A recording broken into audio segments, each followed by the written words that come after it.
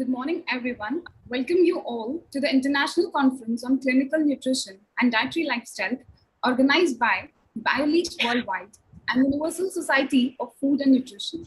I'm sure you have a great day yesterday with us and hope to see the same conference on clinical nutrition and dietary lifestyle organized by BioLeaks Worldwide and Universal Society of Food.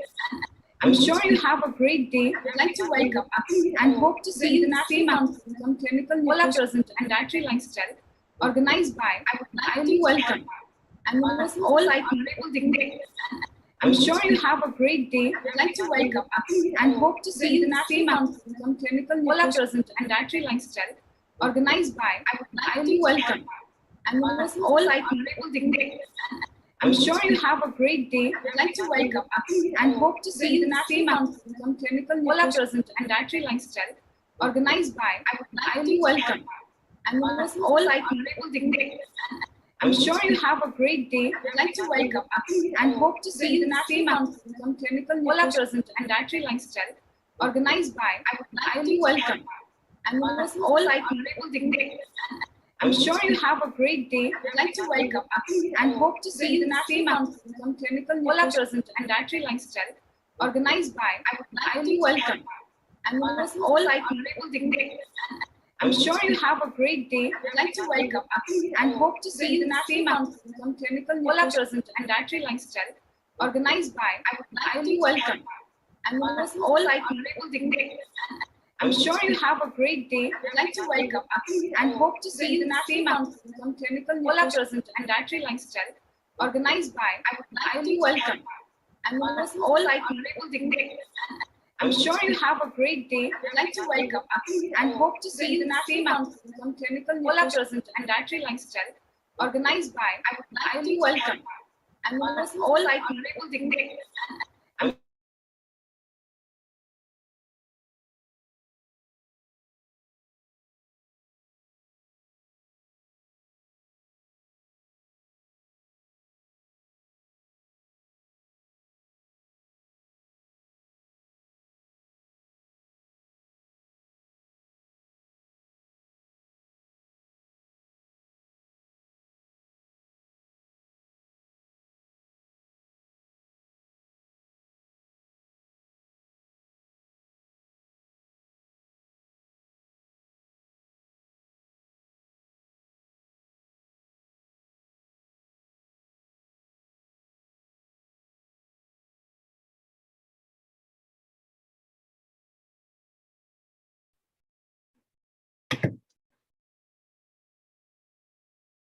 Sorry for the inconvenience.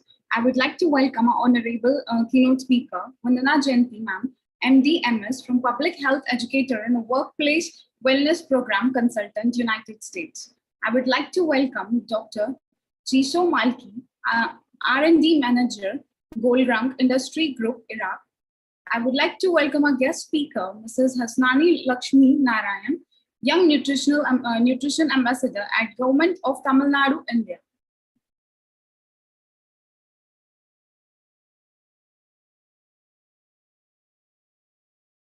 I would like to welcome our session chairs, Dr. Leela Nair, ma'am, Lecturer, University from Malaysia, Teltana Jel Campus, Malaysia. I would like to welcome Dr. Navanitha R., Associate Professor, Department of Food and Nutrition and Research Center, School of Home Science, Maharani Cluster University, India. I would like to welcome Dr. Vedahi Ulangana, Lecturer and Head, BSc Nutrition with Wellness, UCSI University, Malaysia. I would like to welcome Dr.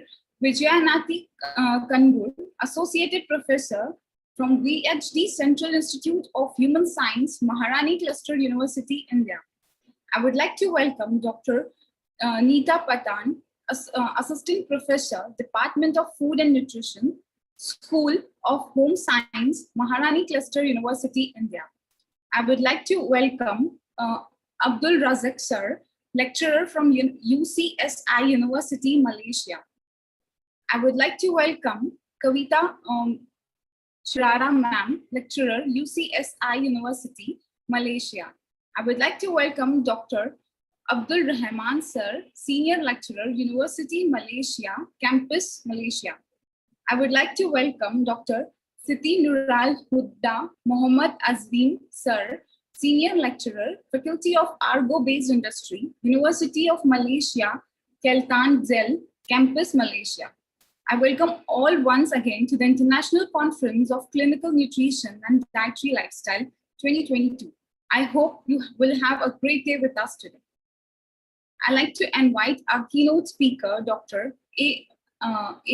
Sri Kumar Sir, Chairman of Wellness Solution and Managing Director of Nutrigenomic, President of Indian Nutritional Medical Association, Managing Director of Sokia Training and Research Institute, India.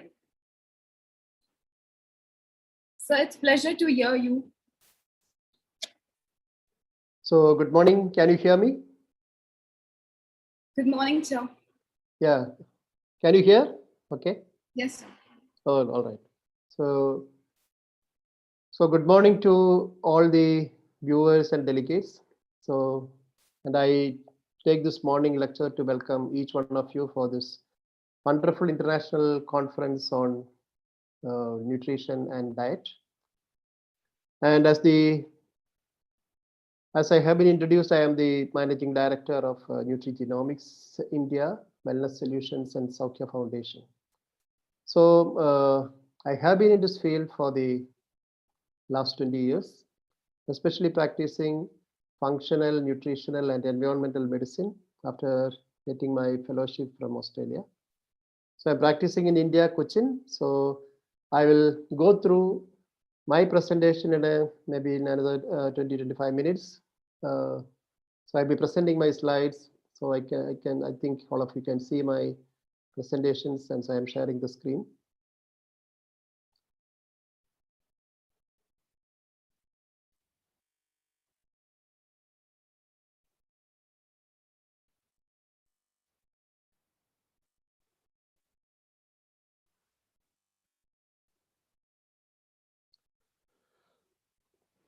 So I would like to present the clinical presentation of how to introduce nutrition in the day-to-day healthcare.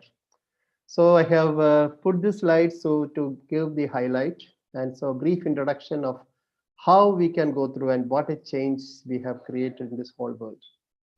So I just put it as a personalized medicine or personalized healthcare, and this is the new age mantra.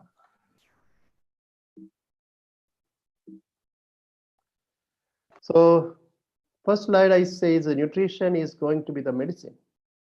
So to understand this, you have to understand our basics, the basics of a human being or man.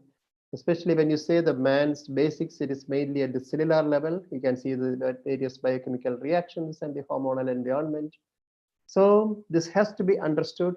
So your basics have to be understood. The environment has to be understood. And then only you can live happily or peacefully in this fast and evolving universe. And we know very well this is all created by us, not by anybody else. We know that chemicals, pesticides, artificial food storage, cooking habits, and environmental toxins, all these lead to one of the most powerful factor in nutrition, that is the low nutrient density of the food which is coming in our plate. Modern medicine has been in the forefront, especially on attacking or preventing disease.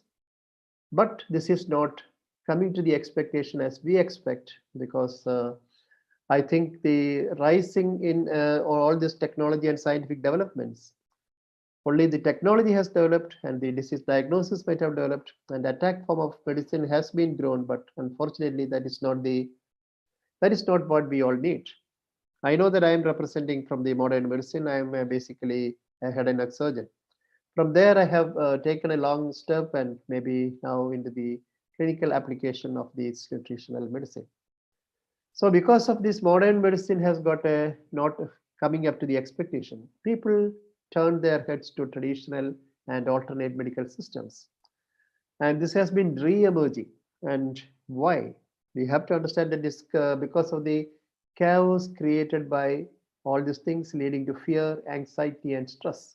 So these are the three main things that is actually dealing with all of us, leading to a lifestyle disease and communicable diseases that we see today. So personalize the nutrition. That is because we have seen a lot of diets, various types of diets, and the various dietary modalities that has come out. But all these things have got some good things and some bad things. So what I here promote is the personalized nutrition. So nutrition or a diet for you is for you. So why you need this? Because you have to stabilize your terrain by maintaining the inner balance of your body. So this stabilization is the key, because today we are not stabilizing or we are not balancing. Medical system should change from disease. That is because from the disease focused or organ focused specialization to the healthcare of the person. So what happens today is the traditional and Eastern wisdom that we see in Asia or some Asian countries have to merge with the Western science. And we have to maybe do some research, maybe a reverse research, not the active research that we talk about. Present nutritional habits should be changed to strike this balance. And achieving this balance at the root level of each one of us is, we can call it as a smartness or a smart world or a smart health.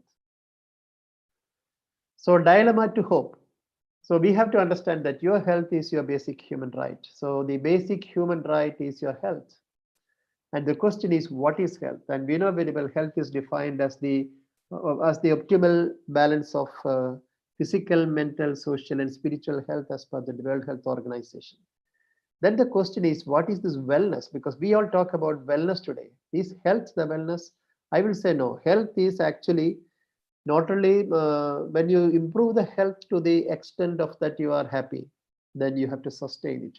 So this is an area where you have to sustain the optimal health of each one of us. So each person is different. So that is why the wellness has to be there, because you have to maintain this health for a longer time till you go away or exit from this world. So today, physical, mental, social, and community health are out of control, that we all know. Health definition and care has to be redefined. So optimal health, we all know. If we have maximum health, or some people talk about total health. So whatever it is, it should be optimum for you, and that should create wellness. So health and wellness should be everyone's path for their personalized passion and goal. So each one of us differ in our passion, differ in our goal, and to achieve that, we have to have this as the path, especially for this personalized passion. So the first thing that you have to do is to review the basics. Even the medical professionals or the scientists, and I will say presently the people from the dietetic or nutritional field, they have to change the view, because the medical profession should have adequate knowledge. We should have the adequate knowledge in our evolution and history. So we should know that we are living in this planet called Earth, and we should know some history of this Earth, and so that how the life has been created in Earth, and what is it, how the man progressed to such a level. And from when the ancient history, we know that okay, this world was inhabited by single cell organism, or we can call them either bacteria or unicellular organisms. And then it has grown to multicellular organisms, and finally to man. And when in man, it became more and more smart, so that man has started to think differently, act differently, and try to control this universe. So now man has to become more smart, because now man is being threatened. Our life is being threatened by all over the world. Maybe you can say about lifestyle, maybe you can say about communicable diseases. And we have to understand that you have to go to the basics. That is your cells, metabolism, what is the happening in your cells, and how the life process is starting. And then only you can change your nutritional outlook. I remember when I was a medical student, I knew that okay, food is to just feed your stomach. Now you know very well it is just about much beyond all those things. Change your nutritional outlook. You have to understand some of genetics and epigenetics, and also we have to understand the toxins around us and the toxicology, and also how the disease is originating and how it is progressing. So if you're saying the medical or healthcare should be it's a coordinated effort from all these all these things and all the experts from the different field of this universe. So first you understand yourself. I should say this is the diagram of a cell, that is your basic unit, and you were the single cell before your birth, especially in your mother's womb. And you can see this cell has divided into multiple cells, and now you are the owner of trillions and trillions of cells. So now you look into the cell. What is the cell doing? A cell has got a function, that is, first is the energy production. And with this energy, you will say, okay, you have to, through this energy, we are producing or manufacturing proteins. And this is absolutely essential for the repair, communication system, multiplication, and even death of the cell. So we have to understand the basics of what is happening in the intracellular area. So if you go to the cellular mechanism, we have to understand that inside the cell, you have the center of the cell contains a nucleus, in which contains the chromosomes and genetic material. We call it DNA. And this controls your entire cellular mechanism. So the biochemical reactions which is happening in the cellular level, so not outside the cell, in the cell is controlled by hormones. So you have to understand two things. The biochemistry happens inside the cell, not outside the cell. And this is controlled by the various hormones as per the wish of you. That means as per the mind's decision or the mind's action. So you can say that hormones are nothing but chemical messengers of human mind, and biochemical reactions happen inside a cell as per your wish. But only thing is that for that you have to be equipped. So then we have a lot of problems that we see today. Then we see that, okay, you want something, but your cell is not ready for it. All these energy production and are necessary for protein metabolism. Final mechanism, we have to understand the membrane of the cell, or the vessel wall in which all these powerful activities happen. And this is the cell membrane. So you have to understand the integrity of the cell membrane, not only the cellular membrane, but also the membrane of the various intracellular organelles, and which is responsible for our life. So you can see finally what happens is energy and cellular biochemistry, especially when we say about energy and protein metabolism. So you can say that these two metabolism actually control your biochemistry. And what does this produce finally? Finally, it results in a electrochemical output and also the electromagnetic power. These are the two bonds which is actually binding the two cells together. Or you can say binding the trillions of cells of human body to one as a one human being. Even though we are independently, you can say every cell is separate. They have to manufacture their own energy, their own protein, but they are united together for a cause, for a person. And that force is nothing but the changes happening, and the production of all these chemical reactions in the cell produces the electrochemical and electromagnetism. These chemical and magnetic bonds make our human being, make ourselves as a single human being. And I have just shown in the diagram about the various frequencies, just to make you understand that different colors that you see in the nature, different colors that you see in the plants, vegetables, fruits, and other things, they are nothing but the frequency of light, and which is actually produced by we can say, depending upon that, various minerals take place, various antioxidants come in that, and various vitamins come in that. So all these are actually, finally, when you come into the basic physics, you can say it is only the frequency change. You can see this frequency is changing from here to here. You can see the Vibgyor, or you can see the different colors that you're seeing around us, and all these are nothing but frequencies. So you can understand one thing. So we have to understand this basic biophysical force in us. Then only you can understand what the food is going into you. So we know that we became much smart. I already said man has got the smartest of all the animals. So today we are getting smarter and smarter. So one of the most powerful thing that you need is your speed and steadiness. And we have to understand that for that there are no boundaries. There's infinite boundaries and infinite possibilities. So we know that changing lifestyle needs changing water and food. So we have a lot of things which has changed. Medicines cannot replace food or cellular mechanism. So you are not what you eat, maybe what you digest and assimilate for your genetic expression. Truth is, you have to eat for your genes. So we have to understand the basic cellular mechanism, especially the nutrients. We can say it is the cell membrane. You can say that cell membrane is nothing but a bilipid layer, and you can say that this is going on even in intracellular organelles. So you can see that fat or cellular membrane, which is always known as the fat, is going to become the most powerful thing that is going to protect you, in which all these activities take place. So there, the energy production which happens in the mitochondria, protein manufacture especially happens in the various other organelles like endoplasmic reticulum, as per the direction uh, from the DNA of the nucleus. So this produces body's immune system. You can see the various immune cells and immune functions, especially inside the body. And all these activities produces waste. You have to dispose the waste. And we are also attacked by various toxins in the body, and we have to remove the toxins. And finally, before you go to sleep, you have to actually balance. You have to take an audit of your activities. So that is why I call it as a trial balance of your cell or your body. Trial balance should be zero, no profit, no loss. Unfortunately, today we all live in arrears. We keep it for the next day, but actually the arrears pile up, and finally you will land up with a lot of diseases. So this is the molecular breakdown pathway, just to show that how this is going through a system to polysaccharides, fats, and proteins to various mechanisms. Finally, pyruvic acid. I don't want to go into the details of the biochemical steps. You can see protein, fat, and the carbohydrate is metabolized, and we have to produce ATP, and finally electron transport chain, and everything is finally landing up with energy, and this energy is being utilized for protein.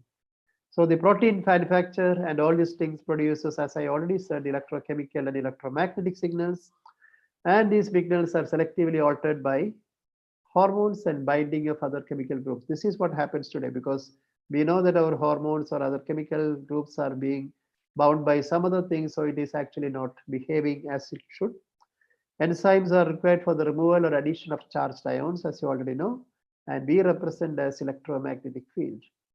This reflects a balanced state of electromagnetic signal. That is why our behavior, character, our lifestyle, our health, our disease, everything depends here finally. So what is this nutritional therapy? So you have to understand this. Correcting the deficiencies alone will not correct diseases. That should be the first thing that has to go into the mind. In olden days, we said, okay, vitamin C deficiency, vitamin A deficiency, B complex deficiency, and all these things were separately studied and separately given. But today, it is not coming as a single deficiency. It is coming as a multiple low, low deficiency because your demand has gone up. So your body needs all these things as per your demand. So the demand is going up. So you can say the conventional value of RDA and other things also will go. So free radicals are bad and antioxidants are good. That is what we believe, but that is not really true. All free radicals and antioxidants are nothing but our signals. Really, the minimal nutrients required for optimal health are required at the genomic level and not at the serum level. So we look at serum for testing various levels of the nutrients, but unfortunately, this has to reach at the genomic level. So that is why we call today nutrigenomics. You have to eat for your genes. Disparity of food security and affordability at individual level is a predominant obstacle that we see today. So if you really look, the increasing population, which should be 2.5 five-fold increase by 2050. So how to feed them? So we are entering into the nano world where we divide the time into nanoseconds, and we need more and more energy for the cells. So if you really look into beyond the metabolism, if you look, it is the epigenetics. So the genes are the same, 99.9% genes are the same, but the genetic manifestations are different, or expression is different. And even I don't want to go into the details of all these steps, because these are the things of the epigenetic mechanism, or methylation is the most powerful genetic mechanism, epigenetic mechanism that we all know. These are the various pathways which you can see is in a diagrammatic representation, which represent folate cycle, homocysteine cycle, neurotransmitter cycle, and protein manufacture. Then this is actually, all these things are necessary for our smooth functioning.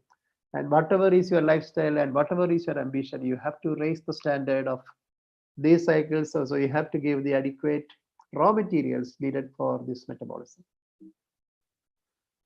And when you say about what's the role of nutrients and gene expression, you can say that today a lot of research and studies have shown that nutrients control the expression of genes. That means nutrients are responsible for disease formation, and nutrients are responsible for health. We can see the nutrients interaction action and not parallel action with the gene has got a beneficial outcome and a detrimental outcome.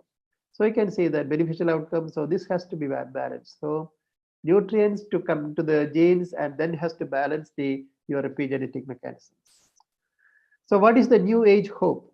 So what I find today, I'll propose is the integration in the healthcare. It is not, you cannot go with the same thing along with pharmacology or surgical things alone, but you have to integrate. Integrate what?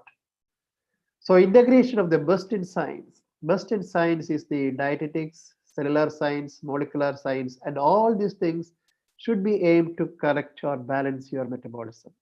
So this is the most powerful thing. And for this, you have to use the best in nature, natural and nutrient molecules. And we, as far as possible, identify the molecules that are creating a lot of good things for us. But that alone is not enough. You may need the other things. But till I know that we know only very small percentage of the nature, and that is why. And even though we say we take this vitamin, this mineral, and all these things, that is not alone going to do the trick because it has got a lot of other things. Still, we don't know. So natural nutrient molecules and natural herbs and should be used and maybe identified and researched, and this should be the for the best in the nature.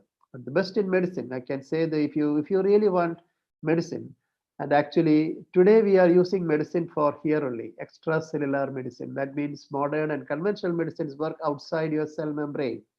And now you have to go inside. So intracellular and membranous health. So even the cell membrane, which is made of fat, you have to understand. So you have to change the conventional belief of fatty diet or carbohydrate diet. Everything has to go with this because it should be personalized. And you have to understand the membrane. And all the membranes are made of fat, and the fat has to be bilipid layer, and it has to be the most unprocessed fat, not the trans fat. And also you have to look at the intracellular mechanisms and also the epigenetic mechanisms. Intracellular mechanisms, you need only the raw materials that you need are only nutrients. And you have to understand that all these nutrients will enter the cell through definite pathways and ionic channels. So these channels and pathways or receptors in the cell membrane will take the adequate nutrients necessary for the cells inside. But today we know very well that instead of these nutrients, you are having a lot of toxins. So modern medicine, especially nutritional medicine, is actually I will say this is one of the most advanced form of modern medicine, because Hippocrates once predicted that nutrition, food be thy medicine and medicine be thy food. So what are the process involved in the nutritional medicine is mainly the removing the toxins. That is first of all we need, because you look outside, you are surrounded by toxins. Don't think that it is never entered your body. Whatever things that you see outside is actually inside your cells. So you have to remove these toxins. And detoxification should be on various grounds. Especially you have to say cells has to be detoxified, organs have to be detoxified.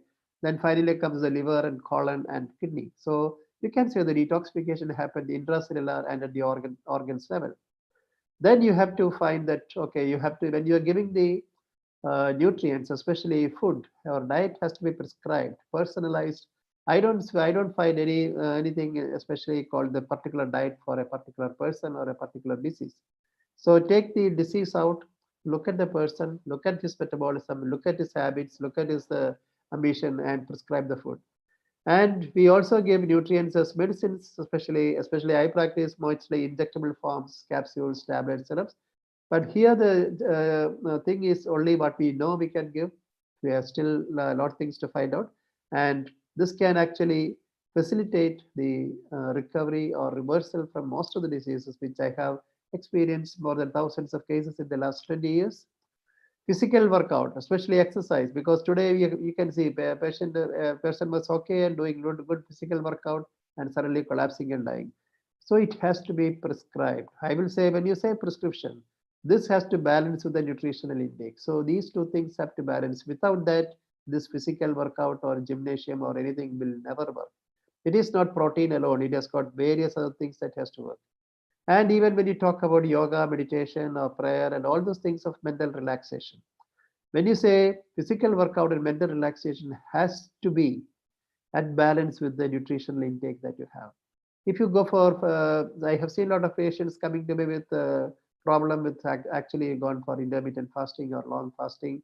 Another thing, the problem is they were not ready for them. Their body was not ready for the fasting technique. So you have to balance it with the adequate nutrition. This is the first thing that you have to do for any intervention, whether it is nutritional intervention, you have to prepare the person.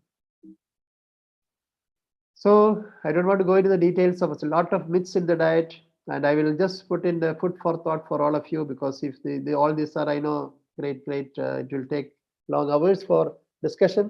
Cereals are the at highest, highly being consumed by especially Asian countries and especially in India. And rice or wheat or any other things, ragi and other things, lot of other things are common. Only one other thing that you have to understand is cereals are the source of high power energy. So the cereals are, if you really look into the animal kingdom, none of the animals eat the cereals, only the man. So today what problem is, when we needed more energy, we tried to stick to the cereals by making it fast food, different types of processing. But actually what happened is we have actually been devoid of micronutrients. So cereals, too much of cereals. So you have to balance here, because carbohydrate maybe you can have mostly from other vegetables. So cereals, I think, is not a vegetable. It is actually it's another group of family. So vegetarian or vegetables especially means other green leafy and root vegetables. Milk is another problem, because only thing that I have, the milk is good but not the protein. Milk protein has to be limited and it should not be taken too much. But today's consumption, because when you calculate each person, you can see the milk protein source or protein intake of any person will be around 70, above 70%. So that is actually creating a lot of bad effects on the body, especially antigen antibody reaction, allergic reaction. And you can see one of the most prominent things, especially almost all diseases of childhood, allergy to even the sinus and throat pain and tonsillitis and all these things are created by milk protein. So some of the good things in milk are there, especially the fat and the fermented product. Sugar, a lot of people are having different opinion about sugar, but I say that sugar is, I talk about is white sugar, because highly processed or bleached white sugar, which has lost two things. One is its chemistry and second is its physics. You should know that, okay, our body consumes everything in a levo rotatory fashion, but in white sugar that we consume today, which will looks like a very microscopic powders, and that actually has lost its physics, or maybe the levo rotatory has changed into dextro rotatory, and this is actually not good for us. It produces more acidic nature of our body, and this is also one of the feeder of cancer cells. You can see the PET CT scan, we do this radioactive sugar is being given for identifying. You can see the cancer cells are taking it more. So your cells have less capacity to take in this sugar. Only if the cancer cells are there, they will take more. Same thing comes with table salt. I have to understand, okay, table salt has to be restricted to the table, not in the kitchen. So any cooking habit, you have to go for the normal sea salt and not the table salt. Table salt can be used in the table or otherwise you should cook without any salt, and then you can add table salt and other things. So then comes water. So we know that water is today, everybody says drink more and more water. But you have to understand the quality of water is very bad today, because it contains all sorts of toxins, and there is no minerals in the water. So in the olden days, or maybe some few years back, we used to get mineral water in bottles, but today that mineral has gone. Only there's in drinking water. That does not mean that we drink water to get all the minerals. All the dissolved minerals from the water we need, and unfortunately today we are not getting it. So the food pyramid of the past has to change. I think all the dietitians and the nutritional experts have to think and say that, okay, the food pyramid is not the cereals and other things should never come in the top level. It has to go to the upper level, and it has to depend on the personalized request. So it can be a general guideline. Don't follow it completely by any person, because then the other people have to make it a personalized dietetic pattern. So people normally ask me, what is this diet? Actually, this is, especially when you talk about this, you have to say that this is an interface between the internal and external environment. So when you're taking a food from outside, you're taking it inside. So this is actually playing the trick, playing this balance. And balancing this interface is absolutely essential for healthy life. And our personal concern in diet should depend on epigenetics, Microbiome has come in a big way. That is why I have seen that a lot of people are doing the epigenetics of the human being and prescribing the diet, or maybe you say you are risking for that. But actually, this microbiome decides the fate because we are 1 against 150. So you can see that you have to host or maybe carry more number of good bacteria or beneficial bacteria and the human flora, and we should know that this is actually controlling our the ratio is, I will say the difference because we are having around 30 to 40 trillion cells and we are almost 3 to 4 times the number of bacteria are living inside our body. So again, this personal concern, right, especially you have to take into consideration of a personalized habit and their lifestyle. And then you check with the metabolism of the person, then you can see the difference. Then you can see that how you can equip the person with a better diet. So it should be functional. So a diet should improve your functional status. The taste and aromas alone cannot do this job. Nutrient density of the food in your plate is the most important thing. Diet should change as per your need, and scientifically, your diet should be bioactive. So the meaning of this is you are a biological organism, and this biological aspect has to be activated, and that can happen only with the food. So this is a bioactive. So because a lot of nutritionists also working with me, and I used to tell them, it is don't say just diet or nutrition. What you are prescribing is bioactive compounds, not just dietary or diet. And what is the food you are prescribing for any person? You can see this food will be bioactive. So that means it produces some changes in your body, changes in your habit, changes in your expression of outside. That means it can change anything. So it can even change the epigenetic outlook because you can look into the various research and papers. You can see that diet can change your epigenetics. Diet to balance with your function or work, mind, body, and spiritual balance from your inside. Then you become balanced with the environment. So if you want to balance with your external environment, first thing that you have to balance is your mind and the body here.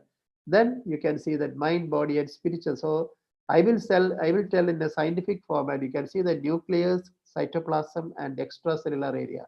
Mind, body, and spiritual balance has to happen inside your body. And if you are balanced inside, the trillions of cells balanced inside, then you can say that you can balance with any environment that you are going to live. Forget about whether it is toxic or not, but you can live. So how to weigh out? So main job is especially to reverse a lot of things which we have told the people, give a proper education, health education and awareness. And for that, especially the professional scientists and all these people have to put their heads together and keep the good educational materials, and public health education is the most important thing. We were doing it for a long time, especially with an association with the National Human Rights Commission of India. Then functional health improvement is the most important thing because you have to, what all things you eat, what all things you take. That is the only thing that is, if you take a medicine, if you take a food, if you do surgery, whatever is it that you are doing, if it is it going to improve your functional health? If it is going to deteriorate your functional health, what is the point of taking it? So you have to understand this basic thing because today we are saying that okay, when you're taking medicines, when you're taking food, you are not, the functional health is not being improved. And you can see for this, you have to have a balance here: hormones, biochemistry, biophysics, biology. So you can see these three things join together, and you as a biological organism, you perform better. So the concept of nutrition or diet has to change. Functional diet is the key. So the way out is giving a functional diet with supporting nutrients. Maybe you won't get all the nutrients necessary for a human being from a diet alone. So during that case, so I will say when I prescribe a vitamin or a mineral, I will say this is for your food that you eat because you like this food, so you're eating this food, and this food is not having adequate vitamins, adequate minerals for this, but your food is supposed to give you that. And so you take additional nutrients. So if you give a personalized opinion, then you can see that this is the most powerful thing that you can ever have. And this is the way out, and this is how you can live in a better way in this modern world. So the changing trends, especially we already said functional improvement, hormones, biochemistry, and concept. So nutritional consideration is understand your epigenetics through the methods and dietary standards. So I prefer it is more of natural food and local food. Carbohydrate protein fat ratio has to be determined for each person. Fresh food percentage. So whatever things you take food, you have to add fresh food and water of good type and quantity. Micronutrient rich natural food if preferred, and based on this you have to give on food supplements. So the power of nutrition doesn't depend exclusively on the content of vitamins, minerals, and calories. That is what, because some we say, okay, this food is very rich in vitamins, minerals, and other things, and you store in the and you eat. But there is a hidden secret in the food that escapes scientific understanding and measuring. That is called living light, or we call it as biophotons. So a light has got a dual nature. It is both a stream of photons and an electromagnetic wave.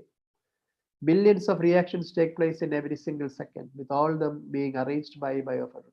So when you have 3 billion chemical reactions happening in a minute in your body, how you can coordinate, who is guiding it? It is because of the biophotons. You know from where you get the biophotons? Biophotons comes directly from sunlight. So you have to understand that you cannot take directly from the sun, but you are taking indirectly from the plants, vegetables, fruits, because they manufacture food in presence of sunlight, and this is stored in the food, and along with the food materials, it is storing the biophotons inside. That means photons are inside. And this will go. Plants and vegetables have got more life. That is why even if they are once you plucked from the plant, you can see it can live for another 3 to 15 days. But for any animal food, it cannot last for more than 3 hours. So that is why vegetarianism or vegetarian food is more powerful. So, but only thing, just vegetarian food is not enough. You have to have fresh vegetables, especially green leafy vegetables or other things, fruits directly from the plant is the best. And you know, the photosynthesis is the most important biochemical transformation on the earth. That without that, no animals can survive in this world. So nutrition for repair and healing. Food that contains biophotons influence the nucleus and thus the DNA. So if you want to change the DNA's expression or epigenetic expression from a disease to health, you have to have food that contains. So that is why when you say people have been tried, especially from Linus Pauling's time, people tried nutrition as medicine, giving a lot of injections and other things. But to some it was working, to some it was not working. Why? Because we were not looking at the healing process, which should contain biophotons. It can influence the nucleus, it can change the epigenetics. This is responsible for disease, health, and healing. So biophotons are nothing but ultra weak light impulses. They regulate the life process in aging. So these are all these are research and some references I have given in the down.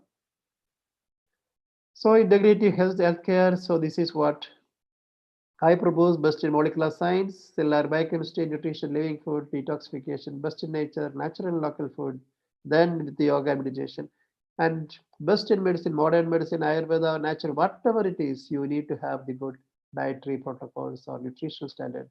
So then only it becomes an integrative or integration in healthcare. So that is what we call it health at the root level, balancing the molecules in the cells and brain, optimal health at cellular level, not at any other organ level. That is why organ specialization or super speciality will be taking its turn to say that cellular medicine or cellular health. Cellular healthcare is actually controlled only by nutrition. Our nutrition and other things like even from air, water, and food.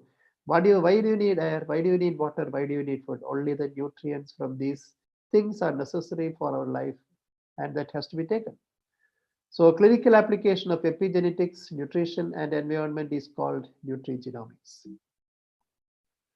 So we know that the pillars of healthcare: mental empowerment, mind-body balance. We can do this with this integration: functional, cellular health, epigenetic health, nutrition, and modern and traditional medicine. So everything can be brought in a scientific umbrella under these pillars of health. So basic and maybe from the basic things to the advanced thing, the nutrition works. So this is the new age mantra, cellular health. We do cellular health assessment. We do cellular intervention by nutrition, epigenetic reprogramming, cytoplasmic biochemical balancing, cell membrane maintenance, which is very, very significant. Then extracellular support. Maybe if disease and other things which is troubling you, you need medicines or the extracellular support. Sustaining health at optimal level, for that you have to monitor this.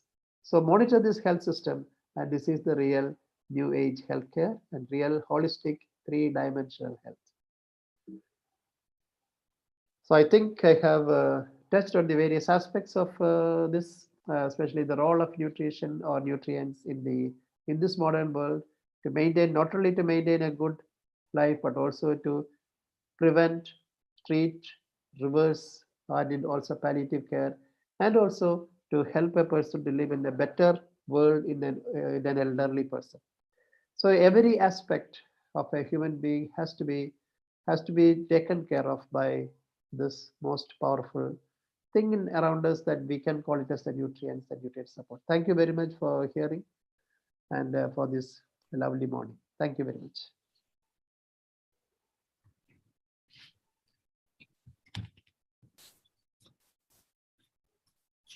Thank you so much, sir, for the wonderful lecture. Thank you. I would like to welcome a keynote speaker, Wanda is Associated Professor, PhD in University Dietary these days, Galti, Romania, and also co-chair Global Harmonization Initiative Nutrition, WG France. Her publications are the Thermodielectric Behavior of Biological Multilayer Structural in Dielectric Field Procedure Manufacturing, Chapter 11, Formulations of Food Intolerance, Essential Oils in Food Processing in chemistry, safety and application, chapter basic structures, nomenclatures, classification and properties of organic compounds, of essential oils, and many others. She got more than 15 years of experience in the field of. Thank you, ma'am. Welcome. Thank you, dear Diane.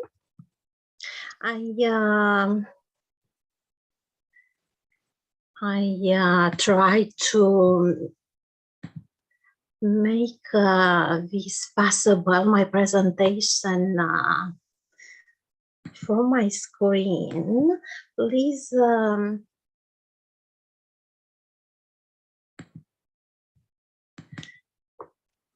try to say me if my presentation is visible now. Yes, ma'am, your presentation is visible.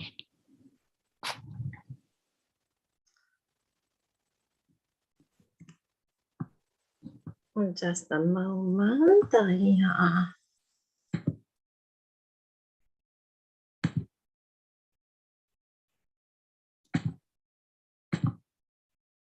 In the whole screen also. Hello, dear organizers, and hello, dear participants.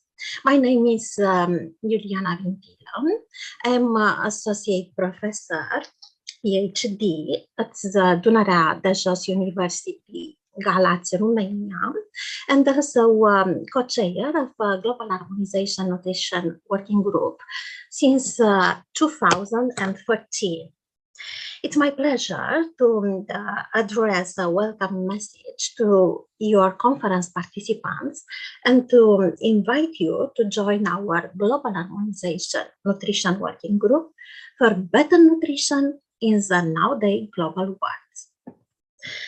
In today's conference entitled Clinical Nutrition and Dietary Lifestyle, I will give a presentation regarding the clinical nutrition quality and the perspective of global nutrition harmonization.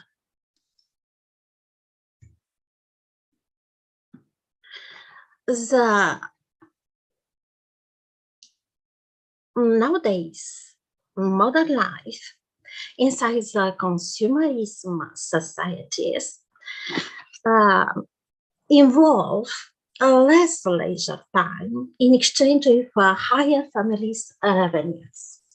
In this context, the nutrition from public establishments and catering services tend to conquest the domestic area of traditional family cooking.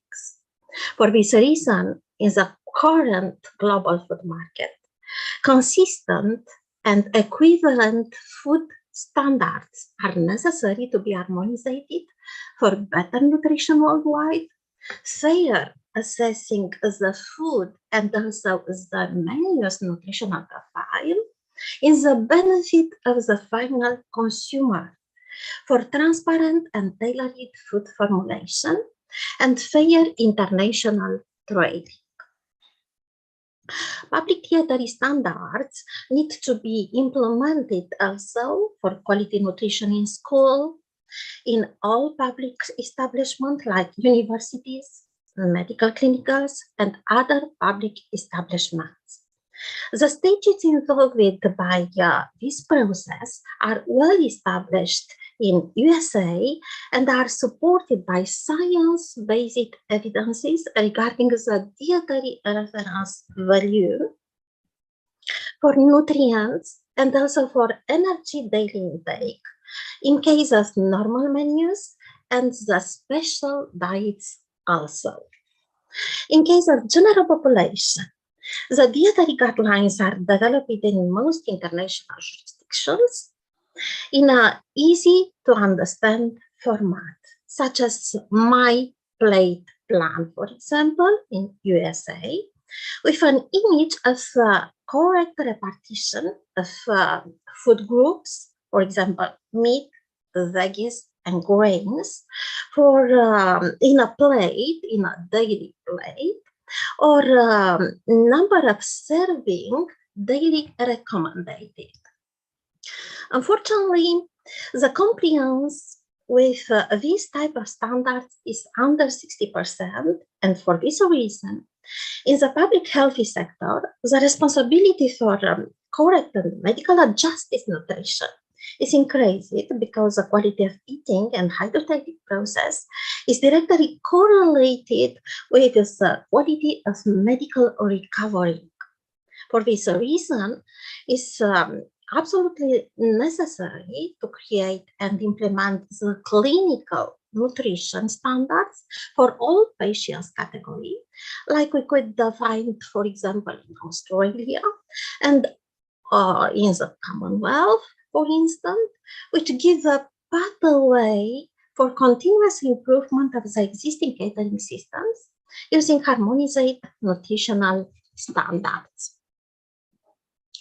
Catering policies in the clinical public establishments need to serve as a reference for all national and regional food service units.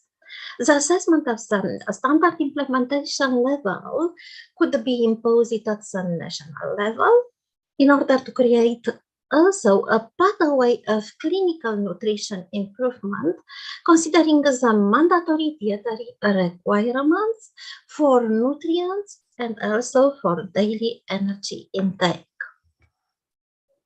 The dietary guidelines in healthy sectors goes from the purchasing standards for food and beverages towards the standard culinary procedures for safety standards and quality services dedicated and adapted, adjusted to each stage of medical recovery.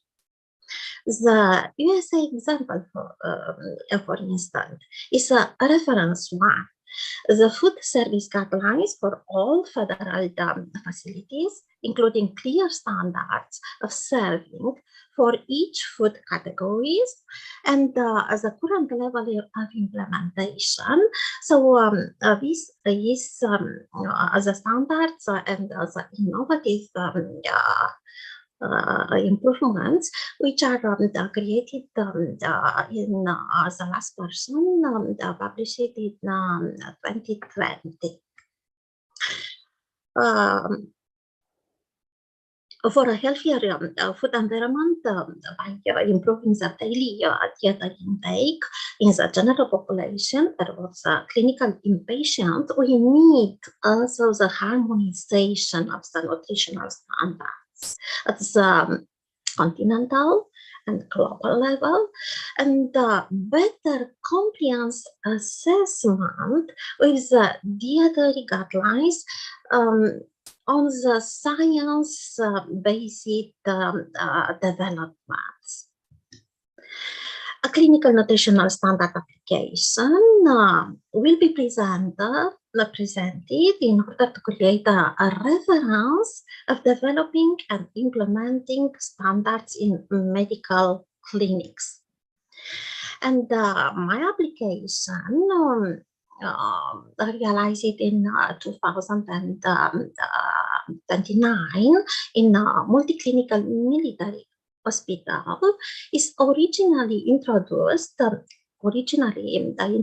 concept of compliance level indicator, CLE, which measures the accomplishment degree of harmonized standard requirements, and was established by taking into account the factors of importance for three main criteria.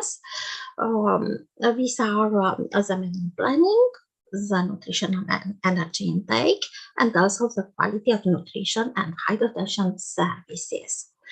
And the level of compliance with the harmonized nutrition care standard were set for each of these three indicators, referred as the required limits, but harmonized and science-based criteria were considered in this process. For instance, I propose for the compliance with the menu planning criteria 7 sub-criteria, including the pre-planning cycle for a patient menus, which is a very important criteria.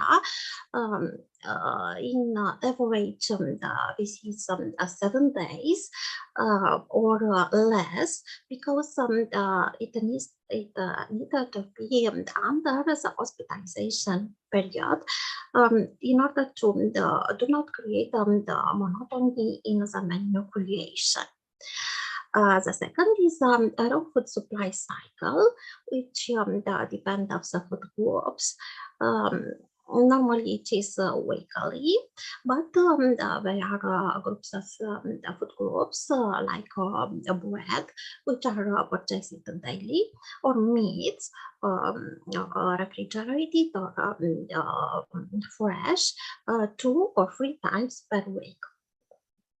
Also, as a daily menu planning, well-structured menu with 3 meals, each of them with 3 or 2 or 3 main meals courses. And then menu schedule, the food producing and serving spaces, which are specially designed for this public special establishment. The hospital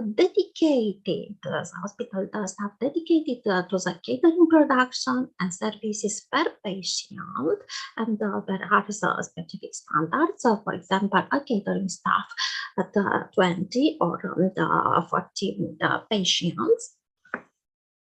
And then for this first type of criteria, the compliance with the menu planning, which is the most important also, the enrollment in the budget allocation. This is really a special problem in all cases. Then I cannot go further. Yes. The second criteria is the compliance with the nutrition and energy intake. These are the nutritional criteria impacts. The energy intake, which depends on the type of patients. The breakfast nutritional intake and the lunch dinner nutritional intake.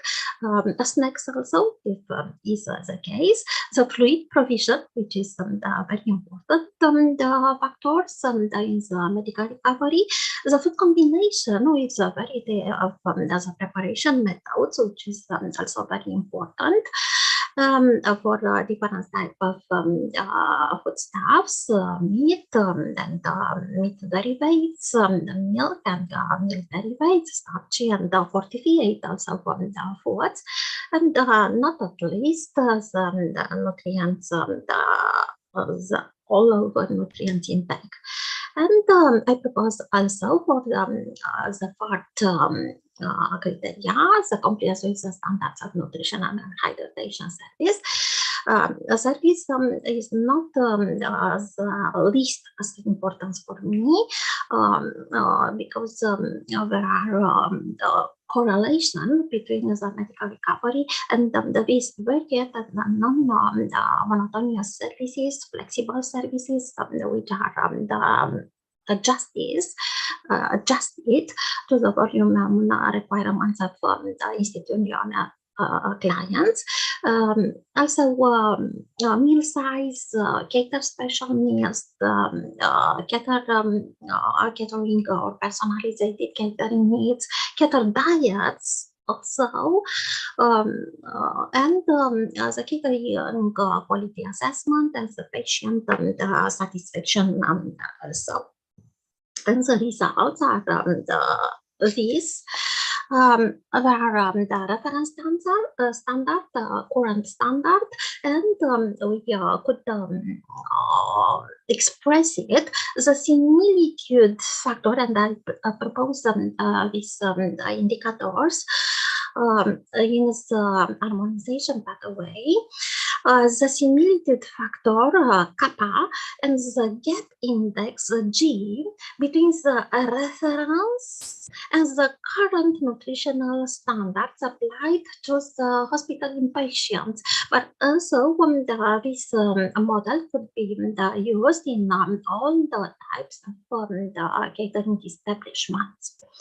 The value of both indexes are extremely relevant for the current quality stages of standard implementation, and for the future pathway to be followed for the better nutrition in the medical clinics. When we have a value towards one, this could say that we have the better harmonization, and the total harmonization means one similitude factor J and the gap index of 0 between the reference standards and the current situation. For various reasons, the conclusion are that we need global harmonization of nutritional standards. First of all, the better compliance at the national level, and then at the continental level, and if it possible at the global level. And I could say that harmonization is the key of deep and durable progress in the benefit of consumers, of the final consumers, at the food industry for better menu formulation and food of the future formulation, market traders, and for all stakeholders that are involved in this process.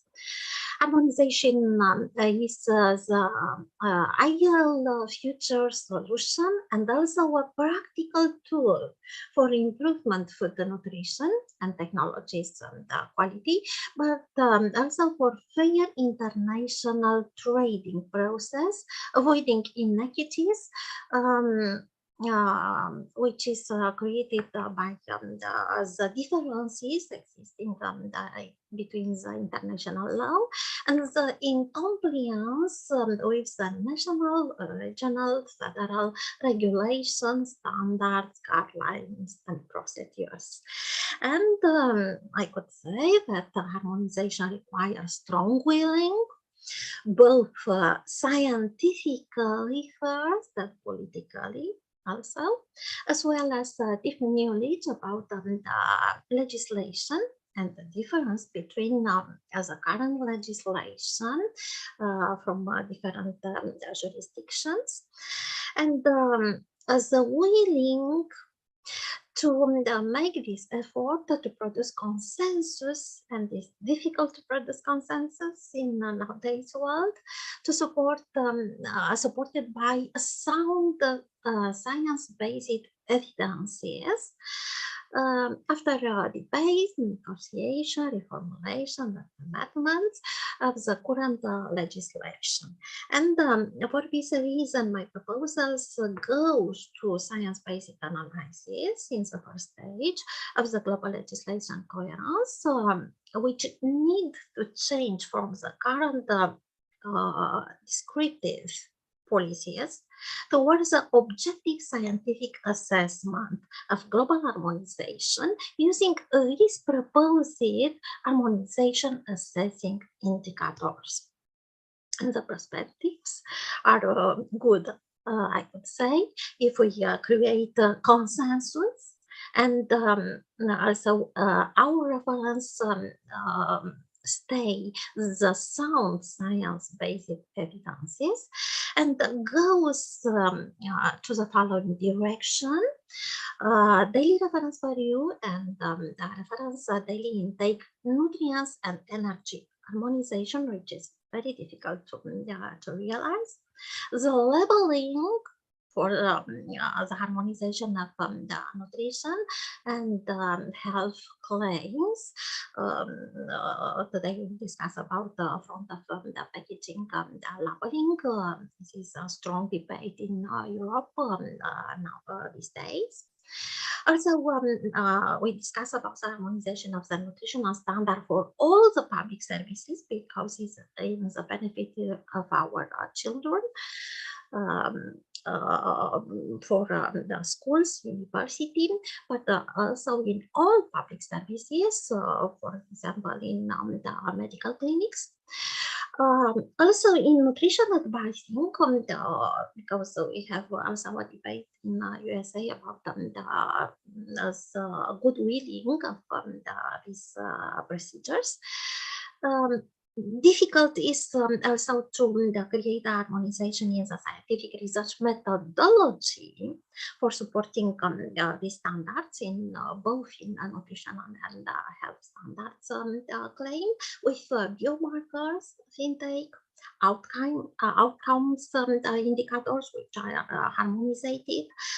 And also harmonized standards for reference daily value and reference daily intake for all the groups of nutrients and the reference nutrients and the energy, and not least the standard for education and training progress, because this is the key for the better nutrition in the future world.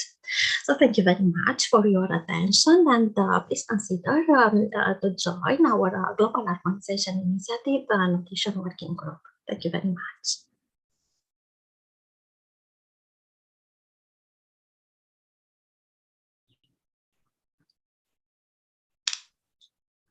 Thank you so much, ma'am, for the wonderful lecture. Thank you. Thank you for inviting me. It is a pleasure to give this presentation, and we keep in touch. Please consider to join our Global Harmonization Initiative Nutrition Working Group for better nutrition worldwide. Thank you, ma'am. I request all the participants to put their questions in the chat box, please. Thank you, ma'am. Thank you very much. I would like to invite our keynote speaker, Dr. Wanda Gente, ma'am, earned her MD degree from Spartan Health Science University, Lucia, and Master of Science in International Health from New York Medical College in USA. With more than 10 years experience in the healthcare spanning work in research and assisting with the care of patients, she saw a need for health education and a passion to design mental health. Though her own initiatives and attending many conferences, she started paying attention to the new trends in medicines, focusing on gut and mental health. She lives in the United States and owns her own health and wellness business. Welcome, ma'am. Thank you, everyone. Good morning. morning, ma'am. Good morning. All right, I'm going to share my screen, so bear with me.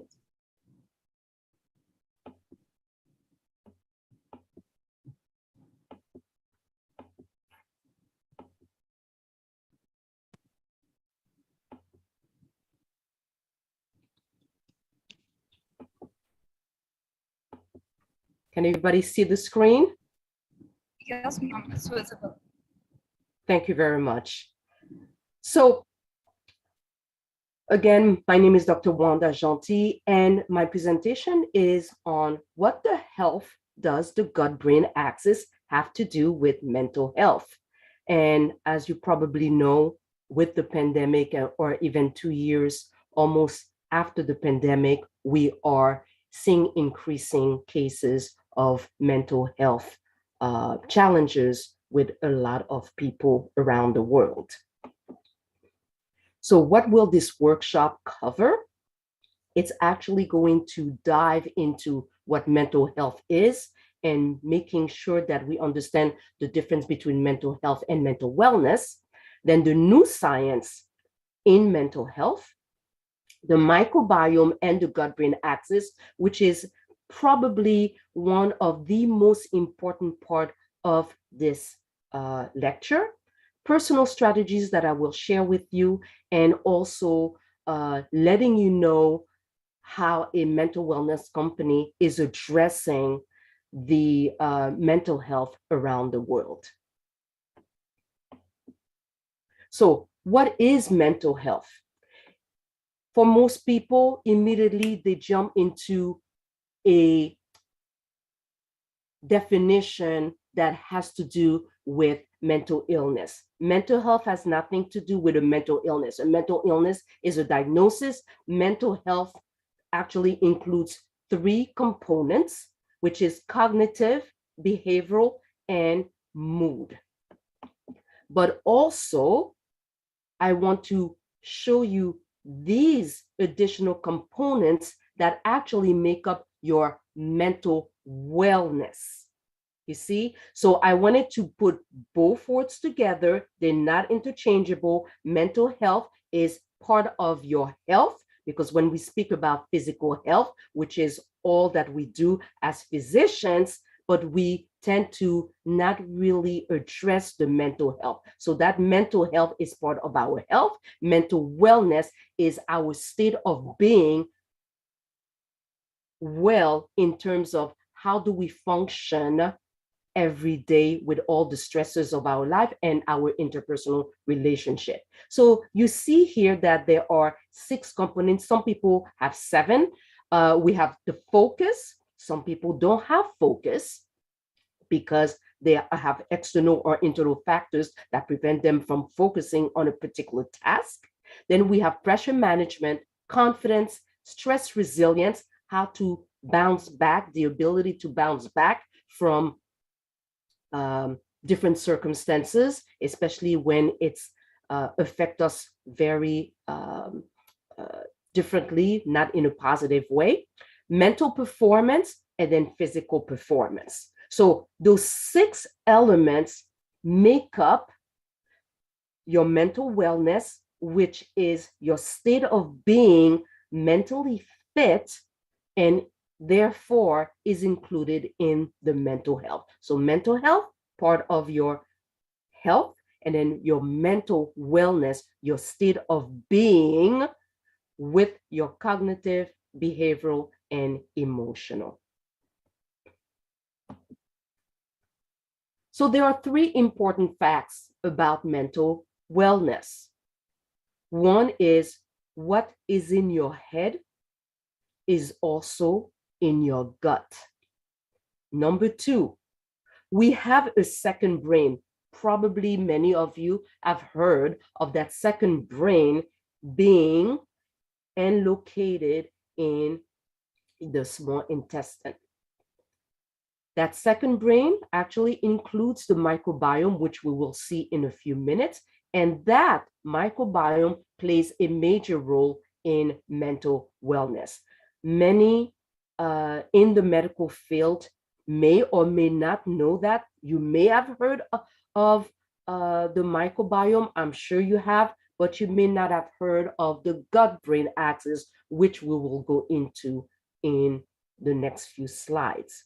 Number 3, you can do something naturally to improve your mental wellness. There is a mental wellness continuum that we use in really scoring and assessing where people are from a scale of 1 to 10, as you can see here. It's color-coded, and then according to the symptoms underneath the disease status category, the normal, because many people normalize symptoms, and then the optimize. How can we optimize our mental wellness?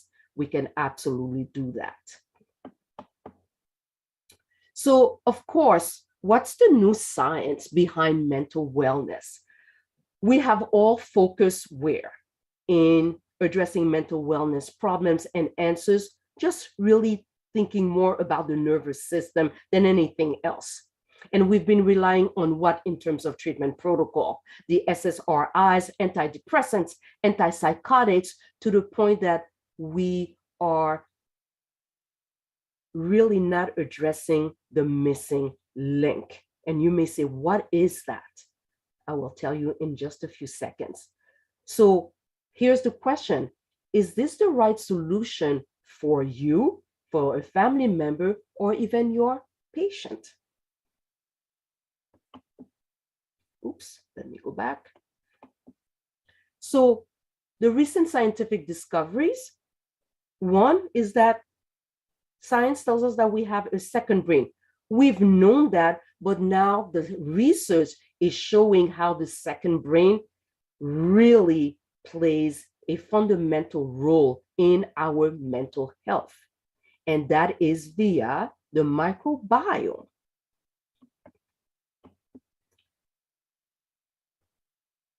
Oops. So in the next 10 to 20 years, what's going to happen is that people are really going to focus, and they're actually focusing it on it now. The pharmaceutical companies, I'm in the United States, so you can just imagine, but also other organizations and companies that really want to help in that area of mental health. And of course, cultural change, health education, because there is still a taboo on mental health in many parts of the world. And we have to change that. So what's the massive scientific shift?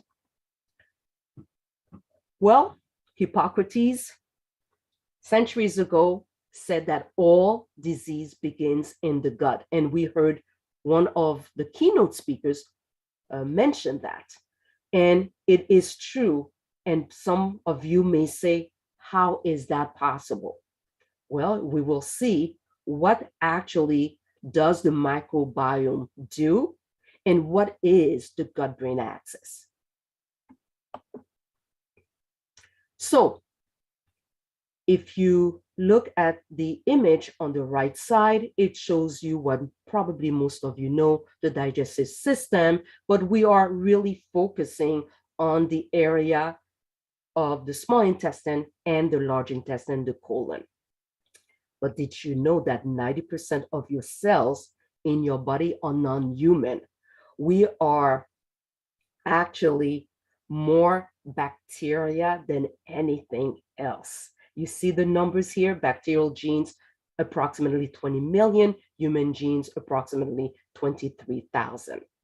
So you may say, what does that have to do with the microbiome? Well, the microbiome is actually a community of bacteria, fungi, viruses, and parasites. But we are really focusing more on the community revolving around the bacteria.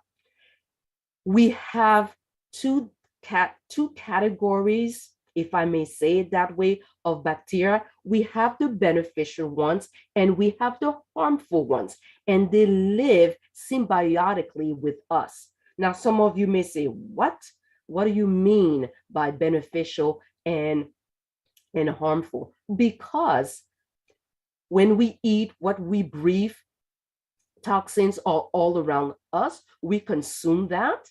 And then, of course, we have bacteria, live bacteria in our food, because we have the word probiotics, right? And we ingest that. So all of these bacteria come from, yes, the food that we eat, but it goes further back. It really goes back to when you were born. Did you know? And I learned this in a webinar at a conference. They do say that microbiome actually develops at the time of your birth. So if you were born as a vaginal delivery, you have inherited the microbiome from the mother. But if you were born by a C-section, the microbiome came from the hospital or the glove of that obstetrician. So this is something that a lot of people don't know. So I hope I'm blowing your mind right now. Next. So how important is your microbiome? Well, if you research this, you will find that the microbiome communicates with the brain through signals. Neurotransmitters, hormones are part of those signals, and it does it via the vagus nerve. So as you can see right here, we've got the vagus nerve, the digestive system, your gut, some people as a layman term, and we have the nervous system here. Okay, so the microbiome is responsible for your metabolism, your sleep, your mood, and so many others that, and also, and I forget also a very important, your immune system. So now, how does that work? Well, when your body is in homeostasis, especially when the beneficial bacteria are thriving, good nutrition, because that's going to be a very important part of our discussion. When we are in homeostasis, we're going to feel great. We're going to feel super good, energized. In other words, healthy. However, if we are in imbalance, because we always go through disruptions on a daily basis, well, we can start experiencing different symptoms: fatigue, sadness, tension, and so on. So now the question bears to be asked: how do the two brains communicate? So you just heard me mention the vagus nerve and signals, but it's so much more than that. There is actually those two brains communicate through a network called the gut-brain axis. And that network consists of nerves, chemicals, neurotransmitters, hormones that I mentioned before, the cells of the immune system, and also that communication, as I just mentioned, the nervous system, you've got your digestive system, you also have your immune system. That creates that gut-brain axis that really controls so much more than you think. Okay, now, if you are looking at current research, they may add also the cardiovascular system, believe it or not. So you will hear of the gut-brain axis also adding the cardiovascular system as well. Of course, that communication goes both ways. It's bidirectional. So the brain can affect the gut, the digestive system, and the digestive system can affect the nervous system. Have you ever heard the expression, I've got this gut feeling? Absolutely. You better pay attention to that. Yes. Or I've got butterflies in my stomach. How many of us have heard of people really in sweat or erupting in a rash because they either have to speak publicly, the fear of public speaking, or because of a final exam, they are totally so nervous that our body reacts differently.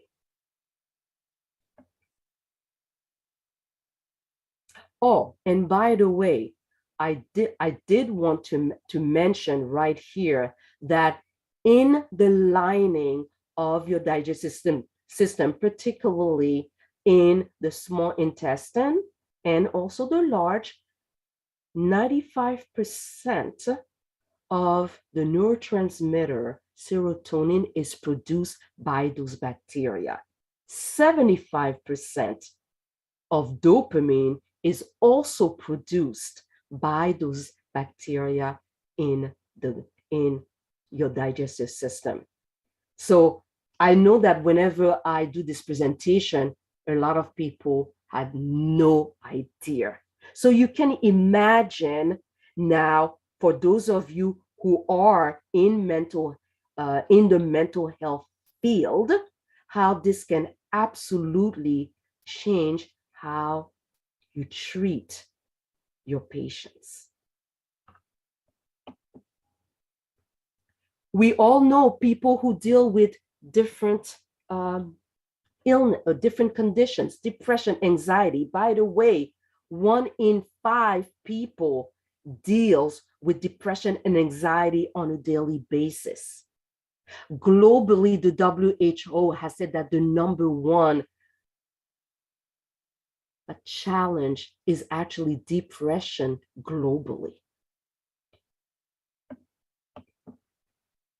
So, of course, after having heard now about the microbiome, how it plays a fundamental role in your mental health, because as you can see, any low levels of dopamine or serotonin doesn't necessarily have to be treated with antipsychotic or antidepressants, as you will see in just a minute. So what can you do in order to optimize your mental wellness? Personal strategies are very important.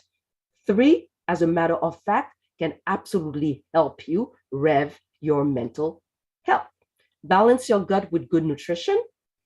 Not all probiotics are created equal. Now, I know that we have all heard of probiotics, and we think that, oh, as long as I eat yogurt or any fermented food, I'm good to go. That may not necessarily be true with a patient with a chronic disease that is not absorbing nutrients from food. And then the last one, lifestyle choices, most important of them all. Because many a times, I hate to burst your bubble, many a times our treatment protocol tend to not address the missing link, which is, now that you know, is the gut-brain axis. So what are we talking about when we are talking about nutrition? Balancing the gut with nutrition. There are 3 ways to do that. With probiotics, we know that probiotics are live bacteria that is part of our food, but we are missing the most important part of the definition that actually gives you a health benefit. However, not all probiotics are created equal, because it must be strain specific that targets a particular symptom.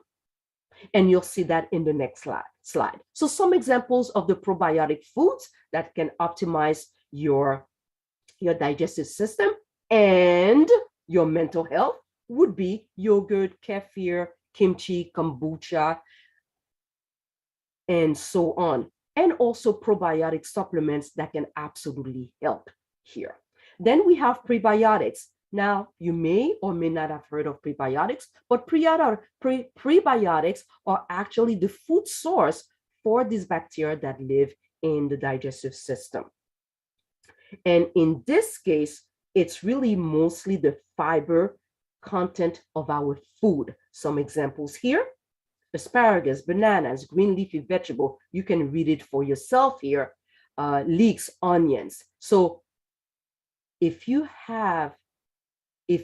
add this in your cooking, I cook with all of these. I don't cook without garlic and onions. You see? And then the last one, phytobiotics. So phytobiotics, of course, are those bacteria that live in our in plants, and of course, actually supports the bacterial environment. So of course, examples of that: apples, grapes, and other fruits and vegetables with the antioxidants in them. So as I said, not all probiotics are created equal. What should you be looking for if you are looking at a probiotic supplement? You must look for the strain specific of that probiotic. So how would you know that? It has to be listed. Most companies don't list that. Okay, so you will see here one of them, LA-14, and there's one here, LR32. And I'm going to show you some examples of other strain specific that are in probiotics that target specific symptoms.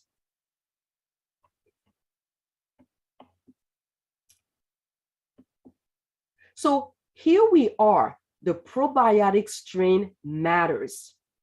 As you can see here, most of us have heard of Lactobacillus, Acidophilus, and so forth. But have you ever heard of specific strains of bacteria that target specific symptoms? For example, one right here. And again, this has been researched. I didn't know anything about strains, and I learned about that. So Lactobacillus rhamnosus, ROO11. You'll see it as I said, LRROO11. Reduces stress by lowering cortisol exposure, improving GABA neurotransmission. If you're looking at the other ones, enhances calmness, decreasing anxiety. The last one, Lactobacillus helveticus, ROO52, improves mood.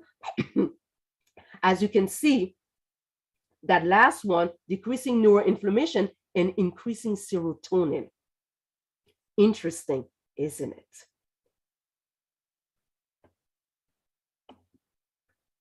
it?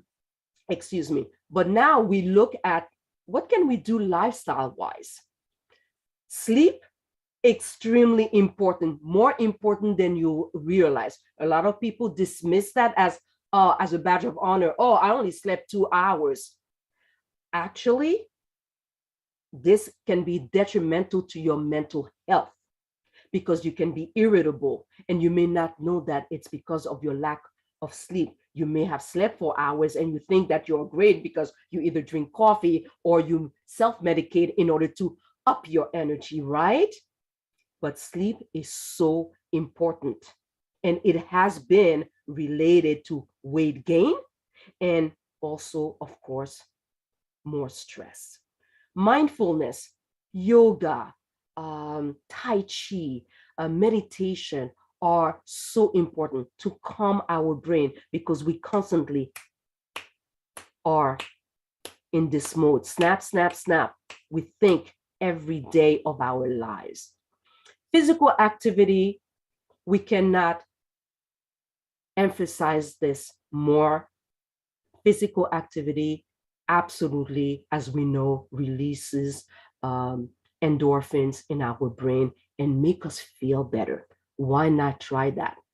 There are actually physicians who prescribe and actually say physical activity on the prescription pad. So there are many changes in what's going on in mental health. And of course, there is, as I told you, there is a company called Amare Global that actually is a holistic mental wellness company that offers natural solutions and programs, believe it or not, for individuals, families, for their mental and digestive wellness.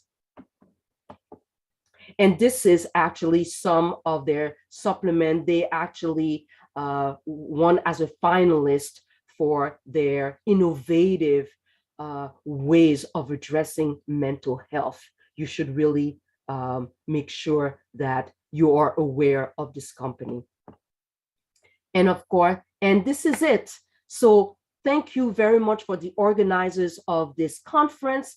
Thank you very much for your time and attention. This is my information, and thank you so much for having me. Thank you so much, ma'am, for the wonderful information and the lecture. Thank you, ma'am. Thank you. I would like to welcome Dr. Diko Malkin, sir. He's a very talented, highly intelligent and motivated scientist with special interest in the field of food technology, nanobiotech, experienced university lecturer with the demonstrated history of working in the higher education industry, skilled in Microsoft Word, statistical data analysis, English, strong education professional with a Doctor of Philosophy, PhD, focus on food and science and technology from University of Maastricht in collaboration with University of the Netherlands, having experience in different areas of food technology. Welcome, sir.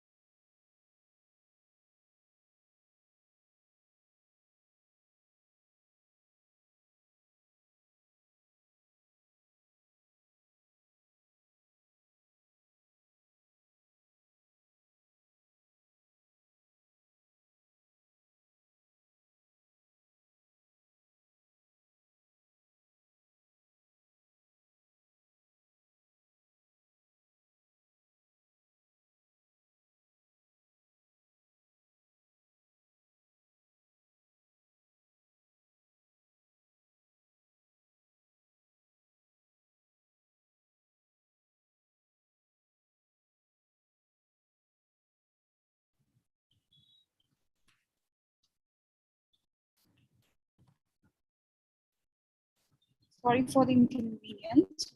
I would like to invite Hasnani Lakshmi Narayan, a guest lecturer, ma'am, Young Nutrition Ambassador, ICDS, Government of Tamil Nadu, acumen in bringing out the best in the people, and she interact with to the audience has sprouted as her the venture, the first step. Through this project, she interviews children in the age group of 7 to 17 who have stretched her limits to pursue their passion. She shares their stories on her YouTube channel to inspire millions of children across the world. She has joined as a speaker in several events and inspire many people. She receives awards such as Top 20 Under 20 Influencer Award, Sri Venkateshwara College of Engineering and Technology, Global Kids Achiever Award, Dreamcatcher, Tenpreneur Award, Think Startup, Young Achiever Award School. Welcome, ma'am. Hi, thank you so much for having me here. Well, I'm joining you from India, Tamil Nadu, which you might or might already, know. So yeah, good morning from my end. Greetings to all of you who's sitting from each and every corner of the world. Well, thanks for the wonderful introduction. Yes, I'm Hasani. I'm 13 years old. I am currently studying in Chettinad Vidyashram in Chennai, in Tamil Nadu, India. I represent the state, that's the government of Tamil Nadu, as a young nutritional ambassador. Well, this field of nutrition isn't something which I have mastered in.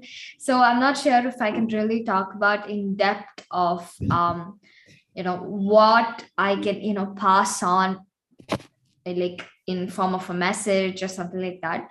Maybe I'll just talk about what I've been doing and what we do for the ICDS, that's the Integrated Child Development Services Scheme. So, well, first, let me just talk about myself, a little introduction, maybe if that works. I run an organization called The First Step, which work towards empowering youth. I have a team of about 20 children. So together we are on this mission to empower people. And how we do it, we provide inspirational and motivational content. We're available on all social medias, which includes a website and as well. It's thefirststephasini.com, www.thefirststephasini.com. And on all other social medias, which includes LinkedIn, Instagram, something else which I've missed out. Yes, I'm available in Hasini Lakshmi Narayan and just my name. So apart from this, I'm a TEDx speaker, a 3-time TED speaker. I've done Josh Talks. Now, if you're in India, you might be aware about it. Josh is very much famous in India, just like TED, but a little different from it. Then, well, yeah, I represent few other organizations as a brand ambassador, Alert, then Child Chapter India. I am a board member in Child Chapter India. Yes, many other NGOs and organizations, in fact. So it's been about 2 years since I've started my YouTubing career as a social influencer. So that's typically how I wanted to become a young nutritional ambassador, reading about the scheme that's Integrated Child Development Services. Let me just give a brief about that scheme, not going in detail, but how the scheme actually works. So it's a scheme which is one of the pioneer schemes which is being implemented for the welfare of children and mothers. So the ICDS aims at achieving the holistic development of child and to improve the nutrition and health status of vulnerable age groups for children who are under 5 and pregnant and lactating mothers.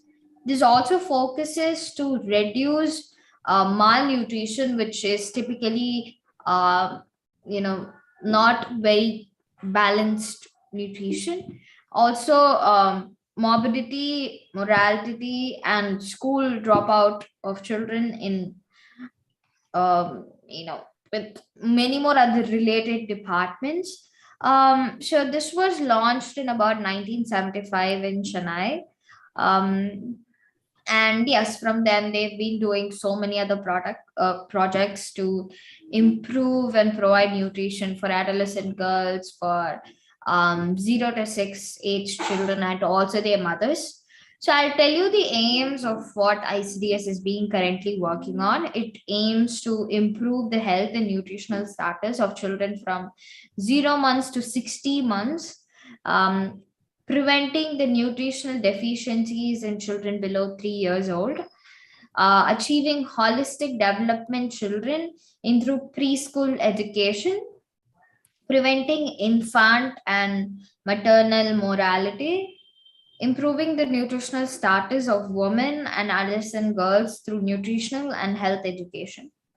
So these are the aims of the Integrated Child Development Subsidy Scheme. Apart, dental kit that yeah. Apart from this, the services which they provide is supplementary feeding, preschool education, nutrition and health education, immunization, growth monitoring, and referral services. So to give a short introduction, that's typically what ICDS has been doing.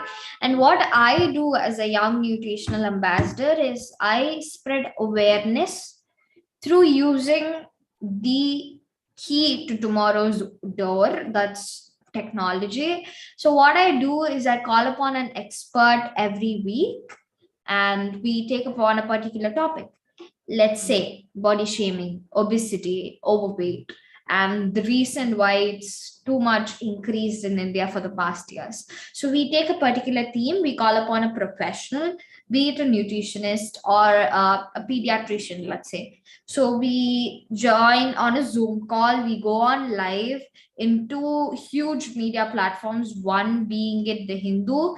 So if you're if you're aware about the platform, it is pretty huge. It's a huge newspaper in India.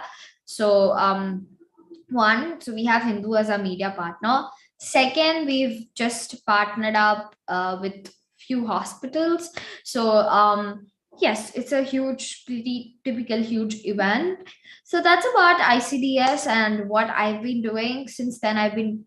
I've done about 8 to 9 sessions so far, and it happens twice a month. Every Saturday from 5 o'clock to 6 we'll be live in the First Step YouTube channel, so do check it out. I can leave the links down below in the chat once I'm done talking. And let me just address one simple question, because why is breakfast so important? Typically there are many reasons. I'm not going to talk into the more theoretical way. Let's think about it practically. It is the most important meal of the day, because see, it's like you take a long break for probably 8 to 9 hours, and then that's going to be the first meal you have in the morning. One, it is going to replenish your supply of glucose to boost your energy levels, and will also provide you the required nutrients to keep your health good. Again, practically, I'll just say that mental health is also important the same way physical health. And for that, of course, having good food, good hours of sleep, and just taking care of yourself. Self-care is something which is very important. There is nobody who can pamper you more than yourself. So yes, just do that. That's probably the only message I can pass on to the younger generation and also to the people watching as to my knowledge, because I'm not a nutritionist, nor am I a doctor who had done a lot of studies towards this topic. I am a nutritional ambassador. Yes, I am learning a lot through the sessions which I'm doing.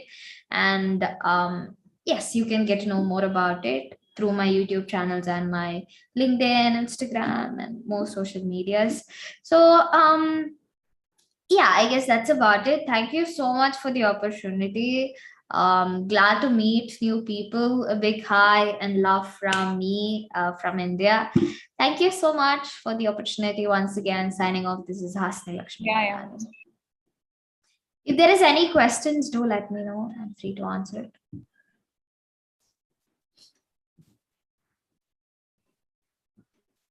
Thank you so much for inspiring and a wonderful lecture. Thank you. Thank you.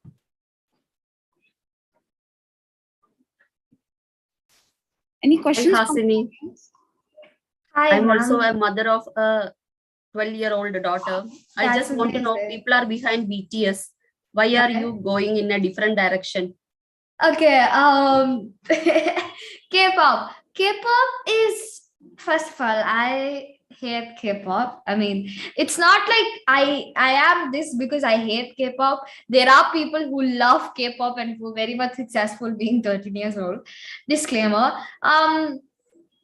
Yes, listening to music has been by far my favorite thing to do when I'm depressed, when I'm happy, when I'm sad, when I'm too overjoyed, because it just gives me so much relaxation.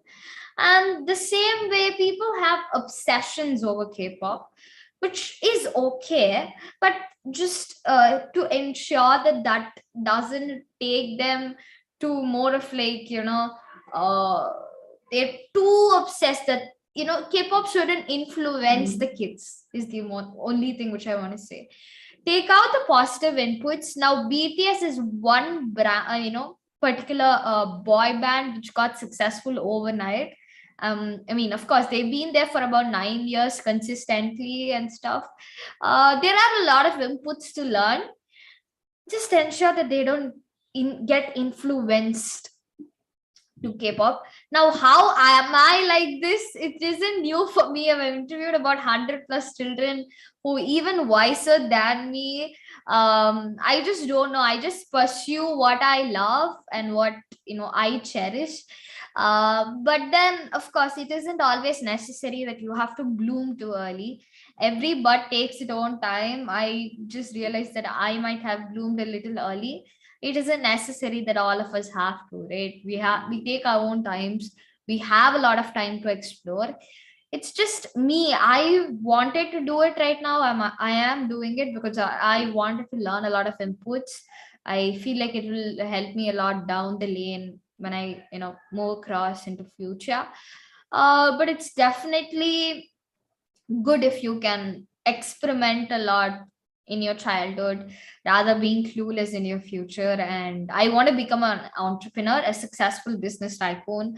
So I'm just pursuing entrepreneurship at a young age so that I have a little more experience when I move on, into All my the best 20s. for all your endeavors. Thank you so much. Am I good to leave? Yes, sir. Yeah. Thank you so much. Have a good day. Cheers. Hello, sir.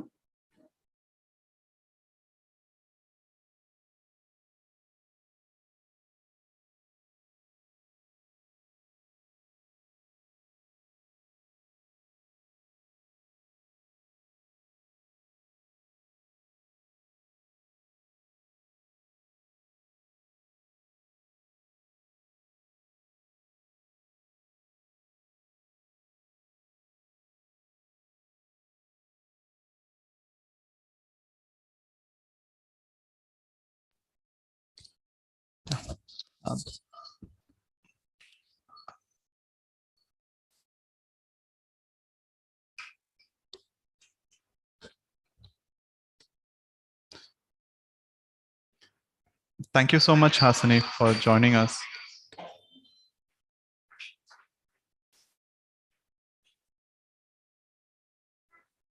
And all the best for your future as well.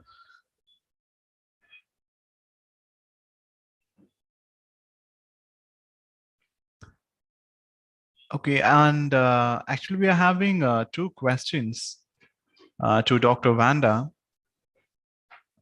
Dr. Wanda, so are you available? Yes, yes, I am.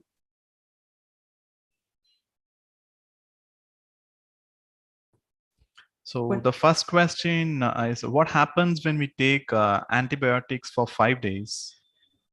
Aha, that's a very good question and a common one. So many a times by taking antibiotics, it can eradicate a certain number of those bacteria. And that is why sometimes many doctors do recommend to eat yogurt or any food that's fermented in order to actually recolonize that community of beneficial bacteria. But you must also understand that even when you take when you give antibiotics to somebody who has a chronic illness, while it may temporarily, while it will do what it's supposed to do for that particular infection, what happens is that it wreaks havoc over time if it is overprescribed.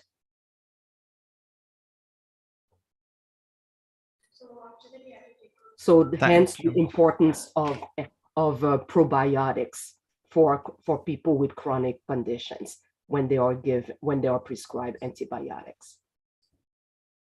Thank you, ma'am. And the second question is, if two people are living in the same environment and eating same food and having same lifestyle, will they have same microflora? That's a very good question. They are now doing fecal transplants. So you can, two people in the same household, right? Was the question? Yes, ma'am. Okay, two people in the same household eating the same food, chances are they should have the same microbiome. But if you look at research, they will also show you that if one does not eat the same food, then there are chances that the microbiome will be different, even though they are in the same household. But for that particular question, they should have the same microbiome. Thank you, Dr. Wanda, for answering these questions. You're welcome. Now we will proceed further.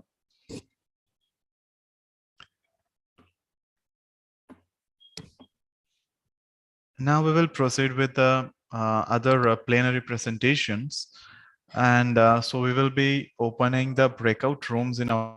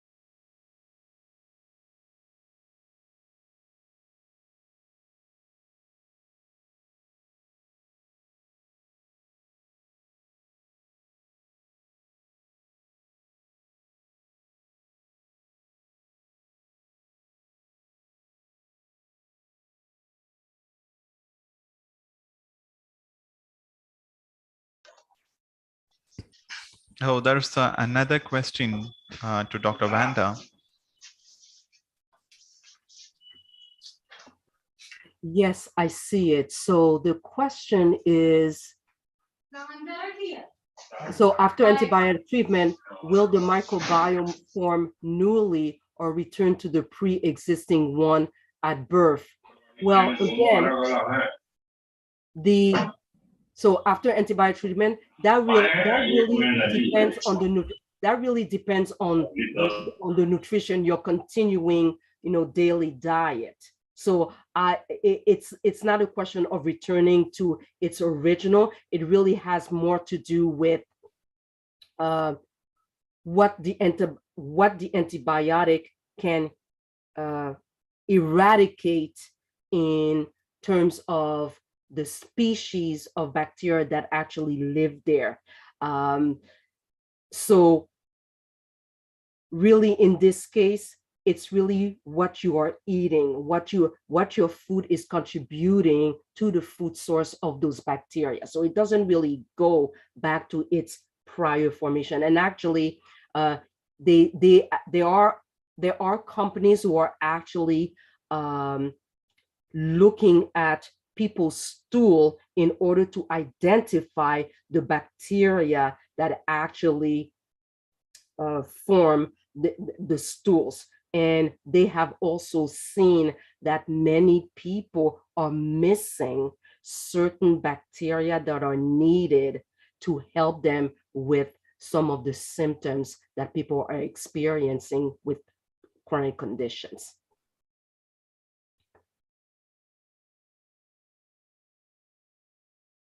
You're welcome. Thank you, ma'am. You're welcome, sir. So I'll be opening the breakout rooms now. So please check your agenda, and you can directly get in the respective breakout rooms.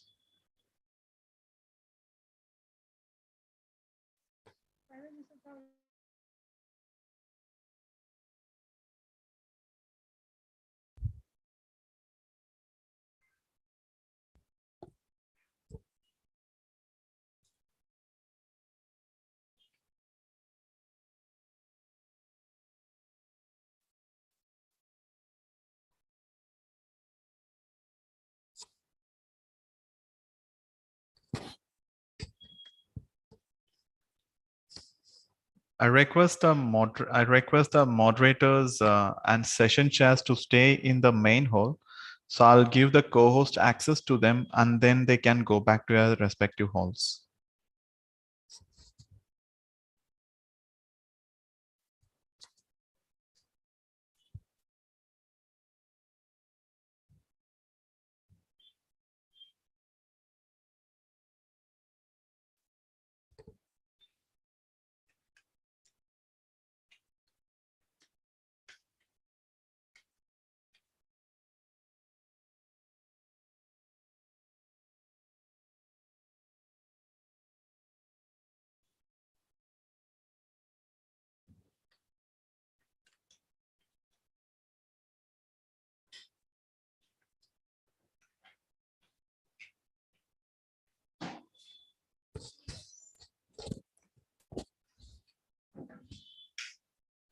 This main room is hall A. So those who are going to give their presentations in hall A, they can stay here. So no need to get inside any breakout rooms.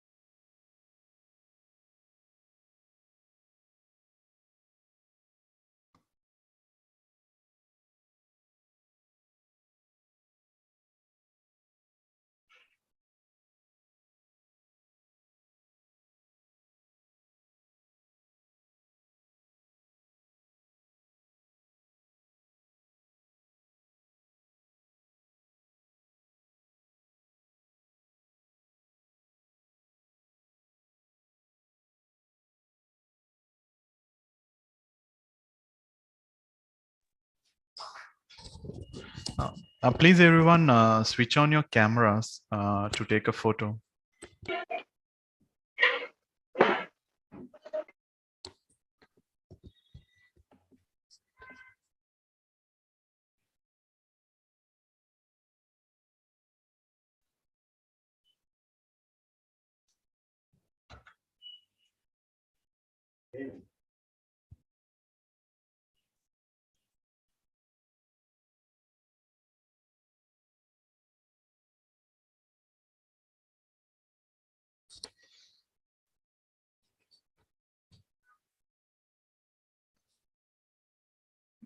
Okay, ready?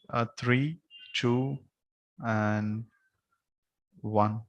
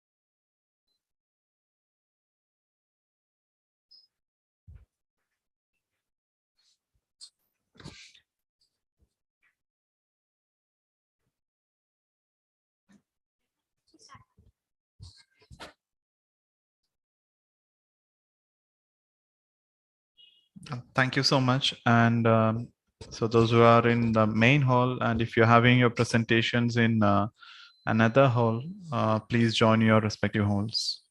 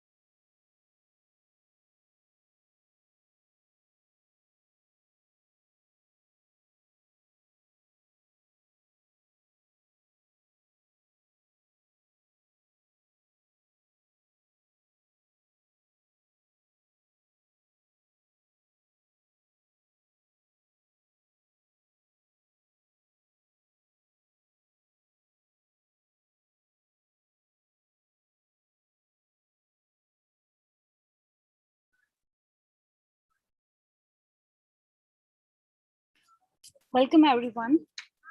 I would like to invite our session chairs, Dr. Leela Nahir, lecturer, University Malaysia, Keltanzil campus, Malaysia.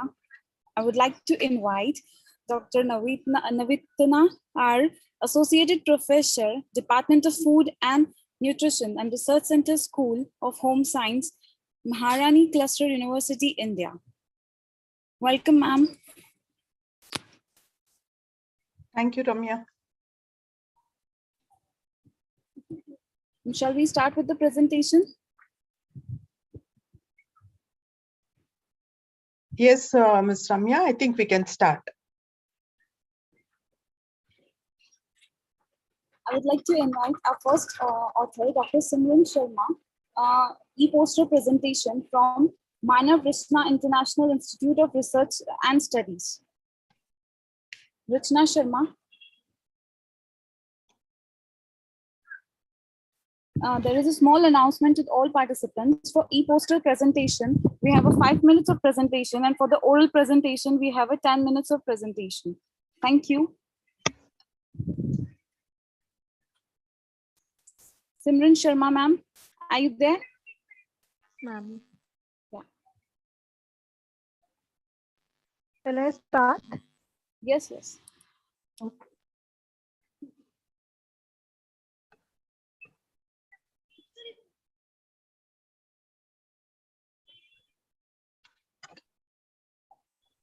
Is my screen visible? Yes, ma'am. Yes. Okay. Good morning, everyone. I am Simran Sharma, and today I'm going to present my topic on effect of potato peel on physicochemical and sensory characteristics of bread.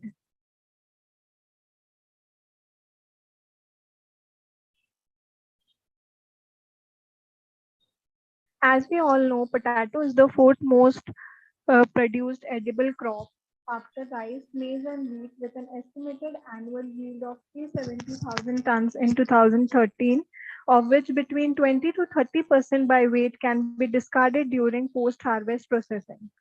The potato processing industry generates 70 to 140,000 tons of unavoidable potato peel waste, which can create an environmental burden due to rapid microbial degradation.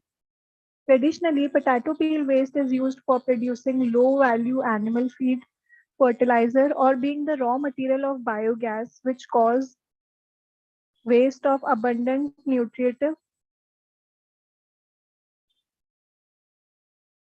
Hello, am I audible? Yes, audible. Yes, you're audible. Fertilizer or being the raw material of biogas, which causes waste of abundant nutritive materials within it, having the properties of antioxidant, antibacterial, apoptotic, chemopreventive, and anti-inflammatory. Potato peels are the excellent source of phytonutrients such as dietary fiber, phenolics, glycoalkaloids, and anthocyanins in colored varieties, along with vitamins and minerals, especially vitamin C and vitamin B1, B2, B3, and calcium, phosphorus, and iron. 100 gram of potato peels contain approximately 0.021 mg of thiamine, 0.038 mg of riboflavin, 1 mg of niacin, 11.4 mg of ascorbic acid, and in minerals, the sodium content is 10 mg, potassium is 413 mg, iron content is 3.2 mg, and calcium is 30 mg content were found. There were various phenolic acids also present in potato peels, such as gallic acid, protocatechuic acid, vanillic acid, caffeic acid, etc. The aim of my study was to develop nutritionally enriched bread by utilizing potato peel. The objectives were to develop bread containing various levels of potato peel, in which I have used 5% potato peel flour substitution, 10% potato peel flour substitution with wheat flour, 15% potato peel flour substitution, and 20% potato peel flour substitution. My second objective was to estimate the physicochemical properties of bread developed by potato peel. And my third objective was to evaluate the effect of sensory properties of bread developed by potato peel, in which I have used to develop potato peel. Firstly, I have dried the potato peels in oven drying by hot air oven. at approx 180 degrees Celsius for around 1 hour. Then I have grinded it in blender to get the soft powder of potato peel. And then these different potato peel powder were mixed with wheat flour, and all the other contents were also added like salt, yeast, sugar, and oil. And then I have fermented it for around 2 hours and baked in oven at 200 degrees Celsius for 20 minutes. I have divided my bread sample into two control bread and fortified bread with different levels, in which sample A is control bread, sample B is 5% potato peel bread, sample C is 10% potato peel bread, sample D is 15% potato peel bread, and sample E is 20% potato peel bread. And for sensory evaluation, I have done according to the hedonic rating scale, in which has 9 parameters. And on the basis of sensory results, I have the most acceptable samples were given for the proximate analysis, sugar analysis, starch analysis, and in which I have in minerals I have calcium and iron, and in vitamins it is total carotenoids and vitamin B5. The results that I have found is that out of all the 5 samples, the most acceptable sample was the control one and the 5% potato peel flour. The sensory evaluation parameters were the appearance, color, taste, texture, hardness, aftertaste, and overall acceptability. In physical property, I have observed that as the potato peel incorporation increases in the bread, the weight of the bread and the volume of the bread decreases. And along with it, the oven spring also decreases, because as the protein content in the bread is low as compared to control bread, as protein builds a stronger gluten matrix that allows the better gas retention, which increases the oven spring. In chemical analysis, this is the table that I have made.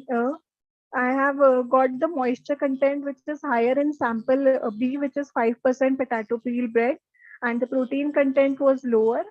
And it is mostly rich in dietary fiber, like in control bread, it is 6.01 gram, and in sample bread, it is 7.12 gram. Time up. Okay, thank you. Thank you, ma'am. Any questions from the session chairs, ma'am?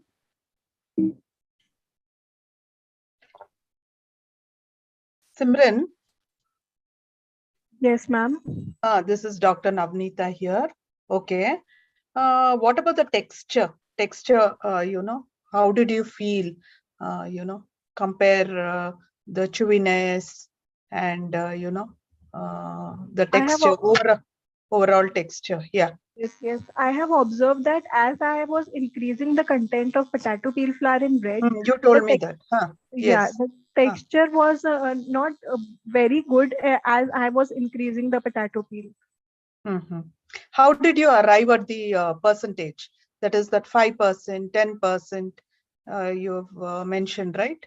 Yeah. I have 100 gram of bread in which I have substituted, like I have in 5%, I have added 95 gram of wheat flour and the 5 gram of potato peel flour, and likewise in 10%, 15%, and 20%. Okay. Yeah, because, generally commercially available bread is, of refined flour. Okay. And as such with wheat flour itself, the texture is not going to be as spongy. I have observed that. So along with potato peel and the whole wheat flour, that's what I want to know. So out of, 9 point, what was the hedonic rating scale you mentioned, please? Out of 9 hedonic rating scale, what was it that you observed? I have observed that mostly the 5% potato peel bread was accepted by mostly subject, around 40% subjects like the 5% potato peel flour bread. Okay. Thank you. Okay. Thank you, ma'am. Can I ask a question?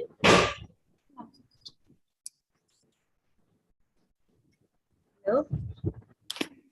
Yes, ma'am, you can. Hi, I'm Dr. Laila. Hi, Simran. For your Hello, presentation. ma'am. Hi. I just the last means only few seconds. I think I have seen. So how about your flavor? Where did you have any sensory analysis in your Yeah, I study? have done the sensory analysis. So for the potato, we have on of kind of smell. So how they feel the participants, the sensory evaluation for the In flavor. sensory evaluation, as I was increasing the potato peel flour, the taste was bitter, and the color of the bread also becomes very dark, and it is musty in color. Okay, so the perception for the sensory from the participant, the grade is what is the result from them? They accept it or they don't accept? They accepted the mostly accepted sample was sample B, which is a 5% potato peel flour bread in the rest of the 5 samples. Okay. So this means positive, lah. Yeah, Positive. yeah. Okay, Shimran. Thank you. Okay, thank you, ma'am. Can I ask a question? Yes, ma'am. Yes. Yeah, like how did you choose your sensory panel, and were they trained or semi-trained? They were untrained, all of them. I have opted for 50 subjects. They all were untrained subjects. Okay, and any special criteria for those 50 people, like age group or something? No, not any specific criteria. Okay, thank you. Thank you. Any questions from the audience?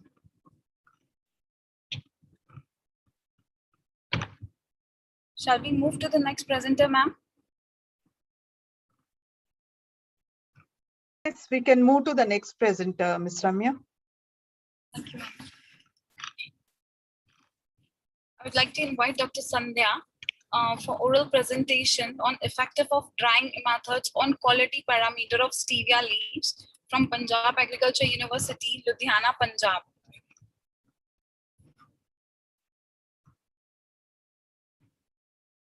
Shall I start, ma'am? Yes, ma'am, you can.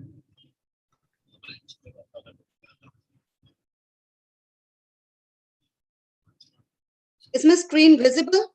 Yes, ma'am, your screen is visible. Okay.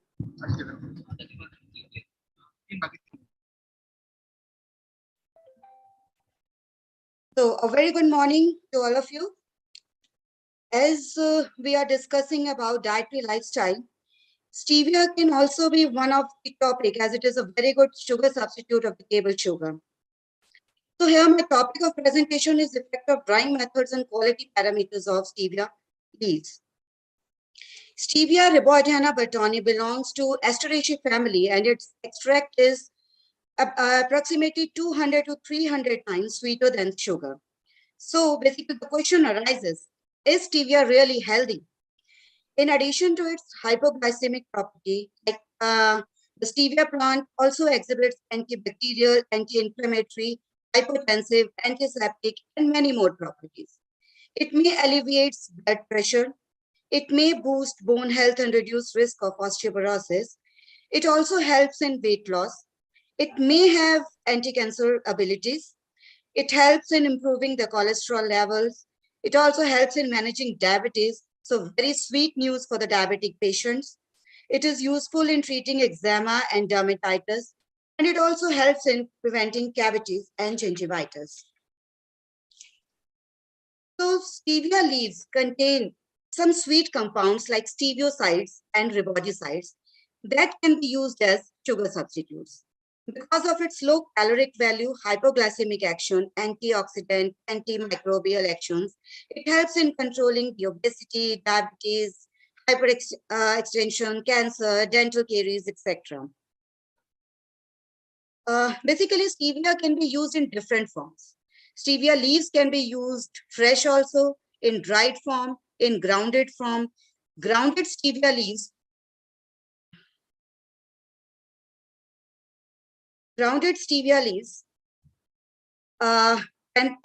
in powder form is only about 10 to 15 times sweeter than the sugars and more likely to contain the combination of steviosides and ribosicides. Purified stevia extracts are also commonly available in the market now. The main market for stevia includes food and beverage industries and health industries.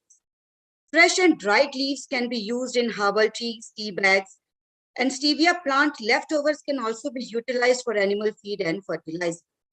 So application of stevia besides table sweetener is in soft drinks, pastries, pickles, candies, jams, etc.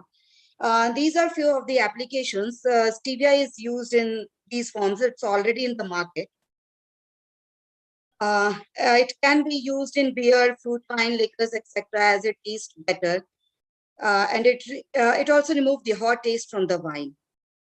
So this table here shows the specification comparison between the sucrose, artificial sweeteners, and steviosides. And here you can see that the artificial sweeteners are heat stable at 90 degrees Celsius only, whereas steviosides can be heat stable up to 200 degrees Celsius. So it is very much suitable for cooking also. These are some of the reviews based on the research for the extraction and all. Then Stevia rebaudiana batoni has gained increased industrial and scientific interest in the last 20 years, representing a suitable nutritional alternative to sucrose and artificial sweeteners. Moreover, this plant contains polyphenols, chlorophylls, and carotenoids that may be extracted for the production of nutraceuticals and functional foods. Because of nutritional and technological advantages over sucrose, efforts have been made for the extraction of highly valued component stevioside from the stevia leaves. In contrast to conventional alternatives, innovative and cost-effective extraction methods need to be explored to allow higher yields in a shorter time, less usage of organic solvents, and reduced energy consumption. Nowadays, stevia industry is growing in India also and many other places. But most of the commercial processing of stevia leaves for the extraction of steviol glycosides is mainly concentrated in China and Japan. So as stevia is mostly used in powder form, so drying may affect the quality of stevia. So studies have been planned to observe the effect of different drying methods on the quality of the developed dried stevia powder. For this, characterization of fresh stevia leaves was done for moisture content, crude fiber, crude fat, crude protein, ash, carbohydrate, and total polyphenol. Then fresh stevia leaves were dried using different methods and grounded to make the powder. And here we are focusing only on the different drying methods. So stevia leaves were sun-dried in keeping in steel tray in the sun. Then polyhouse drying was done under UV stabilized film covered low-cost polyhouses. And here this is commonly used by the farmers. Then convective drying using tray dryer was also performed. And then hybrid drying was also done, in which convection drying was followed by microwave drying. The sample weight for different methods were observed at regular intervals until the sample reached a constant weight. In different quality parameters like functional properties, like bulk density, true density, porosity, etc. Then flow properties like angle of repose, flowability, etc. And then biochemical properties like total flavonoid content, total phenolic content, antioxidant capacity, etc. were measured. The fresh leaves properties were found to be moisture content of 73% on bed basis, then total soluble solids 10.5 degree Brix, different color values, LAB values, then total phenols 49.86 milligram per gram, then flavonoids 2.82 milligram per gram dry weight, and then ascorbic acid is 20.5 milligram per 100 gram. Here the slide shows the different drying time by different methods, like 25 hours using sun drying, then 16 hours using polyhouse drying, then convective drying took 130 minutes to dry, and then hybrid drying took 69 minutes and 40 seconds. So the convection followed by microwave finishing drying took total time of 69 minutes 40 seconds to reach the equilibrium moisture content, which was the lowest drying time among the different kinds of methods of drying utilized. Here the graph has also been plotted between different engineering properties like loose density, tap density, true density, and porosity of the dried stevia powder using different methods. Then different flow properties like angle of repose, Carr index, and Hausner ratio were also found for the stevia powder dried by different methods. And here you can observe from the table that the Carr index and Hausner ratio, as they are all the values are almost at par for both polyhouse drying and hybrid drying. Then the graphs were also plotted for total phenol content, total flavonoid, antioxidant capacity, and ascorbic acid of dried stevia powder using different methods. And the findings were the hybrid drying method, that is convection, followed by microwave finishing drying, took least time among the selected methods with a total time of about 69 minutes 40 seconds to reach the equilibrium moisture content of 4.66% dry basis.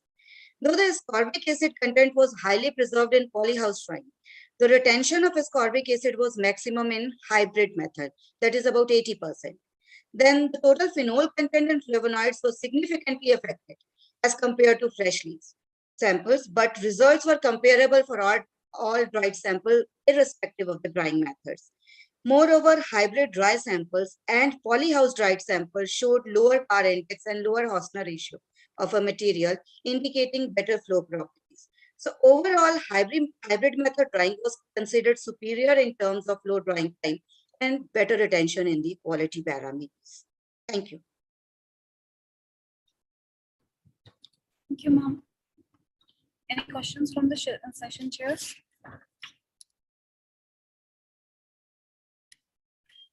Good. I think I have no questions. Thank you, ma'am.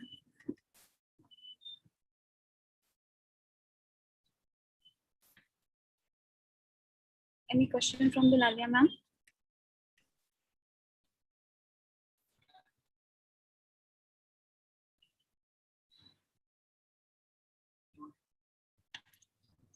Any questions from the audience? I have just a suggestion, like nice presentation. Next time, like whenever you present, if you put the research papers or like the authors and the year, it will be better. I think so. Actually, the work is still going on and we still have to publish the papers. This is just on the drying part only. For the review of literature, like you said, this may help in cancer. Okay. Thank you for this. It's also from me the suggestion for your drying method. The figure actually, sorry, doctor, you not label. So it would be nice if you label the figure, which one is for, like you mentioned when you present. But in the figure and below, you could just mention sunlight. This is the all these things. Ma'am, I have mentioned the method. This means this is polyhouse drying, this is sun drying. I have mentioned that. But below at the figure means is not indicate in the figure. Okay, in figure. In that diagram. Okay, ma'am. Okay. Otherwise, it's very nice and we'll explain. Okay. Thank you. Thank you. Thank you, ma'am. I would like to call our next presenter, Viraja Loke, from the University of Transdisciplinary Health Science and Technology. He posted presentations on the role of BCM7 in inflammation and its elevation by 6-gingerol in vitro THP1 model. Thank you, ma'am, for the introduction. I hope I'm audible and you all can see my screen. Hello? Yes, ma'am. Namaste to one and all present. Today I'm going to have a poster presentation on role of BCM7 in inflammation and its elevation by 6-gingerol in vitro THP1 model. To begin with, we all know that cow milk contains multiple nutrients with the various health benefits, and it is a valuable source for proteins, fats, lactose, and micronutrients. I will be focusing on milk proteins today. So milk proteins form around 3.5% of cow milk, whereas casein accounts for 80% of the entire protein, out of which beta casein is a second most abundant protein in a bovine milk. Around 1,000 years ago, mutation got introduced introduced in this beta-casein gene, which lies on the 6th chromosome of a bovine genome. Beta-casein is a single polypeptide chain consisting of 209 amino acids. Now, due to this mutation in this gene, it resulted into 13 beta-casein variants, with A1 beta-casein the most common variant beside the wild A2 type. So what happens in A1 beta-casein is the proline at the 67th position gets converted to histidine, making the A1 beta-casein vulnerable to the cleavage of preceding amino acids releasing the heptapeptide beta-casomorphin 7, which we note as BCM7, and during this intestinal digestion.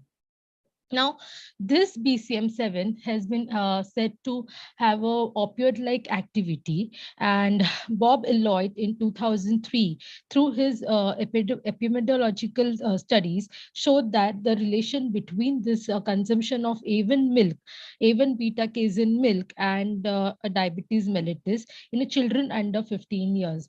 So basically, the observation what he did was he studied the Samoan children growing in the Iceland and the ones growing in the Samoan country, and he observed that the children in the Samoan country does not have the developed diabetes 1, that is type 1 diabetes, and that growing in the Iceland had developed type 1 diabetes. And then he studied the diet of these children, and he saw that the milk consumption what the children in the Iceland were doing, like they were having A1 milk, whereas the one present in the Samoan countries were consuming A2 milk. So in India, most of the cows, the indigenous cows, have A2 type of milk, whereas the crossbreds have A1, A2 type of milk.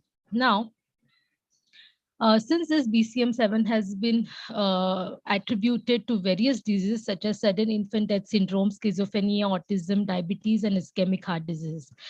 Now, plant produces phytochemicals that have been used as a traditional medicine for thousands of years. And ginger is one of such plants which have received much attention because they produce various compounds that are useful in cooking and in medicinal and cosmetic industries. In Ayurveda, anti-inflammatory properties and role in treatment of milk intolerance of ginger has been well described, to name one of the texts, that is Kayadev Nighantu. So hence we choose the 6-gingerol as the intervention for BCM7. So so from this, my conceptual framework was as one consume A1 beta-casein milk, due to the proteolytic digestion, beta-casomorphin 7, that is BCM7, is formed, and it has been stated in the literature that BCM7 enters the blood, and then it was our aim to see whether it activates the innate immunity, that is systemic inflammation, by studying the release of IL-1 beta and TNF-alpha in vitro studies. So my method was, so we used in vitro model, that is THP1 cell line, which is a human monocytic cell line derived from acute monocytic leukemia patient, and the cells were first treated with the PMA to differentiate the monocytes to macrophages. So different concentrations of the PMA, that is a chemical used for differentiating the monocytes to macrophages, at the different concentrations of PMA at a different time cuts was done, standardized, so as to get the minimum release of TNF-alpha before the treatment of BCM7. Then the cells were treated with the BCMs, different concentrations of BCM7 and 6-gingerol as an intervention. All the data represents the mean and ST calculated from the 3 independent experiments with the 3 replications for each treatment. And the data was subjected to Dunnett multiple comparison test versus control. Statistical significance was set at P less than 0.05. So these are my results. So first, the cells were treated with the BCM7, 3 concentrations, 300 micromolar, 200 and 100 micromolar. 200 micromolar, and the positive control here used was the LPS. As from the results we can see, I could get a significant increase in TNF levels as compared to the control when the cells were treated with the BCM7 300 micromolar concentration. Similarly, we studied IL-1 beta release, and in this, at all the three concentrations, that is 300, 200, and 100 micromolar, there was a significant increase on IL-1 beta as compared to the control. And then further, we studied whether the 6-gingerol was helping us to elevate the inflammatory effect of BCM7, for which the cells were first treated with 200 micromolar BCM7, and then the intervention was done with the 6-gingerol, where at both the concentrations, that is 75 micromolar and 100 micromolar, we could see significant decrease in TNF-alpha levels as compared to the control. From this, and all these concentrations of the BCM7 and 6-gingerols were finalized and standardized with the pilot experiments and based on the literature survey. So from this, the summary, what we could get out of it was that BCM7 exerted its inflammatory properties by showing the significant increase in the pro-inflammatory markers, and the 6-gingerol had shown to elevate this inflammation by BCM7. And further studies have been conducted to study this role of BCM7 in oxidative stress. Thank you for the patient listening. Thank you, ma'am. Any question from the session chair? Good presentation. I have no questions. Thank you, ma'am. Thank you, ma'am. I would like to call our next presenter, RPN from PSGR Krishna Mal College for Women, oral presentation on growth response of Oreochromis nilcotics feed with fruit waste on dietary basis.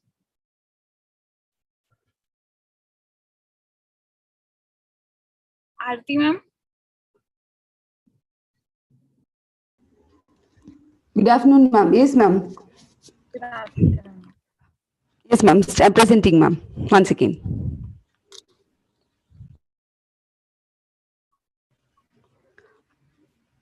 Ma'am, one of my student will be presenting now, Priyadarshini. Her name is Priyadarshini, and she is also in the meet. Priyadarshini?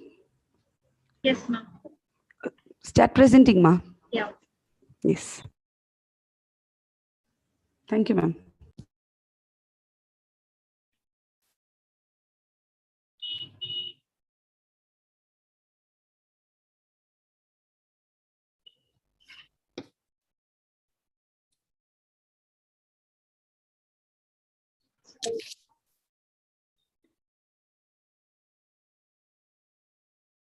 Good afternoon, Wanda. Can I start, ma'am? Yes, ma'am, you can. Good afternoon, one and all present here. We, the students from the Department of Zoology of PSGR Krishna College, are currently working on a project that studies the growth response in Nile tilapia fed with food waste on dietary basis. We are being guided by Dr. N. Aarti, Assistant Professor, Department of Zoology. So the main agenda behind our project is to bring back the food waste into the food chain. So there are now two major global environmental issues that we are currently facing is food contamination and waste disposal. Almost 1/3 of the food that is produced in the entire world is wasted. So this dramatic increase in the food waste has caused a tremendous pressure in its disposal and treatment. Apart from this, fish is a man's vital source of food. Not only for food, fishes are being cultured even for extracting the DHA and liver oils. So recently, the formulated fish feed has become the main diet for the farmed fishes, but they are not being utilized by the small-scale farmers or any entrepreneurs because they are of high cost and they may cause any potential side effects. So one of the promising alternatives for these two issues is by utilizing the food waste as beneficial feed for fishes as they can be economically feasible. For the experiment, we have chosen Nile tilapia, that is Oreochromis niloticus. This is because Nile tilapia can adapt to a wide range of food ingredients as they have a very long intestinal tract of low pH and also besides take and digest plant cells. Here we group the fishes into 3 experimental sets, the 1 test group of 20 fish and 2 control group of 10 fishes each. Initially, the fishes were weighed and they were allowed to acclimatize to the water. And the experimental period that we have been conducting has been about 1 month till now. And we weighed the fishes on every alternative days and we fed them twice a day at 7 hours and 15 hours of day. And also the water was checked for any bacterial or algal growth and the source of light in the lab was natural. In case of the fish feed, we chose 2 different fish feed. For the control feed, we chose the commercially available food. And for the experimental feed, that is for test feed, we chose the fruit paste, that is a peel of mango, orange, pomegranate, banana, and guava, and also the rind of watermelon. These were ground into a coarse mixture. And for the protein source, we also included rice puff, infested gram dal chickpeas, and these were grounded into a fine powder. So by combining these 2, we gave it as the feed for the test fishes. So this is the experimental setup. The first group is a test group with 20 fish, and the second and the third is of control group of 10 fishes each. The result that we concluded or obtained from our experiment is that there was a significant increase in the weight of the fish that is being fed with the test when compared to the control. There was also no bacterial or algal growth, and the fishes were entirely active and they were consuming the fish feed regularly. That test group, if you see, there was less measurable growth when compared to the group. The experimental feed also gave a desirable growth increase. So if you see in case of the graph, this is the initial weight of the test group and initial length, and this is the final length. This is the total average length gain that we have obtained. This is in case of the initial weight, and here this is the final weight. This is the average weight. Here, if you see, the blue color indicates the control or the commercial feed that we gave, and the black one was the vegetable protein that we chose to give. Before beginning our experiment, we calculated or estimated the protein, carbohydrate, and fat content of the protein, carbohydrate, and fat content of the vegetable protein that we gave. The protein was about 2.5 gram, and the carbohydrate was about 2 gram. The fat was about 0.02 gram. So in total, it was about 10.06 dietary fiber. So from our experiment, we give a conclusion that it is clear that the fishes can be fed with food waste as a primary nutritive source. This is because we have shown or we have seen a positive growth response for the past 1 month. Not only this, furthermore, by estimating the protein, carbohydrate, lipid, by choosing the food in particular, there can be even a significant growth response that can be recorded. So this project mainly particulars the small scale farmers or the entrepreneurs, because this is a dual beneficial project, as it benefits both the fishes and also in case of the food-based management.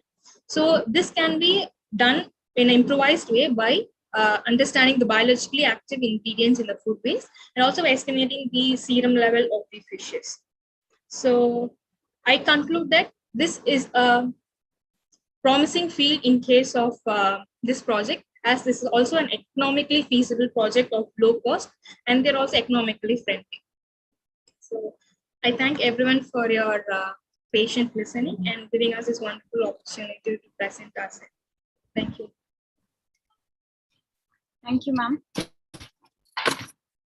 Any question from the session chair? Yeah. So, Ms. Priyadarshini? Yes, ma'am. Yeah. What is it commercially available, this feed that you all have, prepared with the peels, vegetable peels?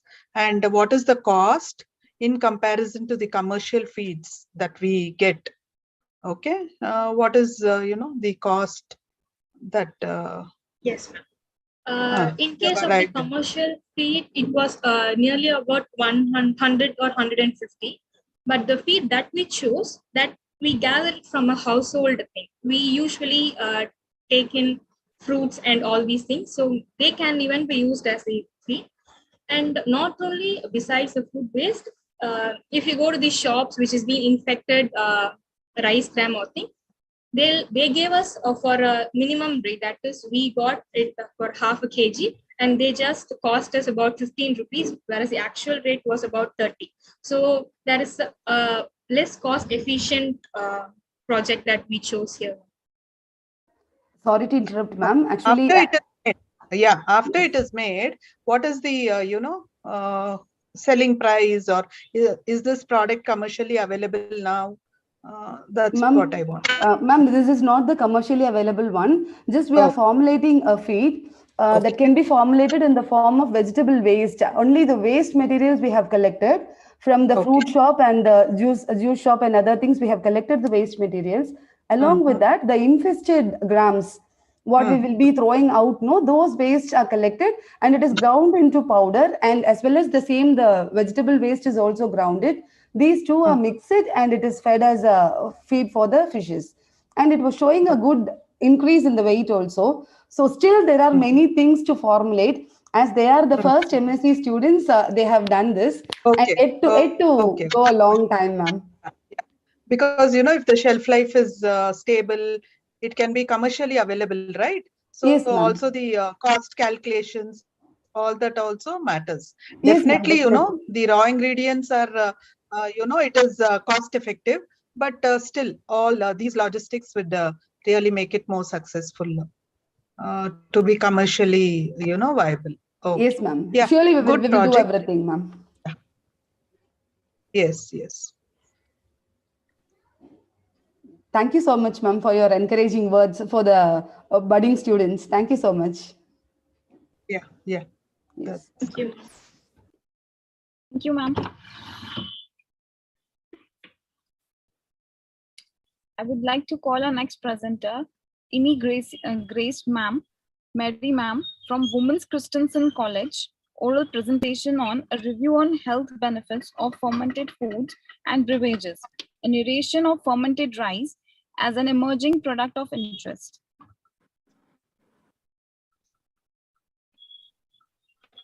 Good morning, ma'am. Good morning to everyone present here. So this is Emmy Grace, and I'm a PhD research scholar from Department of Home Science, Women's Christian College. This is my review paper, and it is on health benefits of fermented foods and beverages, a narration on fermented rice, which is also known as palayadu in Tamil, as an emerging product of interest. Ma'am, it's a humble request. Please turn on your video. Sorry, there's no network problem here, so I'm not able to turn on my video right now because of the network bandwidth. My presentation will be interrupted. That's the reason. Okay. Yeah. Okay, ma'am.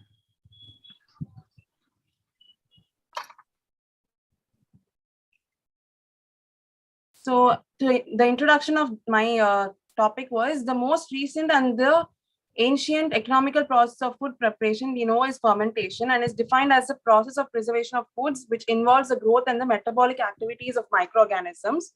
And there are several mechanisms on which fermentation of foods can act upon the body and can bestow health benefits on us.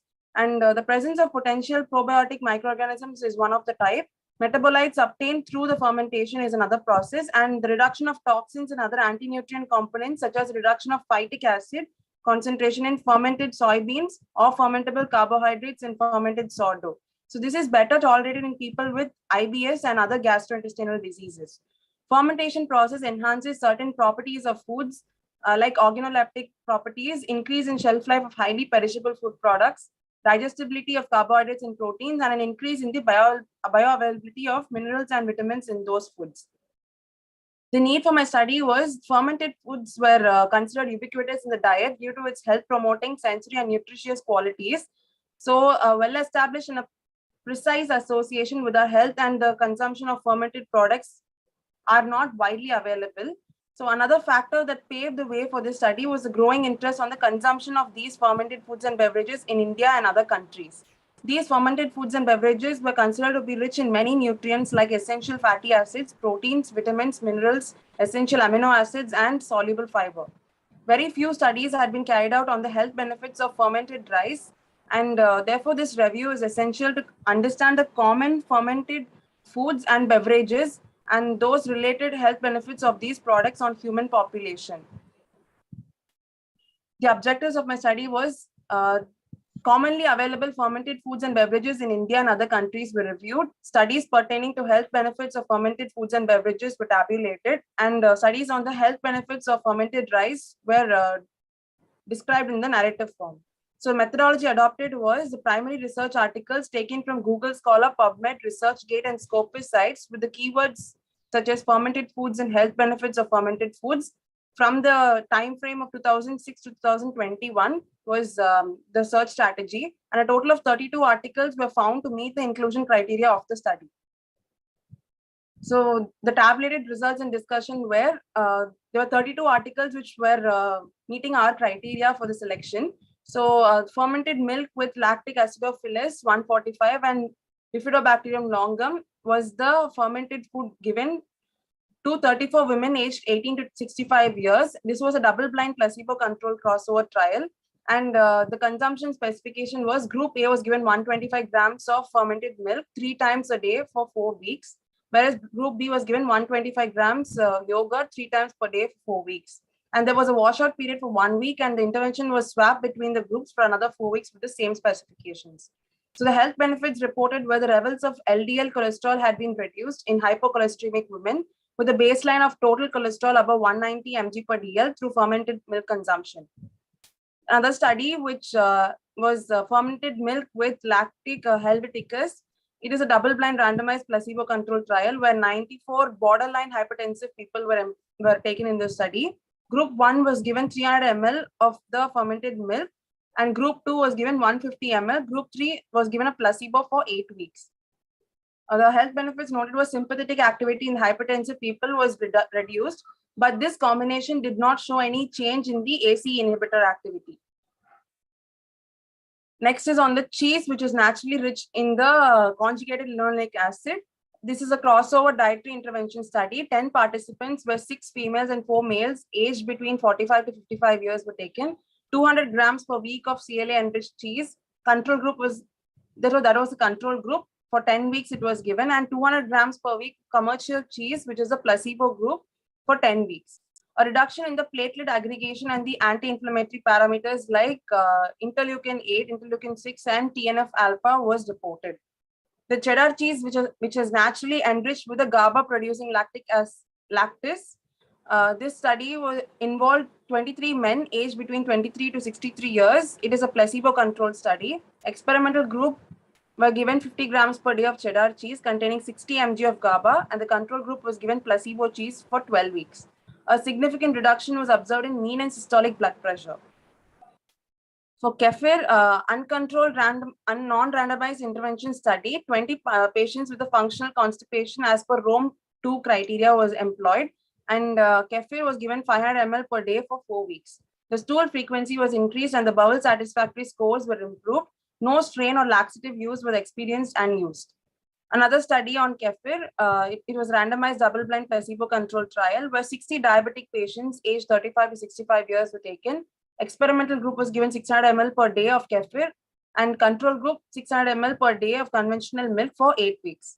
It reduced the serum glucose baseline, HbA1c levels, and energy intake. For NATO, Japanese population-based osteoporosis study, where 944 women between 20 to 79 years age were taken, and group 1 had NATO for 4 weeks and group 2 tofu for 4 weeks. The prevention of bone loss in postmenopausal women were prevented by NATO, which was found to possess an equal effect to isoflavone or menaquinone 7. Next is the brown rice, which was done in event cinnamon rats, and it was given for 20 long weeks, and after consumption, the rats having hepatitis had a protective effect, and it was reported that minute changes were noted between the two groups. So next, coming to the narration of fermented rice gruel, which is palayadu in Tamil.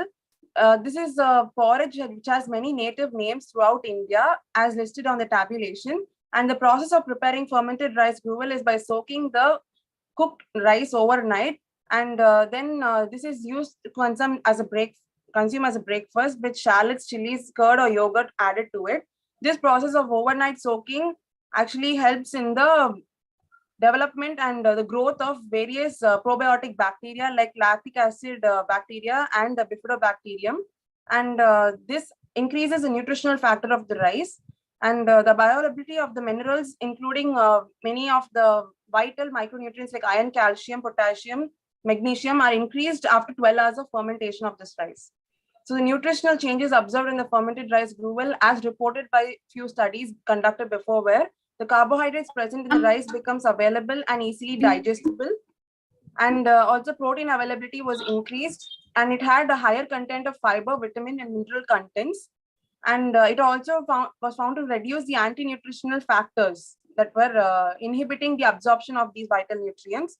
And the health benefits which were obtained also was in relation to the gut health, and also the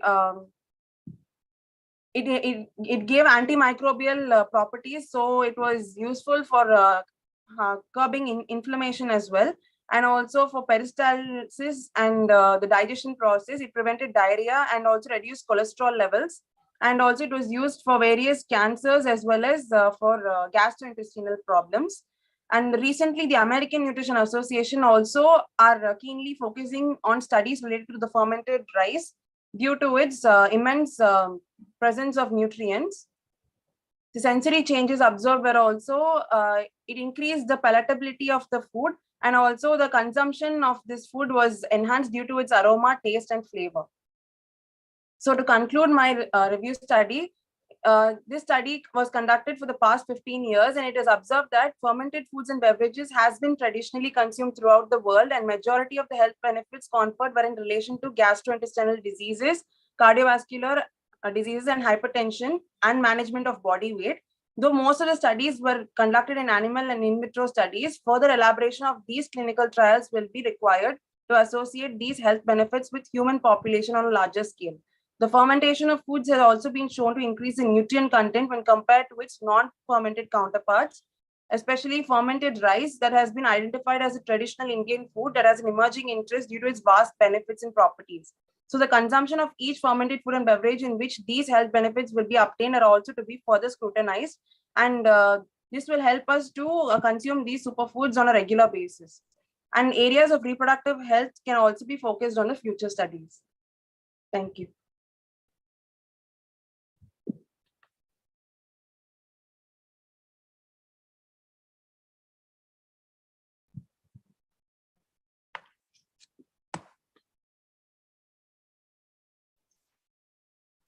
Sorry for the inconvenience. Any questions, ma'am? No, Dr. Dia. Thank you, ma'am. Thank you. It's just nice presentation. Many things actually we got the information. Thank you. Thank you, ma'am. Thank you, ma'am. One more thing. I'm from Malaysia. Okay. The host is Ramia.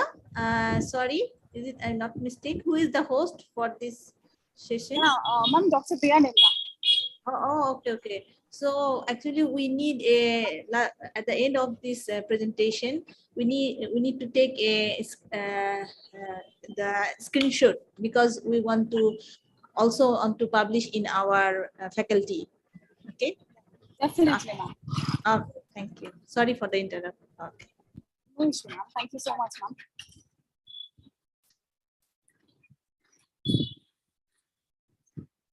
I'd like to call our next presenter, Divya Agrawal from MRIRS College. He posted a presentation on the association of hyperlipidemia with the occurrence of gestational diabetic mellitus. A review.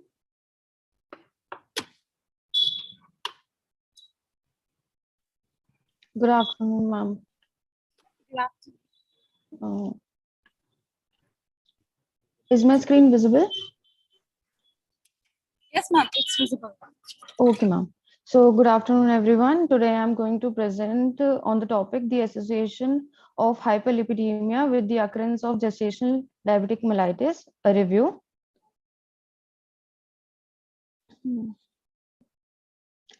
So gestational diabetic mellitus is a condition of glucose intolerance that commences during pregnancy. It occurs when the body is no longer capable of adapting new circumstances and the endocrine system is incapable to produce adequate amount of insulin. It has come to be an introductory concern in India, affecting approximately 5 million women every year.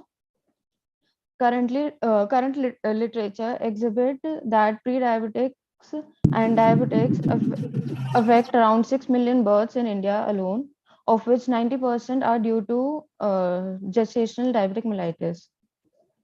So the diagram here shows that the prevalence of diabetic mellitus in India, in which it shows 3.8% is in women are affected in Kashmir, 14% in UP, 17.9% in Tamil Nadu, and others.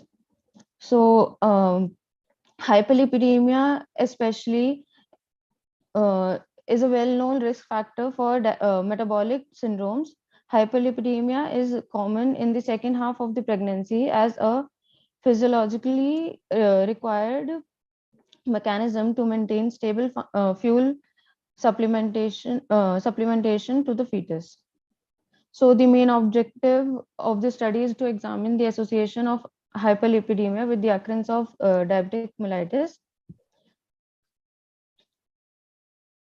So the methodology is a comprehensive review has been done and various national and international online bibliography databases were being searched, encompassing PubMed, Science Direct, by using the keyword gestational diabetics, hyperlipidemia, pregnancy.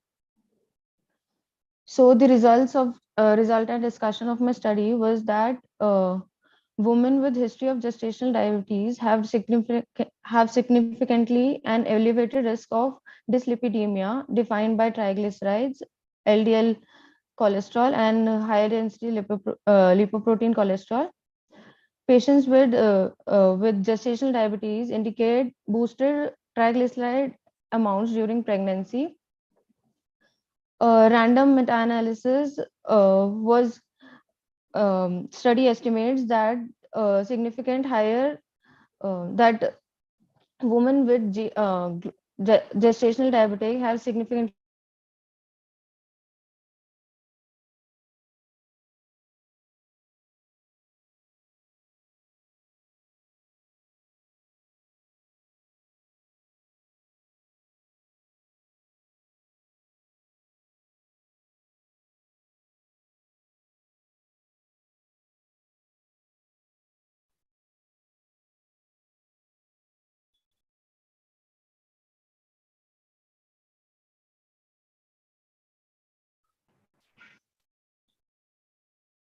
Dr. Hello. Dia, Yes, ma'am. the presenter is not audible. Yes, ma'am. Sorry for the inconvenience. There is some network issue. I guess with the someone presenter. muted. Yeah. Am I audible now? Yes, ma'am. You are audible now. Yeah. So the meta-analysis showed that differences in TG levels between women with diabetic mellitus, gestational diabetic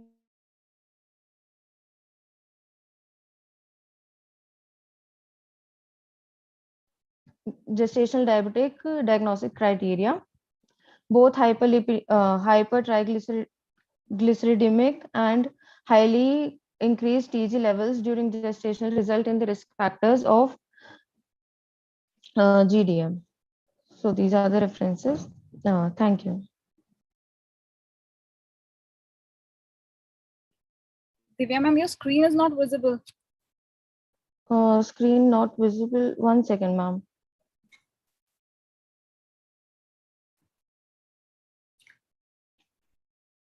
Any questions from the session chairs?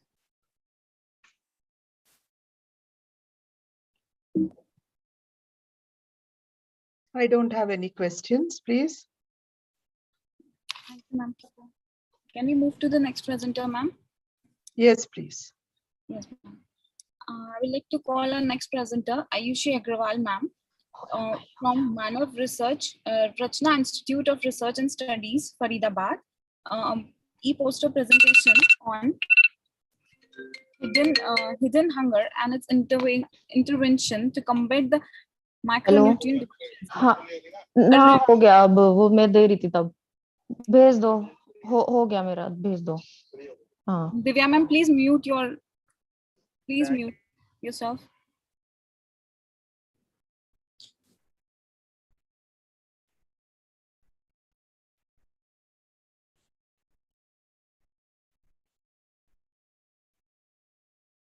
Ayushi Agrawal ma'am? Yes, ma'am, I'm present. Yeah.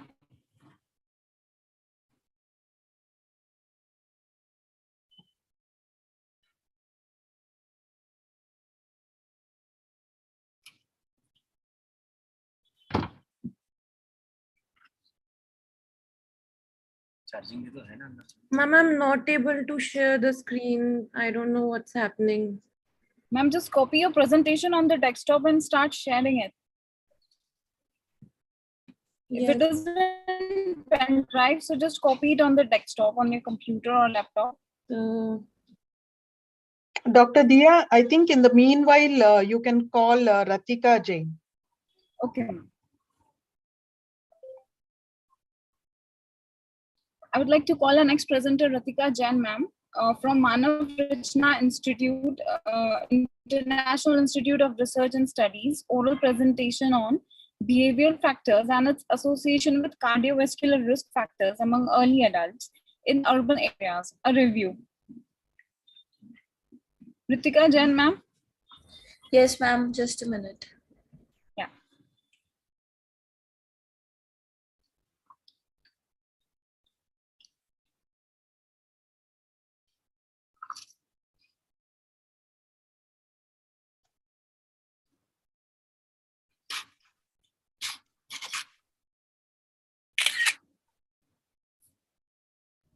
Ma'am, is my screen visible? Yes, ma'am, your screen is visible. Okay, good afternoon. I am Ratika Jain and I am sharing my PPT on behavioral factors and its association with cardiovascular risk factors among early adulthood in urban areas. A review.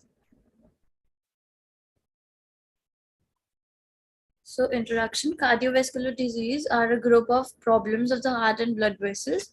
Cardiovascular disease is the leading cause of mortality in individuals. It is more prevalent at earlier ages because of the behavioral factors like smoking at earlier age, drinking, alcohol problems, unhealthy eating habits, and lack of physical activity. Due to these factors, blood pressure levels, cholesterol levels, and diabetes are increases worldwide in earlier ages, which led to cardiovascular disease at later ages. According to WHO, World Health Organization, it was estimated that 17.9 people were dying every year due to cardiovascular disease. It was seen that around 7 million people died due to non-communicable disease, from which 38% was due to CVD. WHO also estimated globally that 8.9 people are dying due to CVD.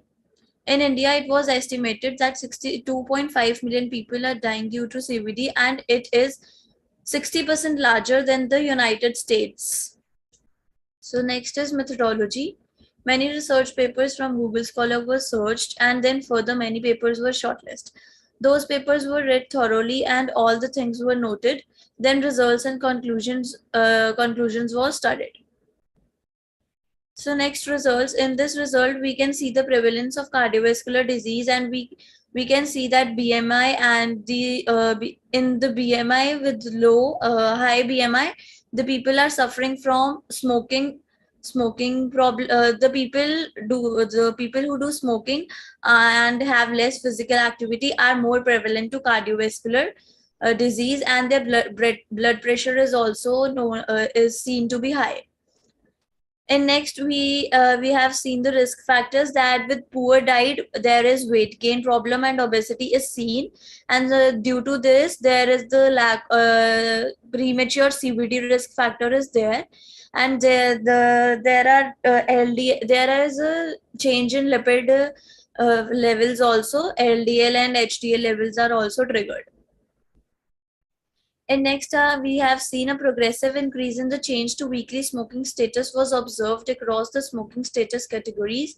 As the students of early adulthood began to experiment with the smoking, they were more likely to either begin to or remain regular smokers. Tracking of physical activity and food choices variables also apparent in nearly all the follow-up periods. The students identified at the baseline and measuring remained high, and those measuring low remained low. So next is conclusion. In conclusion, cardiovascular health metrics show the diabetes one clinical health promotion tool and provide insight areas of the greatest need of the intervention to improve cardiovascular health in specific type 1 diabetes. In EDC cohort, diet and ideal prevalence of 1.2, making it first line intervention target. Extending the application to the LS7 approach, which allows the easy assessment. Assessment for modifiable risk factors to the high risk type 1 diabetes population was great potential to promote cardiovascular health. In the conclusion, the review highlights the need for improved risk assessment and increased awareness in young adults. Cross-sectional studies provide evidence that the high prevalence of CVD risk factors in this age group.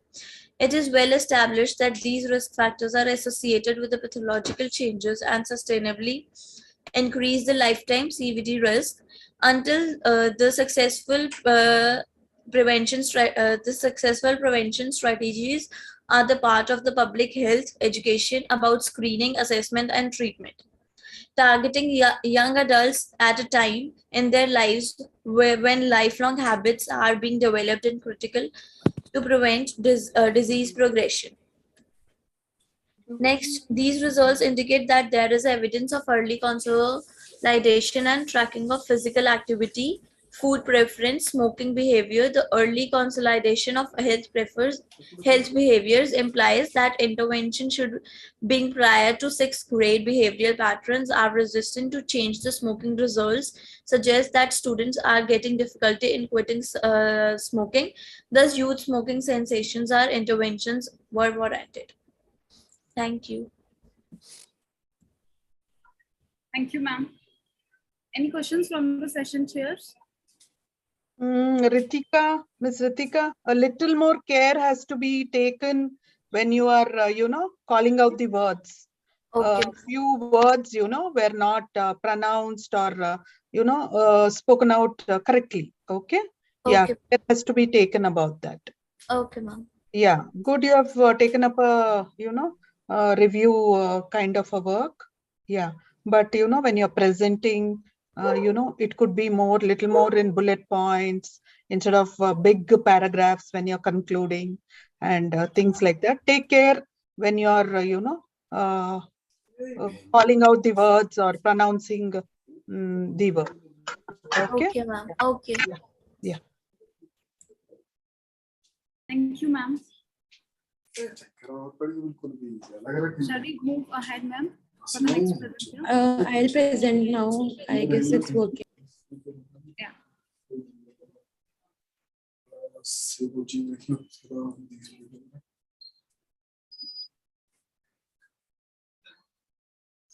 Ma'am, is my screen visible?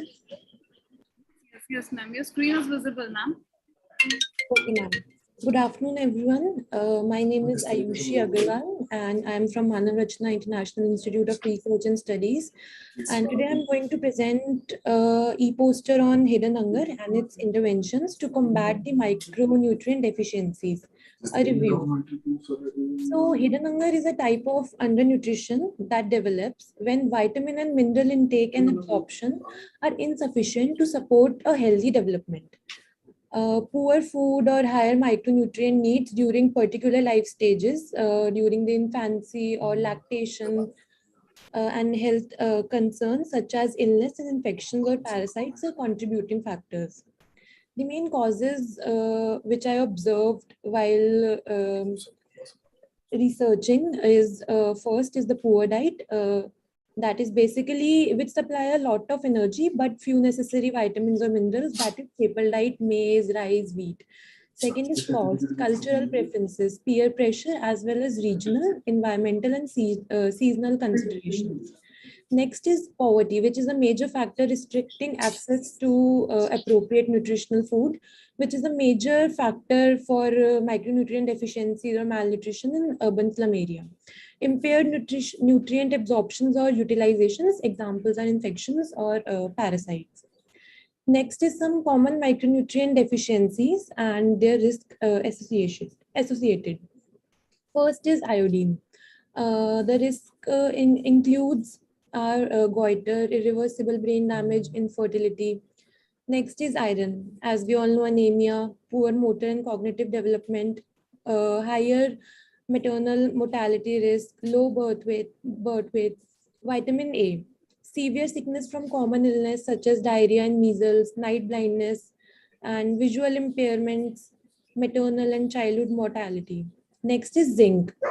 Stunt growth, increased susceptibility to disease and infections, increased recovery time, reduced mental capacity. Next is vitamin D, that includes chronic disorders such as cancer, chronic inflammatory and autoimmune disease such as type 1 diabetes, and decreased infection resistance. Okay, now the interventions to combat the hidden hunger. Basically, there are 4 which I found while researching. First one is supplementation. That is a strategy that delivers nutrients directly to the population via syrup or pills or yeah. Next is fortification. That is addition of trace quantities of micronutrients to staple meals or condiments during processing. Example is iodized salt. Next is diet diversification, adding different sorts of foods which contain antioxidants, probiotics, phytochemicals, etc.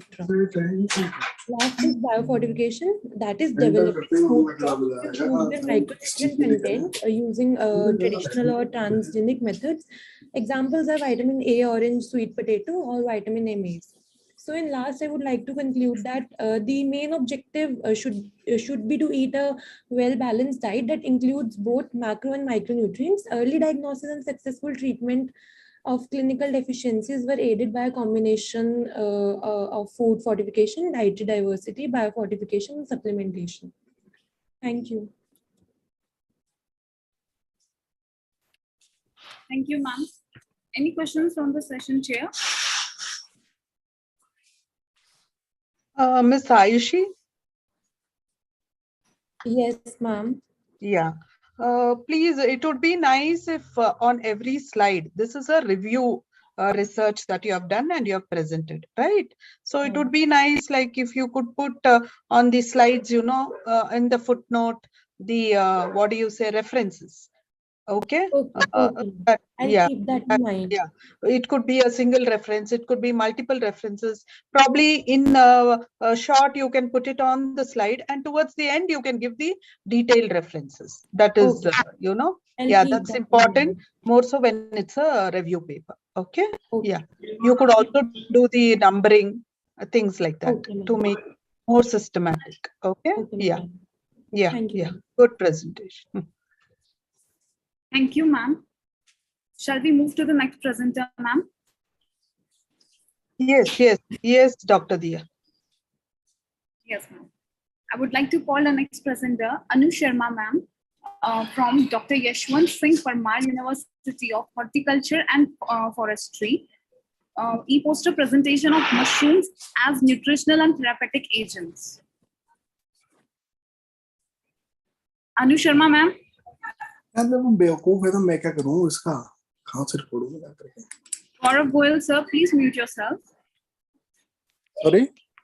Please mute yourself.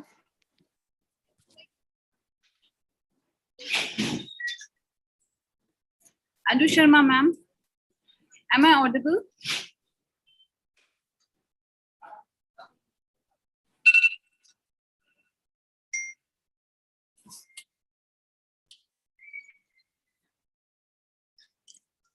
I would, ma'am, can we move to the next presenter? Yeah, but she is Miss Anu Sharma. there in the room that you please find out. We can go to the next presenter. Yes, ma'am. Yes, ma'am. Thank you, ma'am. I would like to call the Mikalia Monica, ma'am, from Professor Jaishankar, Telangana State Agriculture University. E-poster presentation of dietary diversity among type 2 diabetic group in a rural mandatory district, Telangana, India. Monica, ma'am, are you there? I'm here. I'm going to present.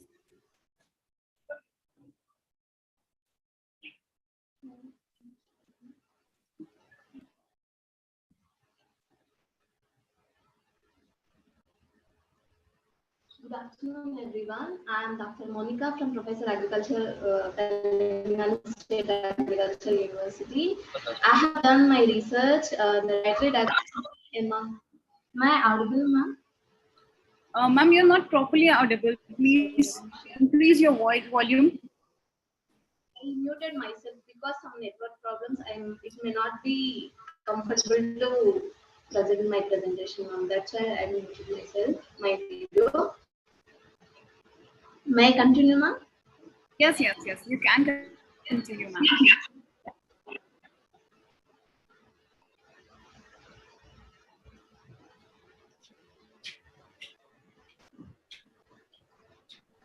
Ma'am, I have conducted my study on dietary diversity of type 2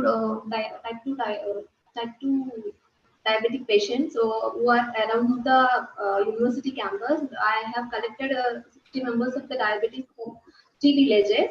The data was collected from the university hospital. We have university primary health center. No? From that, I have collected e-data. Then I after data collection, I went to the home visits and I have collected the dietary diversity pattern.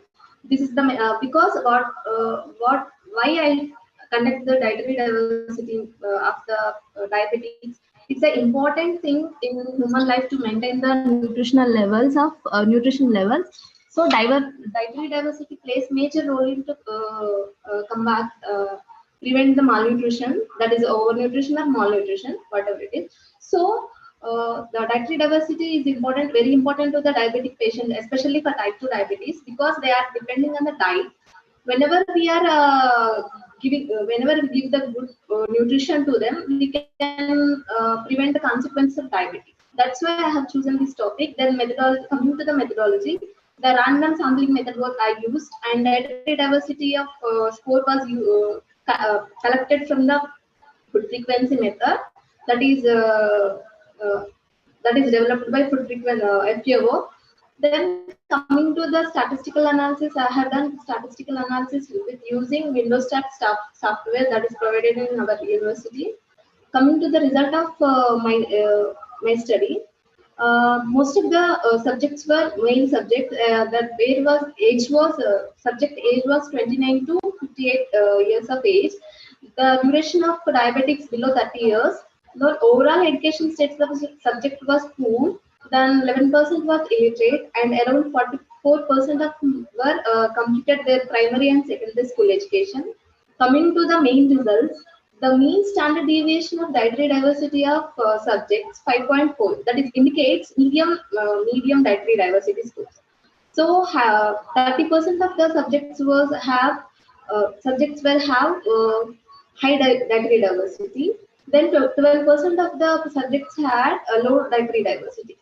This study indicates that most of the subjects are consuming different food groups, like dietary diversity, medium dietary diversity. But coming to the specially millets and other green leafy vegetables, they were consuming very low percentage of subjects, because they are not willing to take the millets and like green leafy vegetables. These are the very important vegetables to the diabetes to control their consequences, control their sugar levels, because millets have low glycemic index. So this finally I am going to conclude that this in this study I have find out that most of the diabetic patients are consuming different food groups, that moderate dietary diversity they fall under the moderate dietary diversity, but they are not willing to consume such type of whole grain, whole cereals and whole grains. So further study we can continue with what are the individual household dietary diversity. So based on this study, I can conclude that some of the factors affecting their dietary diversity, especially income of the family size, and availability of foods. These are the factors affecting their dietary diversity. Thank you, ma'am.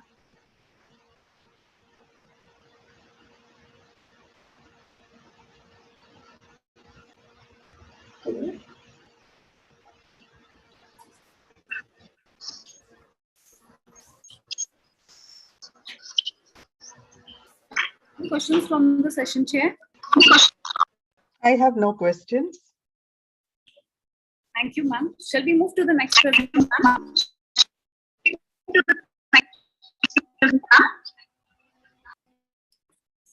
Yes, Dr. Dia. Yes, ma'am. I would like to call the next presenter, Supriya ma'am, from SRM Institute of Science and Technology, for e-poster presentation on preparation of nano emulsion as antioxidant delivery system to enhance nutritional value of food.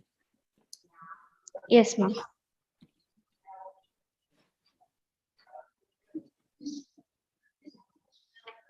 Is my screen visible? Yes, ma'am, your screen is visible. Good afternoon, everyone. I'm Supriya. My topic is preparation of nano-emulsion as an antioxidant delivery system to enhance its nutritional value of food. So basically, catechin hydrate is one of the polyphenolic flavonoid compounds of catechin, which is extracted from various different sources, including grape seeds and tea leaves. So it acts as an excellent antioxidant with potential radical scavenging activity. Supriya, Miss Supriya, sorry to interrupt. Can you zoom in? Can you zoom in the screen so that we can see it more? It's more visible. Yes. Now? The font size is too small. Dr. Dia, is it okay on your screen?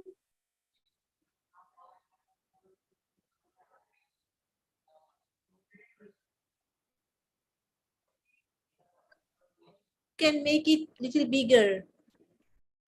Yes, yes. Yeah, little bigger. Yeah. It's not readable. Then Nita is okay now? Yes, doctor. Yeah, please tell me. Me also okay now. Sorry for the inconvenience. Ma'am, your slide is not completely visible. Actually, ma'am, I'm in the office. I'm using phone for this presentation. That's the reason I'm not able to zoom in. Do you have anybody else in the room, or anybody else can share your screen? We'll wait for you. We'll give you the next chance. Meanwhile, the other presenter can, do it. Because here, neither the alphabets nor the figures are, visible. Sure. Yeah. Sure, ma'am. I'll come next. Well. Yeah, you're making it bigger, but it's not stable. It is not happening. Yes. Okay, ma'am. Sure, ma'am. Thank you, ma'am. I'll come next, ma'am. Thank you, ma'am. I would like to call our next presenter, Dr. Shikha ma'am, from Govind Ballabh Pant Agriculture University, Patnagar, e-poster presentation on effect of wheat replacement by Amarnath and Poinia on sensory nutritional quality of instant paratha and its shelf life. Singh ma'am. Hello. Good afternoon. Hello, good afternoon, ma'am. Am I audible? Yes, ma'am, you are audible. Hello. Yes, ma'am, you are audible, ma'am. Good afternoon to all. Ma'am, please switch off your Thank you, camera. If it is possible, please switch on your camera. Wait a minute.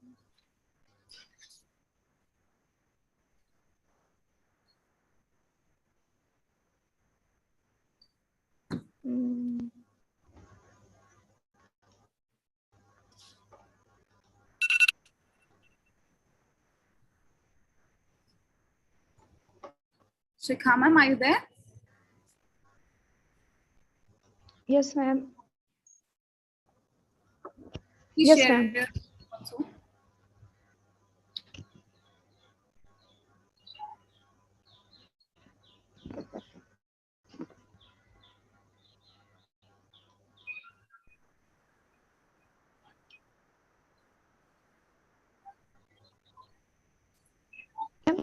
My is visible. No, ma'am, your screen is not visible yet.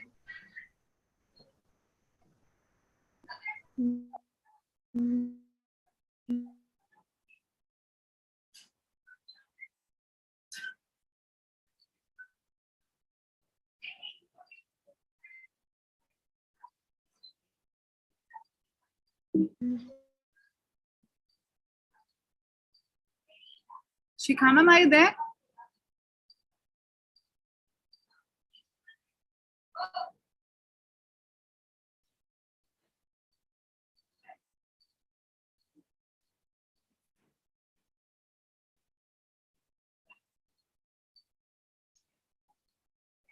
Shikha ma'am, are you there? Dr. Dia, I think Yes, you can please call the next person, Miss M. Manju Pravina. Yes, ma'am. Yes, ma'am. Yes, ma'am.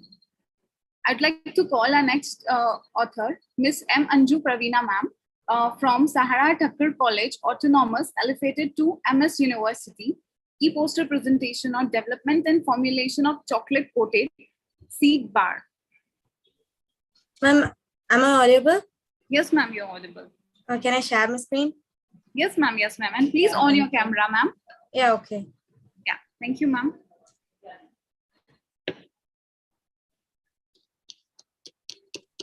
Okay, good afternoon, one and all gathered here. And my topic is about the development and the formulation of chocolate-coated seeds bar. For the introduction, the chocolate-coated seeds bar is a mixture of combined dates and chocolates with a lot of seeds. As you all know, the seeds are known to be the powerhouse of nutrients, can be consumed daily for the myriad list of health benefits, and with an ample amount of fiber, fats, vitamins, minerals, and it is good source of energy. And the objectives are is to formulate and prepare the product, which is chocolate coated seeds bar, and to access their nutritive value, and to analyze the sensory evaluation of the developed product and assess the shelf life of the developed product. The methods which I've used for the development of the product is like raw materials and preparation. The raw materials which I've used here is pumpkin seed, watermelon seed, sunflower seeds, sesame, flax seeds, dates, and dark chocolate, which were everything was obtained from the local market in Tirunelveli. And the preparation was all the seeds were roasted and chilled separately. After that, it was grinded into a coarse mixture with the dates, that is seedless. And after the coarse mixture, blended coarse mixture, it was poured into it and spread out in a thin parchment sheet. Thus, the side by side, the dark chocolate was melted in a double boiling process. The dark chocolate was poured into to the coarse mixture. It was allowed to set, and to get rid of the air bubbles, the tin was tapped to get rid of the air bubbles, and it was placed in the refrigerator for 1 hour. And after that, the chocolate bar was prepared and it was cut and it was displayed. The result and discussion, the storage study, the shelf life reveals that the product can be stored for 10 days at room temperature and 20 days in the refrigerator. During the storage at the room temperature, the dark chocolate starts to melt because of the rise in temperature.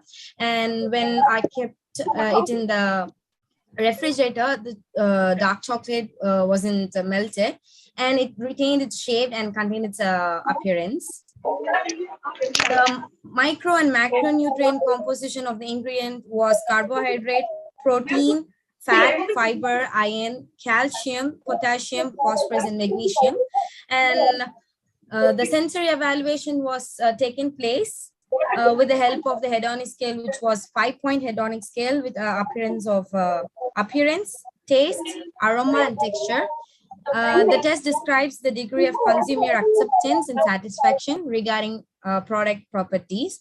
The appearance was, the average of the appearance was 4.5 to 5-point hedonic scale, and the taste was 4.4, and the aroma was 4.1, texture was 4.5, and the overall acceptability was 4.5. The nutritive value of the product for 100 gram was carbohydrates was 35.65 gram. The protein was 10.49 gram. Fat was 16.13 gram, and the fiber was 8.26 gram. The magnesium, calcium, iron, potassium, sodium, copper, and zinc were also found in this product. The magnesium was 220.96 milligram, and the calcium was 134.98 milligram. The iron was 113.7 milligram. The potassium was 580.93 milligram. The sodium was 43.36 milligram. The copper was 6.37 milligram, and the zinc was 19.57 milligram. Since it contains magnesium and zinc, it was useful for the women who are above the age of 40 or 35, because since they have the low bone density, magnesium and zinc helps to absorb the calcium from all the milk products. So it is really helpful for them. Since the product I prepared is rich in source of magnesium and calcium, it can be consumed by all age groups to increase skeletal strength, especially in women, and also the athletes can be used as it gives the energy, retained energy within an instant. Thank you. Thank you, ma'am. Any questions from the session chair, please? Yes. Ms. Anju? Yes, ma'am. Yes. The percentage of the different seeds are not mentioned. Yes, ma'am. The percentage which I was used was the pumpkin was. Can you please put up the poster again? Yes, ma'am.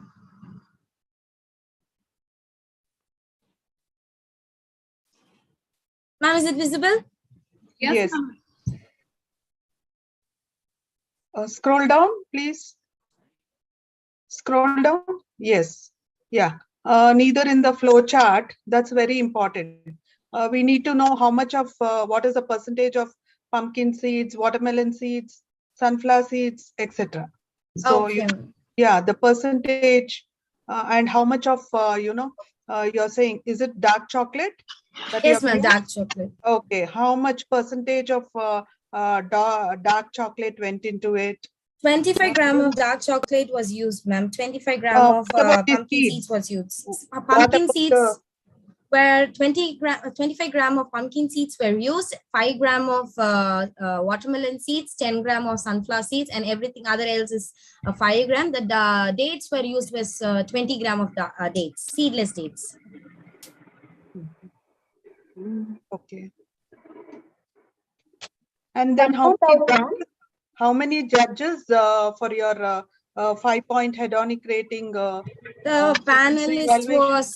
panelist was 10 members. The staff members of my college, of my department, the staff members evaluated using the hedonic scale on the basis of appearance, taste, aroma, and overall acceptability. And cost of your this the product cost was yes, ma'am. The cost of the chocolate coated seeds bar, the gram, the overall net quantity which I for a single piece was 25.3 grams, and the cost was 10 rupees, and what the profit what I get was 15 overall. For overall what I got was 15 rupees.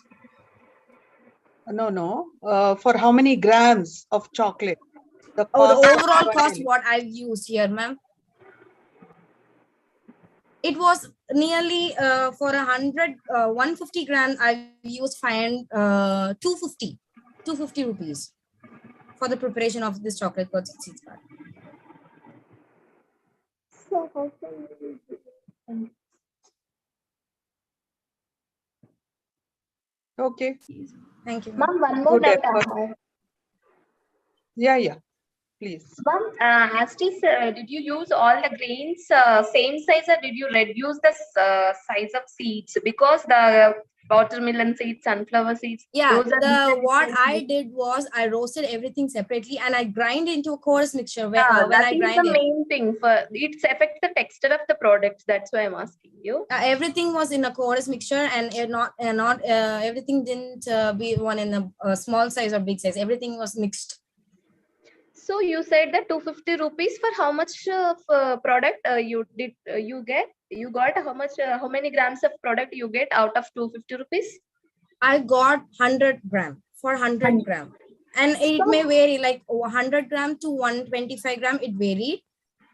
Okay, but because you said I've used dates, right? Dates. I didn't buy dates because I already have, so I didn't add this to 250. Okay, ma'am. You said that each piece 10 rupees, but it's more if we count according to your cost. According to my cost, but if I put up the cost more than 10 rupees, I won't get any profit, right? Okay. Okay. Thank you. Yeah, no problem. Thank you, ma'am. Can I present now, ma'am? Yeah.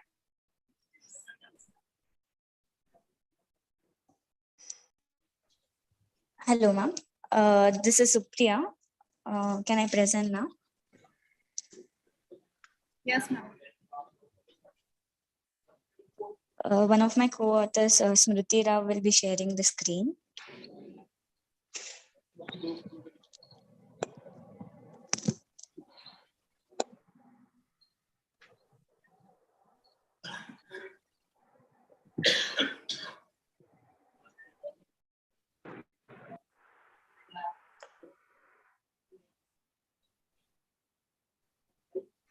Is my poster visible?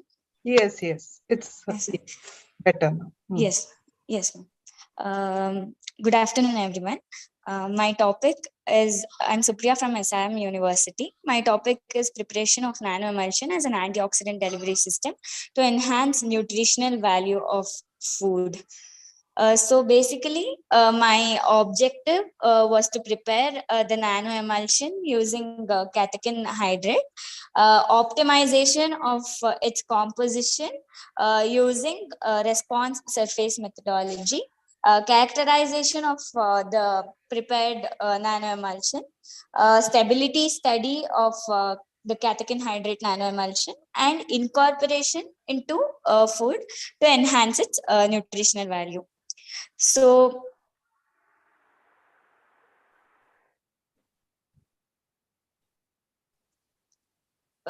move to introduction. So basically, catechin hydrate is one of the polyphenolic flavonoid compounds of catechin, which is extracted from various different sources, including grape seeds and tea leaves. So catechin hydrate acts as an excellent antioxidant with potential radical scavenging activity. It is found in several foods and drinks, including green tea, black grapes, and red wine. So the absorption of certain catechin compounds, in particular EGCG, is found to be poor in our body due to its extremely low stability. So in order to increase its bioavailability and stability, we can create a nano-based delivery system. So the preparation of catechin hydrate nanoemulsion can act as a novel approach with enhanced stability and potential health benefits. So basically, my methodology included the creation of oil in water catechin hydrate nanoemulsion, wherein I used 1% tween 20 as the surfactant, guar gum as my emulsifier, and virgin coconut oil as my oil phase. This was subjected to probe ultrasonication for about 500 watt. After this, optimization of the formulation of catechin hydrate nanoemulsion was done using response surface methodology. Central composite design was the design employed. The optimized nanoemulsion was subjected to shelf life studies and then characterization. Characterization included transmission electron microscopy, FTIR, and Raman spectroscopy. So basically, to evaluate the effect of independent variables, I chose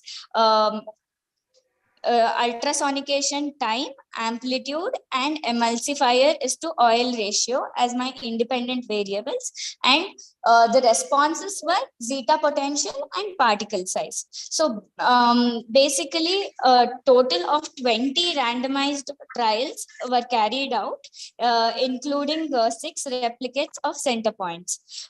So based on this, I got the optimized value. The optimized conditions were ultrasonication time of 3.5 minutes, amplitude of 30%, with emulsifier is to oil ratio of 1:1. So the predicted particle size was about 74.46 nanometer, and this was in accordance to the experimental value, which was 78.4 nanometer. And similarly, zeta potential was minus 50 millivolt, and the experimental value was minus 58.9 millivolt. And later I carried out TEM for characterizing it. So the TEM of prepared catechin nanoemulsion was found to be spherical and homogeneous in size, and the results were in accordance to the morphology found by Niaz Ahmed et al. Similarly, I carried out FTIR analysis for each individual component used in the preparation of catechin hydrate nanoemulsion. And the characteristic peaks were observed at various different wave numbers. The pure catechin hydrate and catechin hydrate nanoemulsion had characteristic peaks at 3,200, between 3,200 and 3,300 per centimeter, which indicated the presence of phenolic hydroxyl group. So this was also in accordance with pure catechin hydrate FTIR result found as per Niaz Ahmed et al. Similarly, the Raman spectroscopy was carried out, wherein the phenolic compounds without carbonyl function was found around 1,600 per centimeter. And this suggested the presence of catechin hydrate catechin hydrate. Okay. And after this, after characterization, I carried out a shelf life study of catechin hydrate nanoemulsion. So the optimized nanoemulsion was subjected to shelf life studies, wherein the nanoemulsion was prepared and stored at cold temperature, that is at 4 degrees Celsius, and room temperature for about 4 weeks. The various different parameters like droplet size, pH, zeta potential, viscosity were determined from week 0, that is the baseline, to week 4. Also, DPPH assay was carried out every week in order to determine the antioxidant capacity of the prepared nanoemulsion, as well as HPLC analysis. The reverse C18 column was employed, the reverse phase HPLC was carried out at a flow rate of 1 ml per minute, and the amount of catechin hydrate present in the samples were estimated. And the results of shelf life studies of nanoemulsion indicated that the pH of catechin hydrate nanoemulsion reduced at room temperature over 4 weeks.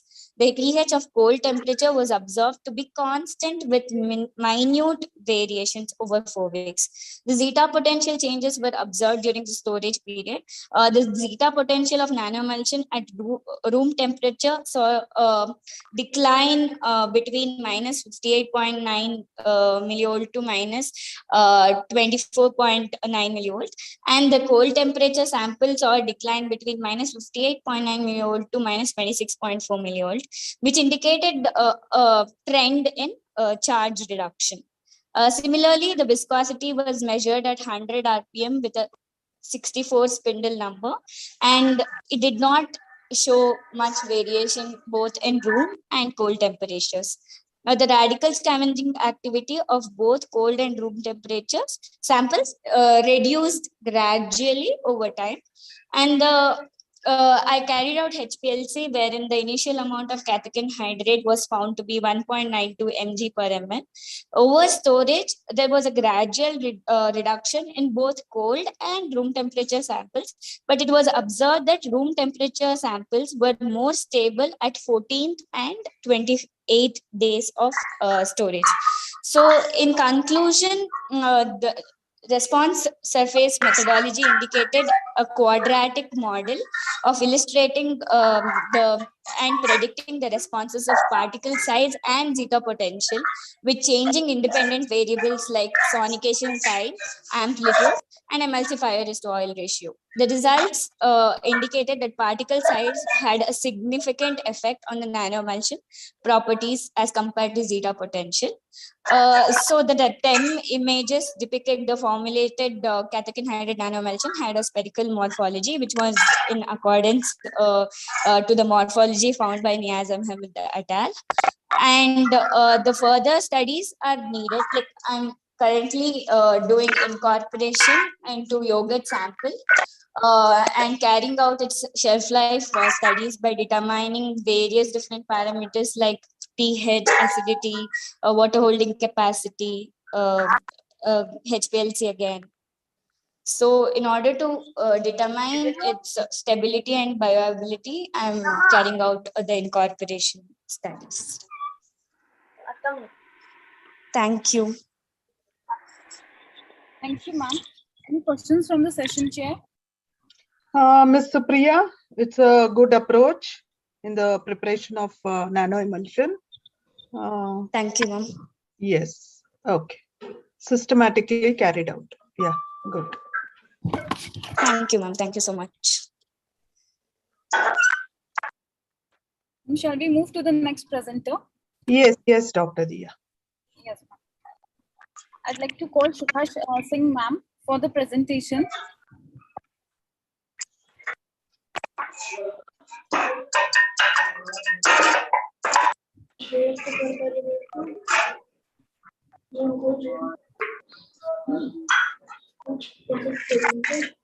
Is it visible, ma'am?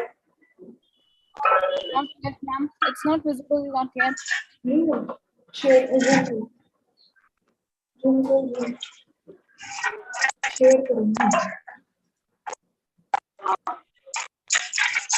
Is it visible, ma'am? Yes, ma'am, it's visible now. Shall I start, ma'am? Yes, ma'am, you can proceed. Good afternoon, everyone. Myself, Shikha Singh, the research scholar, Department of Foods and Nutrition, College of Home Science from GVPUAT, Panagar. And my topic is effect of wheat replacement by amaranth and quinoa on sensory and the nutritional quality of instant paratha and its shelf life. As we all know that consumers all across the world are gravitating towards food that are simple to make and require little work. As a result, quick meal items are expanding in popularity. The purpose of my study was to see how wheat replacement, amaranth, and quinoa ratio and particle size affected the instant paratha based on 9-point hedonic scale, wheat replacement, amaranth, and quinoa ratio, and particle size. Raw materials were procured from the local market, and the LDPE, that is low density pouches, were procured from the Sigma Aldrich. And the methodology is divided into 4 parts, that is preparation of the multigrain flour, followed by the dough making and flattening of paratha, and the preparation of instant paratha, and the packing and the analysis. The dough for the paratha was prepared by the taking weight quantity of multigrain flour, vegetable oil, spices, that is carom seeds and Nigeria seeds, and water. Followed by the mixing and continued for about 10 minutes to get the desired consistency of the dough.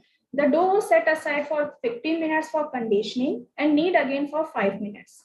Then the dough was rolled into triangular shape and either side was baked with the application of vegetable oil till golden brown color is obtained. Further, if I move towards the result, the approximate composition of instant paratha is there shows that it contained a significantly higher crude protein, that is 12.44%, and the crude fiber is 5.04% as compared to the wheat flour paratha, that is wheat flour paratha protein content is 10.33% and the crude fiber 1.34%. And in the next table, storage period days were 0 days, 3 days, 6 days, 9 days, and 12 days, and 15 days. It shows that after 15 days, the instant paratha color, aroma, taste, texture, and overall acceptability decreased significantly. But because according to the 9-point hedonic scale, the rating is ranged between the light moderately, that is, it was sensorily acceptable. And in conclusion, the paratha made from amaranth and quinoa ratio 2:2, that is 20 gram amaranth and the 20 gram quinoa with 40% wheat replacement. 40% wheat replacement means that 60 gram of wheat flour was used and the particle size is 300 micron was acceptable. Whereas from the amaranth and quinoa ratio 3:2 with 50% wheat replacement and particle size 420 micron had the lower ranking for sensory quality. Texture and color had a significant impact on the sensory acceptability, and the sensory acceptability of the instant paratha after 15 days were decreased significantly, but because it was in the range of light moderately, it was a sensory acceptable.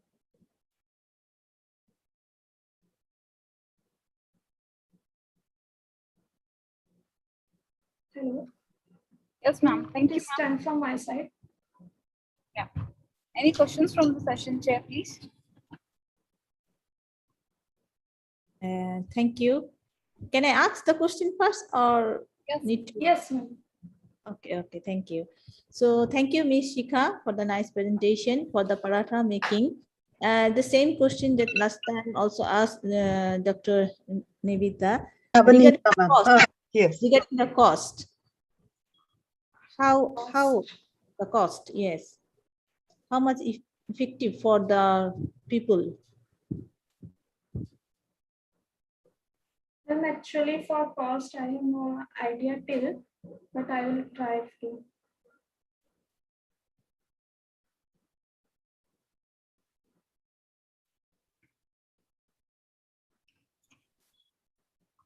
Okay, then I don't have any question. Only that one. Ms. Shikha, Yes, one more question. Next time, in the poster, I think, you can also put the variations that you tried out in one small table. Okay. Yes, and also probably you can put one flow chart of how you went about. Yes, you did, call it out orally. But if you can try to fit in even the, standardization, of your this amaranth and paratha, that would be really nice. Okay. And also the variations that you tried and which was the best variation that was, accepted. So that would be nice. And yes, you can also work out on the cost and yes, ma'am. Sure, ma'am. Such aspects of it. Okay. Yeah, good effort. Thank you, ma'am. Thank you so much. Thank you, ma'am. Shall we move to the next presenter, ma'am? Yes, Dr. Diya, we can. Yes, ma'am.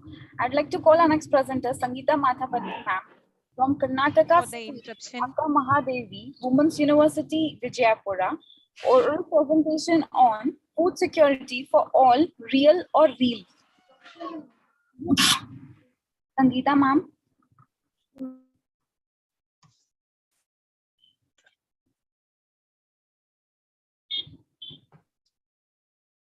Sangeeta, ma'am, are you present there? Ma'am, am I audible? Yes, ma'am. Ma'am, am I audible? Yes, ma'am, you're audible. Actually, I had my poster presentation timing from 12:30 to 35. But I went to write a group 2 exam. So ma'am told me to join within 1:30.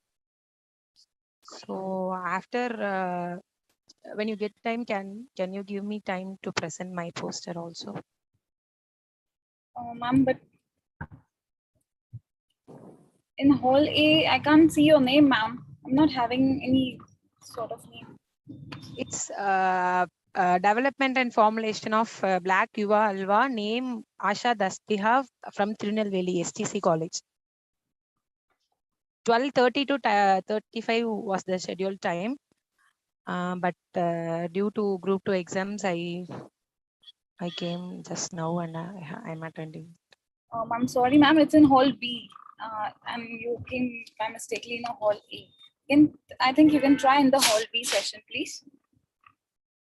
The breakout room timing. The timing differs, ma'am. Hall B, it's a different link or no. Actually, Hall B, we just done all the presenters, and some presenters was absent. Okay. Yeah, but ma'am, I got permission from Ramya, ma'am. Okay, ma'am. Okay.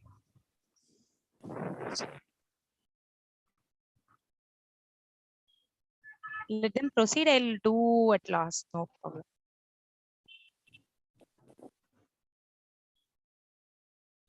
Ma'am, shall we proceed to the presenter? Yes, Dr. Dia. Yes. Thank you, ma'am. Sangeeta here, please. Who's the next presenter? Ma'am, Sangeeta Madhavati, ma'am. Yes.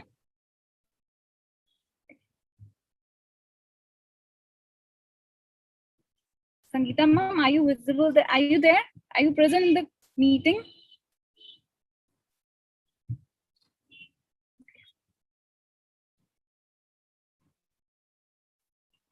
If not, we can go to, the presenter, serial number 15, Miss Aparna. Yes, ma'am, I'm there. Yes, please proceed. Yes. Please proceed. Yeah, ma'am. Ma'am, from SNDT Women's University, video presentation on abdominal obesity and normal weight abdominal obesity in women from slum of Mumbai, a cross-sectional study.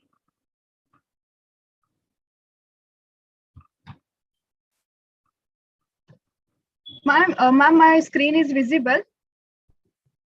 Yes, ma'am, your screen is visible.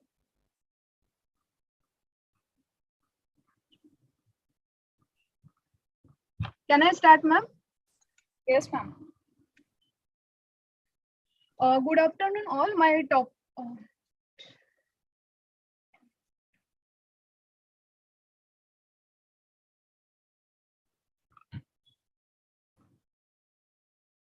Ma'am, we are unable to hear you.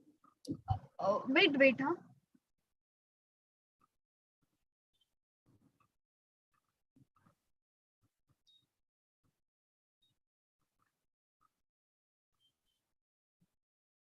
Okay, good afternoon. All my topic is abdominal obesity, normal weight, abdominal obesity in women from slums of Mumbai, a cross-sectional study.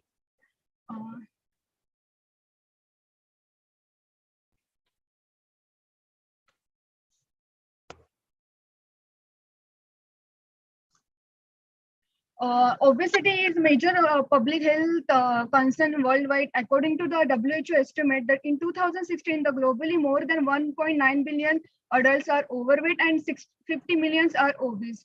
Recently, the NFSH5 found that the prevalence of overweight and obesity in India has increased double in last 2 decades from 1998 to 2019. The prevalence of overweight and obesity has increased from 21% in 2015 to 24% in 2019 among women of reproductive age. The obesity, especially abdominal obesity, is associated with the metabolic risk factor. As we all know, the BMI is the most common measure of overall obesity, but it does not differentiate between the lean and fat mass. Also, does not provide the information on distribution of body fat. It has been showed that irrespective of other fat storage, fat distributed in the abdominal region, mainly the visceral fat, is more metabolically active and associated with the pathogenesis of insulin resistance, dyslipidemia, glucose intolerance, hypertension. Abdominal obesity is characterized as increase the adipose tissue surrounding the intra-abdominal organs, and it does not always occur in individuals with overweight and obese. Previous studies reported that that on normal weight individual assessed by BMI with abdominal obesity was found to be strongly correlated with the metabolic risk factors, and subjects with also studies shown that the subjects with abdominal obesity were more likely to have metabolic syndrome compared to those without abdominal obesity. Therefore, according to the report of WHO, abdominal obesity should be assessed along with the BMI to assess the predict the early metabolic risk. Our objective of the study, very few studies conducted in the slum of Mumbai on the prevalence of generalized obesity and abdominal obesity, which is assessed by using 3 anthropometric parameters together, that is waist circumference, waist to height ratio, and waist to hip ratio. Therefore, in our study, the main objectives were to assess the prevalence of generalized obesity, to compare the prevalence of abdominal obesity using 3 anthropometry indices, waist circumference, waist to hip ratio, and waist to height ratio, to estimate the prevalence of normal weight abdominal obesity. The present study was the cross-sectional study carried out in different Mumbai slums. We included the 18 slums among married women aged 18 to 45 years. The sample size was 500.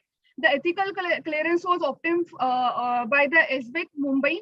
The weight, BMI, waist hip ratio of women were measured using the multi-frequency tetrapolar body impedance analyzer BI. Height and waist circumference were measured using standard protocol. The height was measured using the footwear using a Sika 213 stylometer. Women were asked to stand erect position to put their feet together. Waist circumference was measured using the calibrated and non-stretchable measuring tape. Waist to height ratio was calculated by waist circumference divided by height. No, ma'am. Sorry for the. Yes. But your slides are not moving. It's still on the introduction part. Your slides are not moving. It's on the introduction part. Okay. Wait, huh? Yes, ma'am. Because it was on slideshow. Maybe because of that. No, ma'am, it's not on slideshow. Yeah, it's moving now. Earlier it was on slideshow. Maybe that. Maybe because of that. Okay. Ma'am, now it is visible now. Yes, ma'am. Now it's visible. Okay, now, but you can change. These are the cutoff. Hello? No, it's okay now. Okay, thank you, ma'am. So these were the cutoff we follow for the Asian population WHO. So abdominal obesity was defined by waist circumference less than 80 centimeter and above 80 centimeter. Waist to hip ratio 0.80. Waist to height ratio, the cutoff value we consider 0.5 as it has been used widely in the world. The results were like the prevalence of generalized obesity was 44.8%. If you see the grade wise, the grade 1, that is BMI 25 to 29, the 30 was 30.8%. In grade 2 was grade 2, that is BMI above 30 was 14%. The prevalence of abdominal obesity by waist circumference was 70.8%. Waist to hip ratio was 18 by waist to hip ratio it was 89.4, and waist to height ratio it was 77.2. And this is the prevalence of normal weight abdominal obesity. You can see here the normal subject, the normal weight subject, that is BMI 18.5 to 22.9. So the by waist circumference we got the normal weight subject was the 40.8%. By waist to hip ratio it was 84.9, and the waist to height ratio 61.8.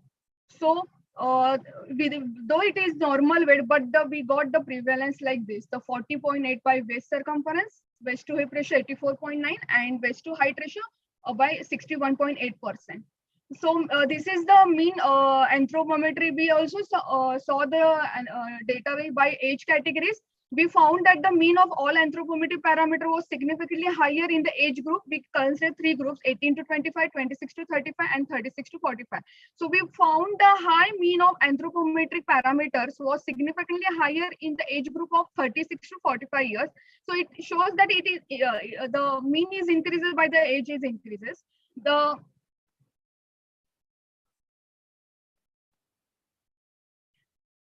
just 1 minute. The prevalence of generalized obesity, abdominal obesity across age categories. As the age increased, the prevalence of generalized obesity was also found to be increased significantly. Almost half of the obese women, 50.9% belonging to the age of 36 to 45 years. According to all measures of abdominal images, that is waist circumference, waist to hip ratio, waist to height ratio, the prevalence of abdominal obesity was found highest among the age group of 26 to 35 years, followed by 36 to 45 years. Yes? Time is up, ma'am. Okay, ma'am. Just give me. I will end up now with conclusion. So, conclusion, the study showed that the high prevalence of generalized obesity, abdominal obesity among women from the different slums of Mumbai. There is a need of immediate public health intervention in the population. In the present study, we found that the prevalence of abdominal obesity, which was assessed by waist to hip ratio, found that the highest compared to the waist circumference and waist to height ratio. Some studies also reveal the same trend, that higher prevalence of abdominal, which was assessed by the waist to hip ratio compared to waist circumference. In our study, this is the last slide, sorry. In our study, we found a waist to hip ratio among more than 40% underweight subjects. This finding again comparable to the study conducted in India, who found the underweight subjects had high waist to hip ratio. Also, in other countries, Malaysian population, it showed the same trend. The high prevalence of abdominal obesity with normal BMI indicates that there is an anthropometry indices should be used along with BMI in order to improve the assessment of cardiometabolic risk. Waist circumference, waist to height ratio were found superior to compared to the waist to hip ratio to screen the abdominal obesity. Thank you.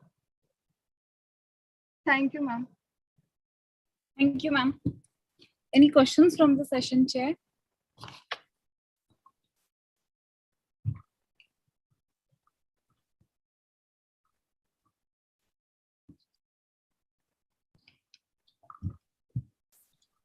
No, sorry, I don't have question, and time also up. Thank you, ma'am. Okay, yes, ma'am. we can proceed. One last question, Ms. Aparna. Yes, you said in the age group 26 to 35 years, yes, you ma'am, found the abdominal obesity to be most. Yes. What could be the reasons for this particular age group? Ma'am, actually, there was no as such difference between the age group, as it is increased. If you see the two age group, 26 to 35, and then 36 to 45, there was not as such difference. It may be, ma'am, because of it may be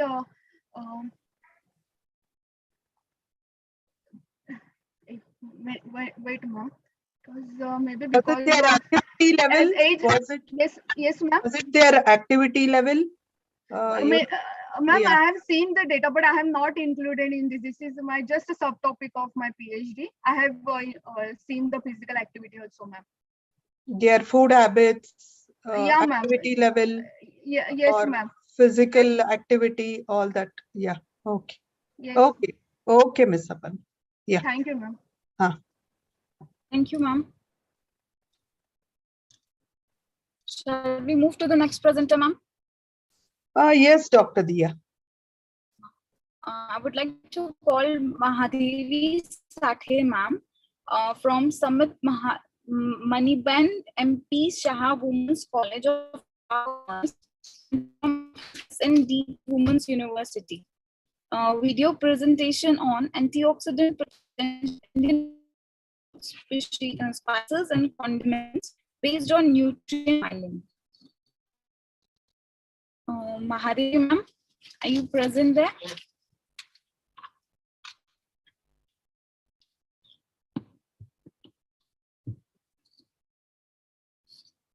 Mahadevi, are you present there? Yes, I'm here. I'm here. Yes. Yes, ma'am. Yes. Are you able to hear me? Are you able to hear me? Yes, ma'am.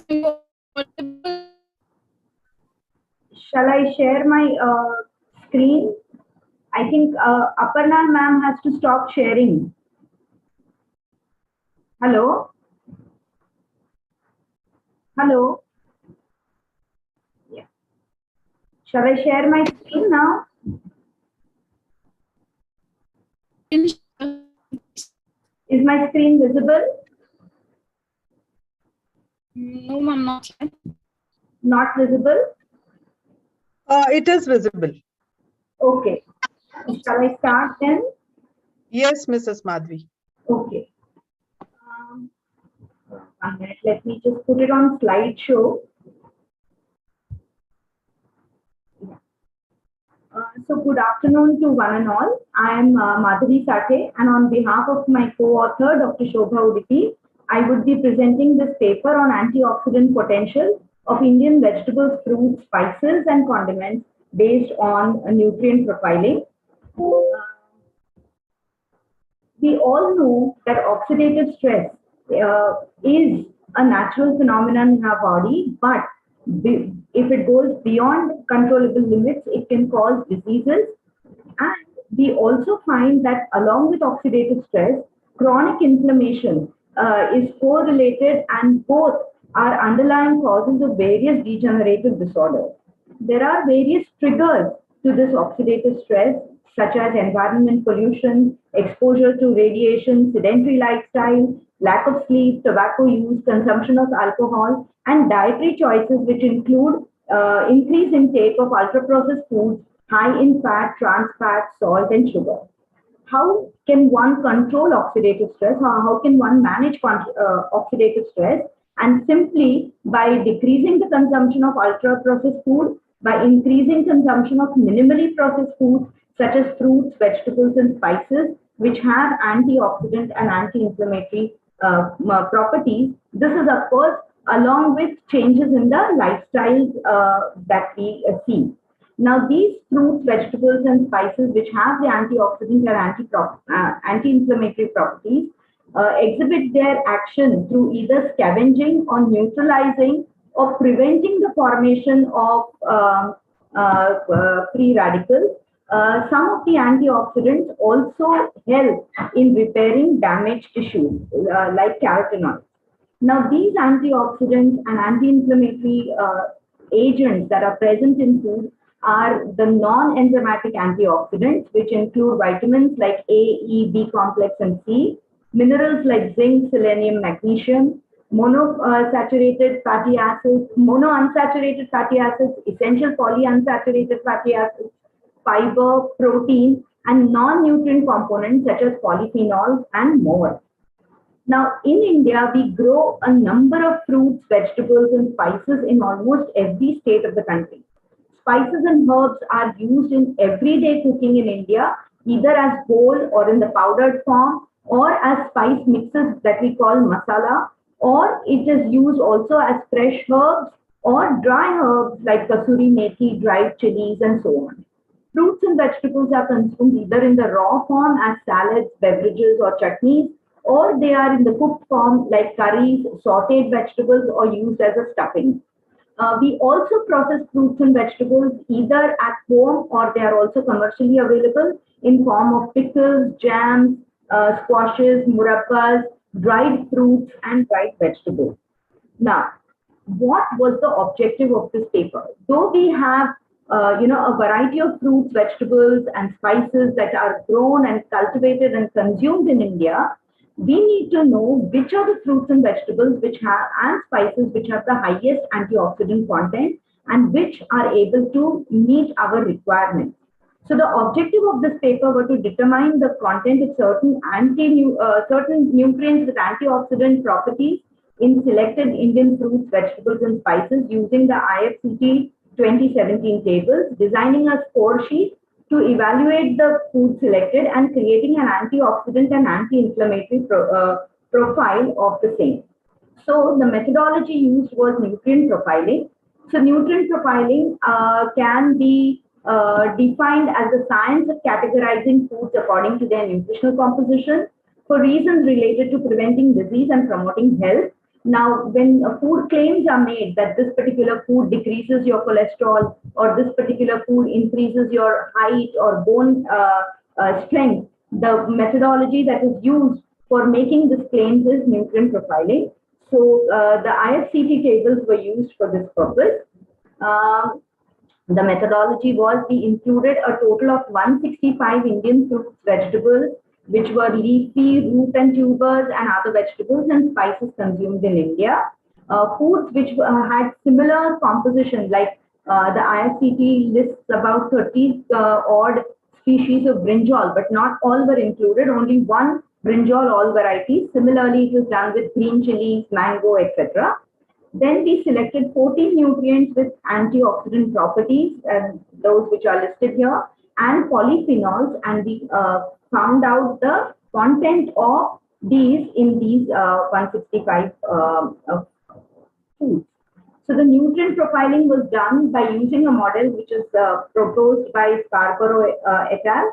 And the nutrient profile was constructed using quantitative and qualitative, not quantitative, qualitative, quantitative and qualitative scores. Now here, this is what we had done. So we used the nutrient profiling where a score was given, and that score was called as the nutrient adequacy score, if you can see here. So quantitative profiling was done in two ways. We used the nutrient adequacy ratio, and we also used the percentage of energy contribution to total energy content. This was mainly done for the fatty acids.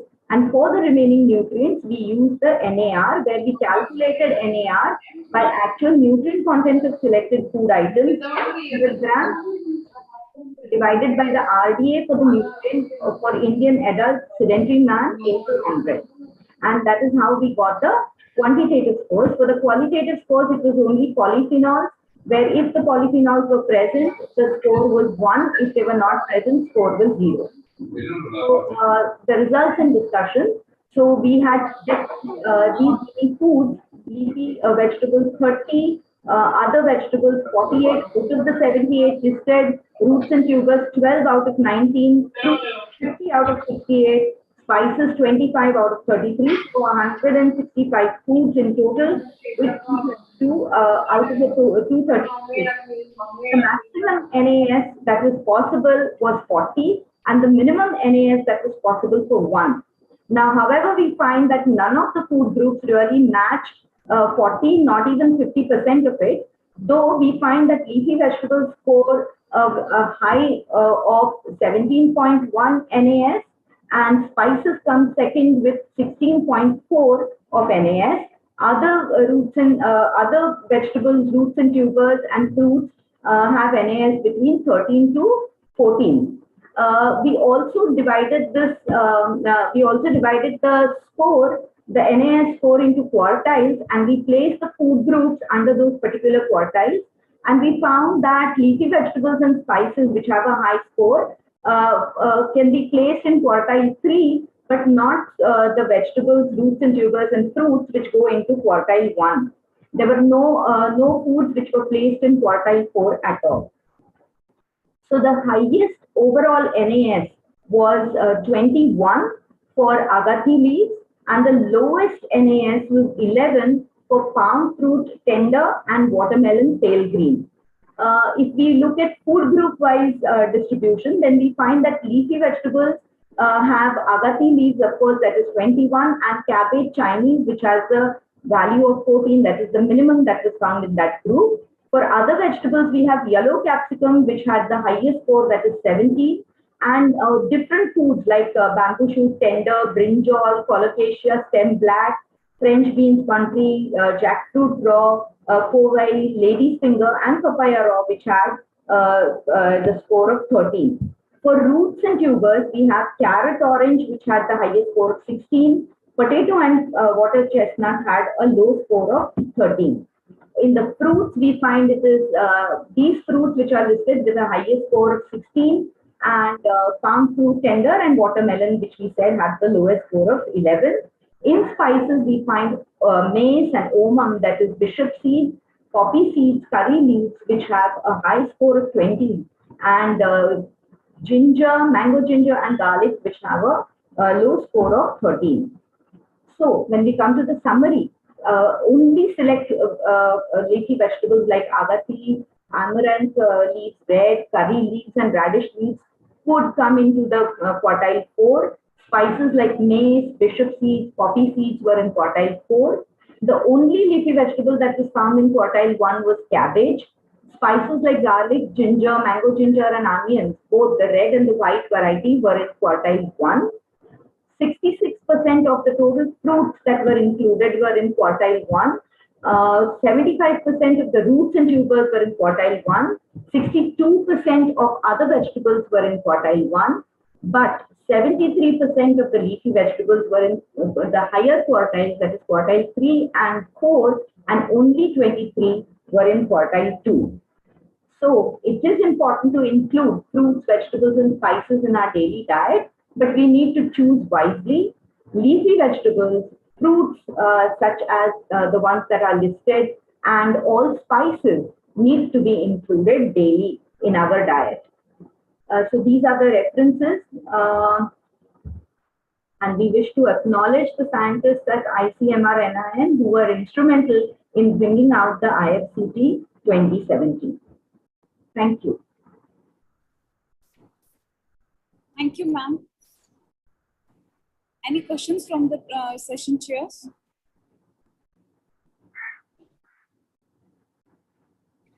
Mrs. Madhvi, that was a good presentation, very systematically, carried out. And I think, it's a very good database that's created to do with the nutrient profiling. Yes. Especially of the, different food groups, and mostly the day-to-day used, food groups. Yes.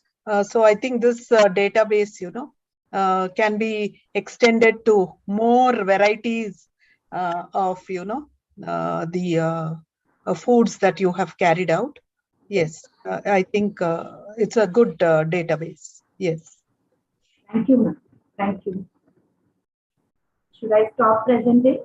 Yes. Yes. Thank you. Thank you, Ms. Mahmoodi. It's nice presentation. Yes, really. Thank you, ma'am.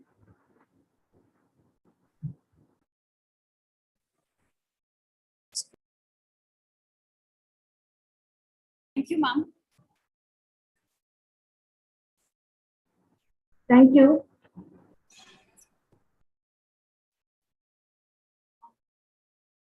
I would like our next presenter, Madhvi Sathe, ma'am.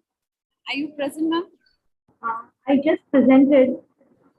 I just finished my. I'm so sorry. I'm so sorry. I'm so sorry. Extremely sorry. Our next presenter, Sumitra, ma'am, from RD Women's University, oral presentation on nutritional quality evaluation of developed bakery products by using finger millet flour, soya flour, and oats flour. Sumitra, ma'am. Yes, ma'am. Good afternoon, one and all. This is Sumitra Chotrai presenting before you nutritional quality evaluation of developed bakery products by using finger millet flour, soya flour, and oats flour. Now come to introduction. According to WHO, health is a state of complete physical, mental, and social well-being, and not merely the absence of disease or infirmity. In the new era, due to globalization, urbanization, and employment of women in various sectors has led to an increased demand for processed food with better shelf life, satisfying taste, ease of portability. People are now preferring to take ready-to-eat food and also processed food, which is lack of macro and micronutrients. India is used as very large market for the processed food products by the international processing market. According to Indian Influence Sector Studies in 2004, value addition of food product is expected increases from 8% to 35% till the end of 2025. The Indian food processing industry ranked 5th in size in the country. Among them, the bakery industry in India is the largest of the food processing segment with an estimated annual turnover about $7.60 billion in 2020. Bread and biscuit from the major baked food accounting for over 4/5 of total bakery product produced in the country. Muffin is a sweet baked product which is highly appreciated by consumers because of their soft texture and characteristic taste. They are normally made with wheat flour. According to Keynote, all the bakery products made from refined wheat flour are all-purpose flour, are nutritionally poor and lacking in dietary fiber, phytonutrients, bioactive compounds. Nowadays, composite flour can be used in new product development to improve nutritional value as well as sensory quality of the product. In recent years, there has been increasing demand of millet as the substitute for major cereal crop as it is low in cost and also more nutritional value Then the CS, finger millet is also known as ragi. It is the rich source of calcium, magnesium than other millets. Predominantly fatty acids of this millet are oleic acid, linoleic acid, palmic acid. Finger millet also contain both fat-soluble and water-soluble vitamins. Next, come to oat. Oat is an among cereal crop having substantial health benefits and acknowledged as superfood. It is rich in fiber and also starch protein. Starch contain about 16% and protein about 11 to 15%. Oat protein contain globulin, prolamine, glutamine, albumin. Besides that also contain vitamin B1, B2, B3 and also vitamin E. Next, come to soybean is an important crop among legumes, is rich in protein. It contains valuable phytochemicals and has capacity to prevent disease. Soya does not contain any sodium, but it is a good source of trace elements like copper, zinc, manganese. Now come to justification of the study. For meeting the nutrient deficiencies among the consumers of bakery products, efforts are made to enrich fried wheat flour. Since most of our population belong to the rural areas and have poor economic status, they have depend on locally available food material for requirement of essential nutrients. As finger millet, soybean and oats are cultivated by tribal people of Odisha and also they are ignorant regarding their nutritional benefit, it remains unutilized. As they are easily available and also cheap in comparison to other cereal crops and animal food. Here, the researcher formulated composite flour by using finger millet flour, soya flour, and oat flour and refined wheat flour. Objective of the study is the present study was undertaken with the objective of utilizing composite flour for human consumption as a source of protein, fiber, vitamins, and minerals. First objective is to assess the sensory evaluation of developed muffins, and second objective is to estimate the approximate composition of finished product, that is muffin. This is material methods. First, I have formulated the composite flour with this ingredient and the other ingredients required for the muffin preparation. That there are four. One is control sample CF0 and CF1, CF2, CF3, CF4. Another four product which is formulated the composite flour with the refined wheat flour at the level of 20%, 40%, 60%, and 80%. Then the product prepared. This is the flow chart for the muffin preparation. Then sensory evaluation is conducted by 9-point hedonic scale. Starting from the scale 1 is extremely dislike fruits, extremely like at 9 point. Each panelist evaluated the attribute of appearance, color, texture, flavor, taste, and overall acceptance of the product muffin. Then proximate composition. The freshly prepared muffin from composite flour blend were analyzed for moisture, content as protein, fruit fiber, and fat using standard AOAC method, and carbohydrate was calculated by differential methods.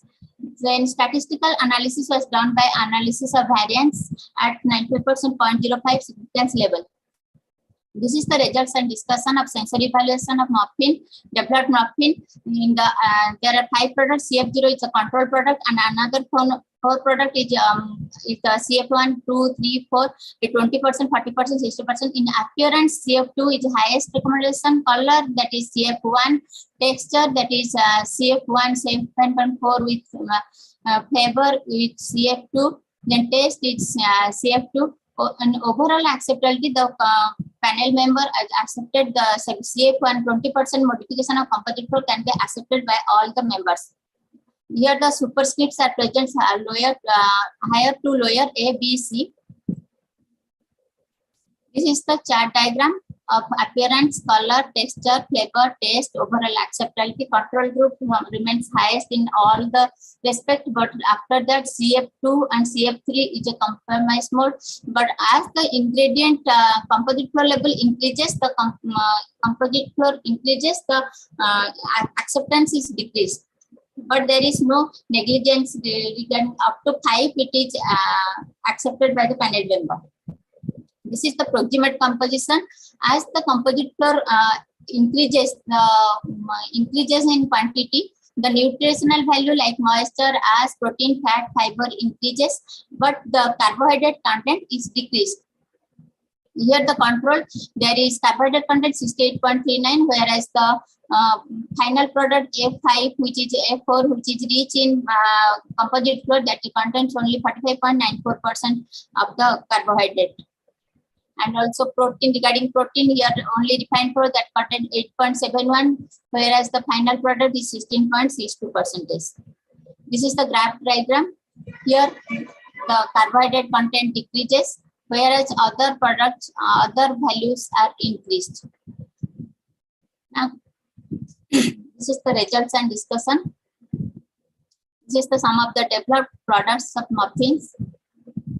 Now come to conclusion. In conclusion, the study confirmed that incorporation of different level of finger millet flour, oat flour, soya flour to the defined wheat flour formulation has improved the muffin quality, attribute, nutritionally, protein, mineral, fat, fiber, but flavor, color, texture, etc. significantly decreases with the control sample.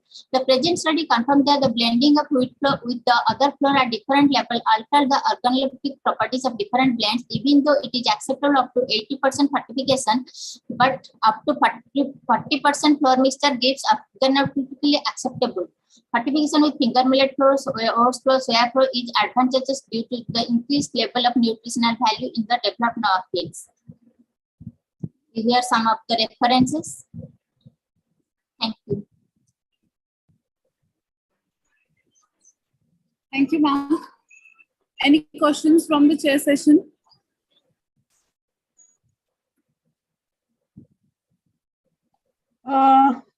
Miss Sumitra, yes, that's a good effort in, replacing the refined flour or the all-purpose flour with, the millet and soy and, yes, adding value to the product. Yes, I have no questions. Thank you, ma'am. Can I stop my screen, sir, ma'am? Yes, ma'am. Okay. Shall we move to the next presenter, ma'am? Yes, Dr. Dia. Yes, ma'am. I'd like to call Dr. C. Anitha, ma'am, from Sethia Lakshmi Ramaswamy College, Autonomous, oral presentation on soya products for women health. Anita, ma'am, are you present there? Yes, ma'am, I'm there. I Yes. just need a minute, ma'am. I mean, few Yes. seconds, ma'am. Sure, ma'am. Sure.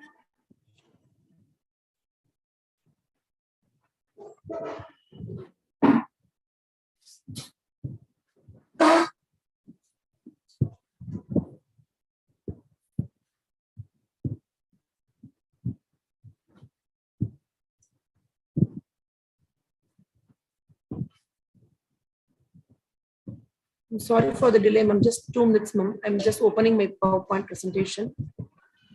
Yes, ma'am.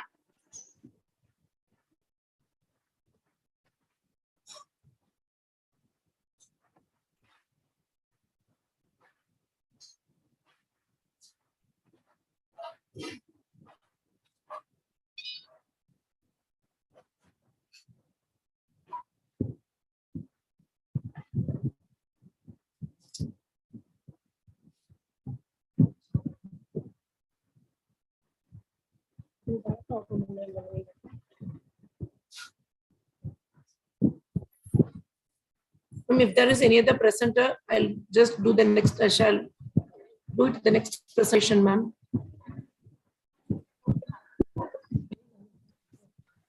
I'd like to call Dr. Garima Singh, ma'am, from JD Goenka University, Gurugram, oral presentation on amount of zinc present in locally grown on consumed food of Kurukshetra district, Haryana state.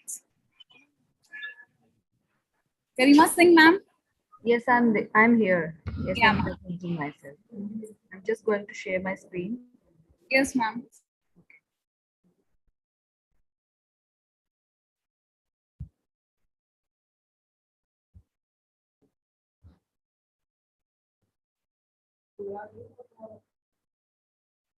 I am just going to present. Now, topic of my presentation is zinc content of locally grown or consumed foods of Kurukshetra district, Haryana state.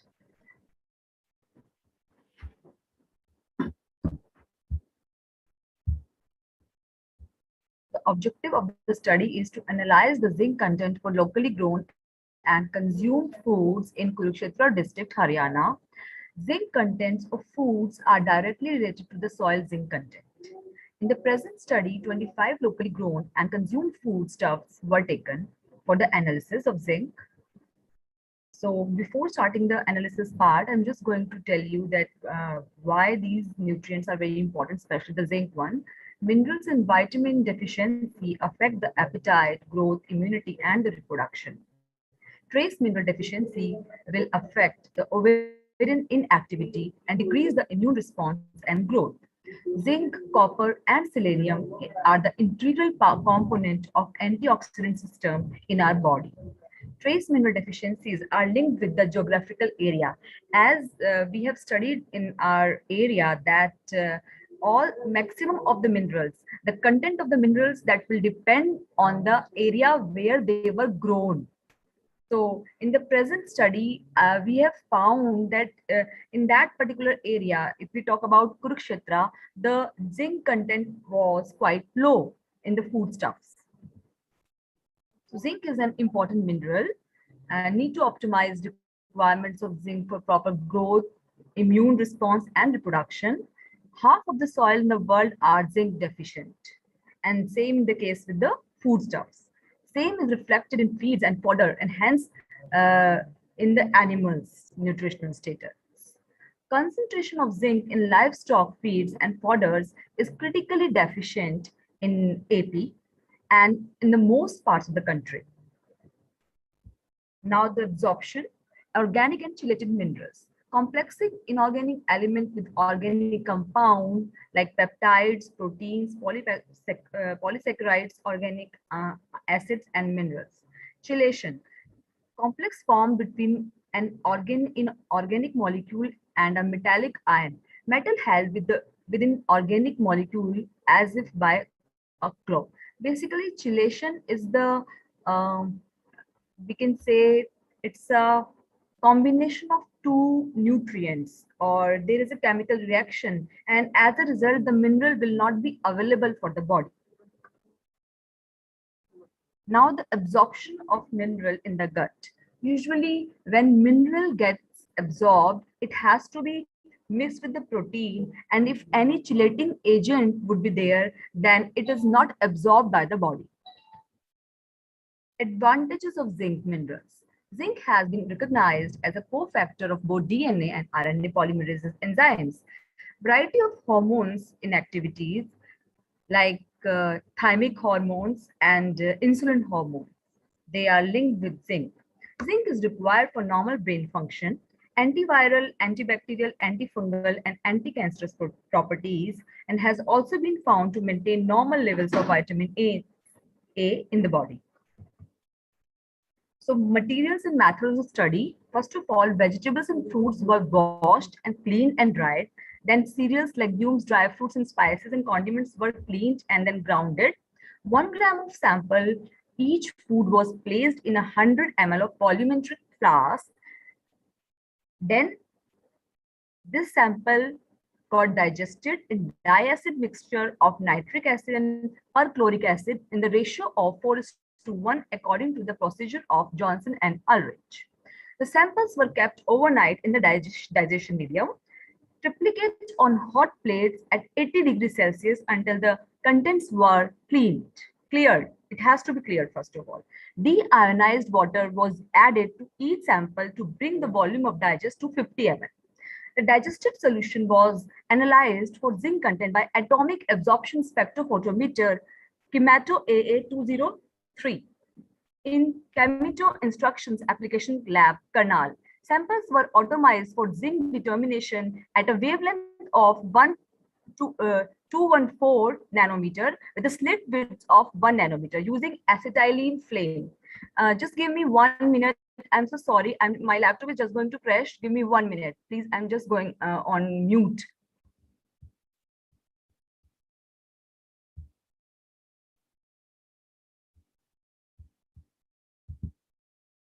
Excuse me.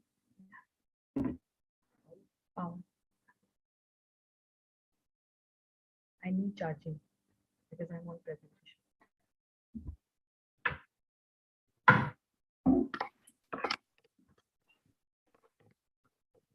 We are unable to hear you.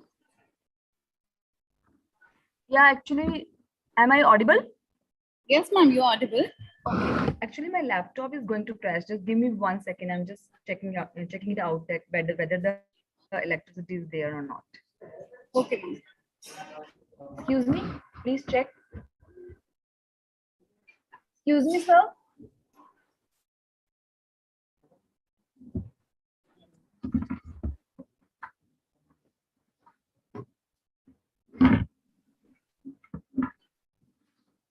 Yeah, it's done. It's done, ma'am. I'm so sorry for the interruption.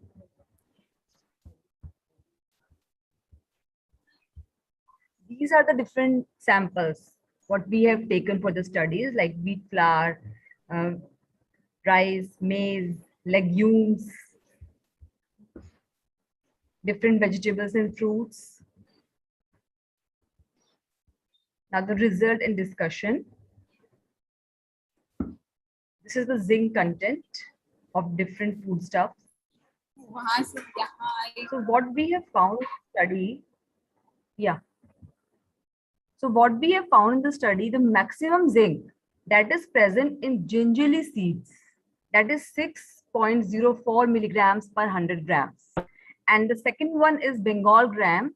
There is 3.55 milligrams of zinc. And then cashew nut, soybean, and the lentil. And the last one is carrot. And that is having only 0.18 milligram of zinc. So foods low in zinc were grapes, banana, and guava. So what we have found in the study that all the fruits and vegetables, they are having very low content of zinc. And the good content of zinc that is coming from the cereals, pulses, and of course the milk. Milk is also a good source of zinc because we are taking milk in a good amount, like 250 ml per day or 250 to 500 ml per day. Highest zinc was in Bengal gram and lowest was in grapes. Then time is up. Yes. Time is up, ma'am. Okay, I'm just going to finish it. Thank you so much. Highest zinc was in gingerly seeds and lowest was in cumin seeds. So that is all about my research. Thank you so very much for listening. Thank you, ma'am. Okay. Any questions from the session chair?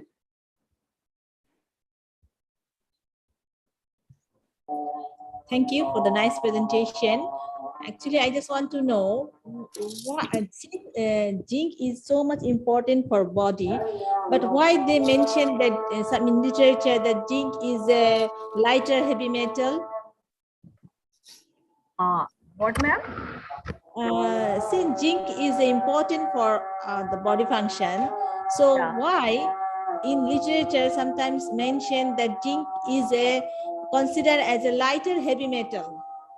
Like that is linked for the chemistry, not because of the nutritional aspect. Nutritionally it is very important.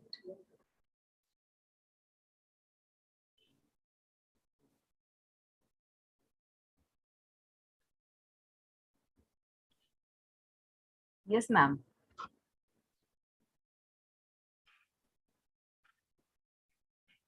I have no questions, Dr. Garima. Okay, ma'am. Yeah. Thank you so very much. Thank you, ma'am. Thank you. I'd like to call our next presenter, Aisha Ashraf Kherani, from College of Home Science, Nirmala Niketan, affiliated to University of Mumbai. Oral presentation on association of serum levels of inflammatory markers with pain and physical functioning in patients with knee osteoarthritis. Aisha ma'am, are you present there? I'm here. Somebody is sharing their screen. Dr. Garima saying she'll have to stop sharing so I can share. Yes, ma'am. You'll have to stop sharing the screen, please. Ma'am, your voice is not audible to me. Yeah, can you hear me? You'll have to stop sharing, please, so I can share my screen. Ma'am, just end your slideshow, please.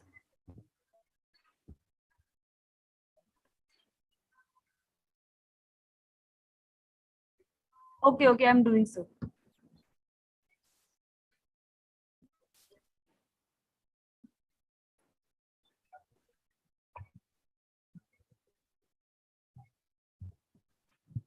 Ma'am, I shall follow Aisha, ma'am. Dr. Garima, if you could end the, PowerPoint presentation, the slideshow. I'm doing, but ma'am, I'm not finding it from where I can stop. In the host of the meeting. Now it's done now? Yeah. Okay. I'll quickly share my screen.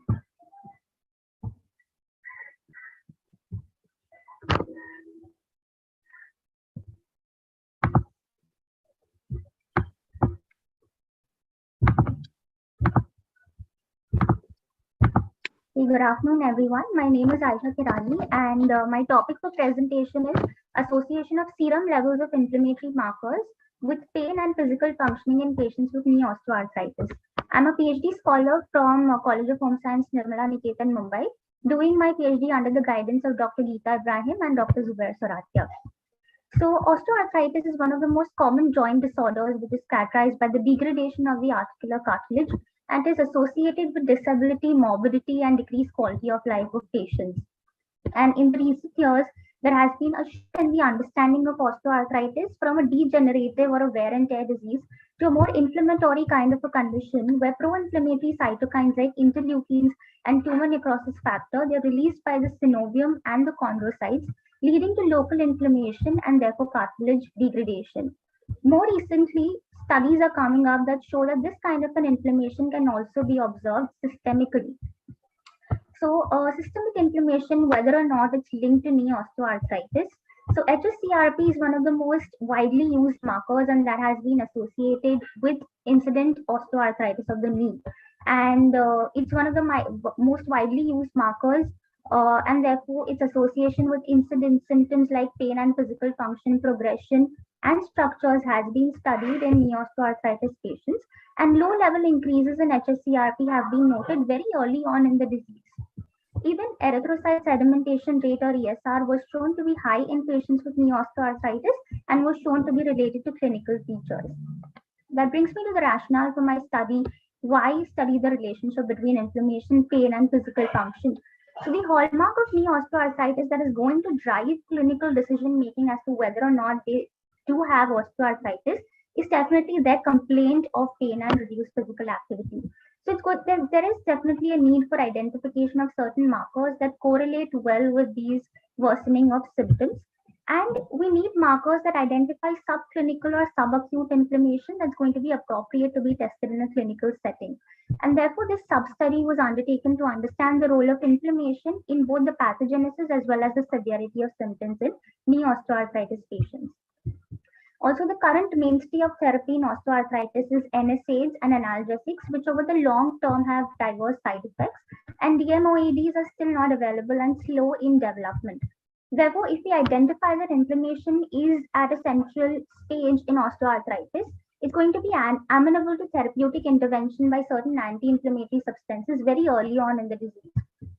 The objectives are to determine the relationship between inflammation, pain, and physical functioning in knee OA patients, to determine whether these inflammatory markers are elevated in them, and to determine the correlationship between the inflammatory markers and the KL grade on the radiographic or the radiographic evidence or the X-ray. The null hypothesis is that there is no relationship between inflammation, pain, and physical functioning in knee OA patients. And the alternate hypothesis is that there is a relationship between pain, inflammation, and physical function. The study design, these data were collected as a part of an epidemiological survey for an RCT that is designed to study the effect of two supplements. One is curcumin piperine and the other is probiotic as novel therapeutic options in early knee osteoarthritis patients in Mumbai, India. Both of these are studied for their strong anti-inflammatory and immune modulating effects. 60 patients with radiographic evidence of knee osteoarthritis were cross-sectionally analyzed and data about their demographics, anthropometry, and inflammatory markers was collected. The pain intensity was assessed by using the VAS score and the physical functioning was assessed using the WOMAC score. And the study protocol has been approved by an ethics committee and a written informed consent in the local language of the participant has been obtained. The inclusion and the exclusion criteria is the same as that for an RCT. So results in discussion, the data were analyzed using an SPSS software, and based on whether it was normally or non-normally distributed, the independent sample t-test ANOVA Kruskal Wallis H-test has been used, and the correlation has been studied using Pearson's or Spearman correlation test, and a p-value less than 0.05 was considered to be statistically significant. So moving on to the results, the demographic data showed that approximately 70% of the patients were females, and approximately 62% of the patients fell in grade 2 osteoarthritis. The mean age of the participants was 52.5 years. The BMI, according to the Asian Indian cutoff, was in the obese class 1 category. The waist and the hip circumference were well above the cutoffs that have been defined, and also the waist to hip ratio was on the higher end. The HSCRP and the ESR, both the inflammatory markers were shown to be elevated in the patient population, and the self-reported pain, the VAS, as well as the physical functioning seen as by the total WOMAC was seen to be poor. The prevalence of malnutrition, approximately 82%, was shown to be in the overweight and obese category according to their BMI. This table here shows the correlation of anthropometric parameters with pain, inflammation, and physical functioning. So it was seen that there was a positive correlation between VAS between VAS and the weight of the patient. So as in how the weight increased, the pain got worse. So was between BMI and VAS, waist circumference and VAS, and hip circumference and VAS. The ESR was also significantly correlated with BMI and hip circumference, and the WOMAC was significantly correlated with BMI, waist circumference, and hip circumference. These charts here show the correlation of inflammatory markers with the pain score, the HSCRP and the ESR with the VAS score, and there was a significant positive correlation. So as in how the inflammation increased, the pain got worse. These two charts show the correlation between inflammatory markers and the physical functioning. So as in how the inflammation increased, the physical functioning got worse. And this here shows the relationship between pain and physical functioning. So as in how the pain increased, the physical functioning got worse. Very interestingly, there was no significant difference that was seen in the inflammatory markers HSCRP and ESR when we classified the patients according to their KL grade as seen on the X-ray. And also there was no significant difference in VAS when classified according to the KL grade. So these data demonstrate that pain intensity and physical functioning are correlated to systemic inflammation in knee osteoarthritis patients, and therefore we reject our null hypothesis. These data also add to the growing evidence that the clinical course of OA may be associated with systemic inflammation, and that a low-grade systemic inflammation, also known as meta-inflammation, plays a greater role in symptoms like pain and physical functioning rather than the radiographic changes that we see on the X-ray. So also if the inflammatory markers, the HSCRP and ESR are elevated vis-a-vis a lower KL grade that we see on the X-ray, it's still going to lead to a poor pain and physical functioning, and thus a compromised quality of life in patients, which is also what we see in a clinical setting where a person with a higher KL grade may be performing clinically better as compared to somebody having a lower KL grade on the X-ray but performing clinically very badly.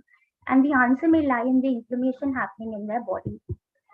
These findings also set the stage for the use of anti-inflammatory substances early on in the disease that can decrease inflammation, improve their symptoms, and also prevent the progression to higher KL grades. If the intervention proves to be successful, it will help in decreasing the dependence on NSAIDs which have long-term side effects, and may also help in preventing the need for total knee replacements in this patient population. This is the proposed methodology for phase 2, which is after the epidemiological survey, we are randomizing the patients to 3 groups. Group 1 gets usual care, Group 2 gets curcumin and piperine supplementation, and Group 3 gets a probiotic supplementation. The curcumin and piperine is for the cartilage preserving and the anti-inflammatory effects, turmeric being the Indian solid gold, and the probiotic supplement to add on to the gut joint axis concept, which talks about dysbiosis leading to joint inflammation and joint damage. So the clinical importance that the findings definitely emphasize the role of meta-inflammation in knee osteoarthritis. And from a clinical perspective, there are results may facilitate the development of new therapeutic strategies. And if proven beneficial, it is going to decrease the dependence on NSAIDs and delay or prevent the need for total knee replacement if benefits are validated in the early stages. We're definitely targeting the second most common cause of disability throughout the world, and OA is also the 10th leading cause of non-fatal burden. if we can get the inflammation down, provide symptomatic relief, it's going to improve the social productivity and the quality of life of patients, which definitely also has an economic impact. With that, I come to the conclusion. The sub-study that we conducted has three major conclusive remarks. The first is that serum hsCRP and ESR levels are both elevated in the patient population, and the inflammatory markers are associated very well with the symptoms of osteoarthritis, mainly the pain and loss of physical function. Also, the inflammatory markers are not significantly associated with the KL grade. Therefore, the low-grade systemic meta-inflammation is playing a greater role in symptoms of osteoarthritis rather than the radiographic changes, which do not readily come on the X-ray. So, it is going to be beneficial if the clinicians check for systemic inflammation along with radiographic evidence, whatever it is, the X-ray, the MRI that they use for diagnosis of knee osteoarthritis. And if they see a higher inflammation in the patient population, it is definitely amenable to some kind of therapeutic intervention, something that has a safer side effect profile, like what we are studying in the RCT of curcumin, piperine, or probiotics, very early on in the disease, so that the inflammation comes down, the symptoms come down, the progression is delayed, and definitely the quality of life of patients improve. So we are decreasing the dependence on NSAIDs also, and it may also help in preventing the need for total knee replacement in this patient population. With that, I thank you for your patient listening.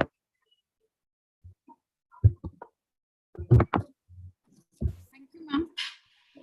Any questions from the presenter? Any questions from the session chair, please?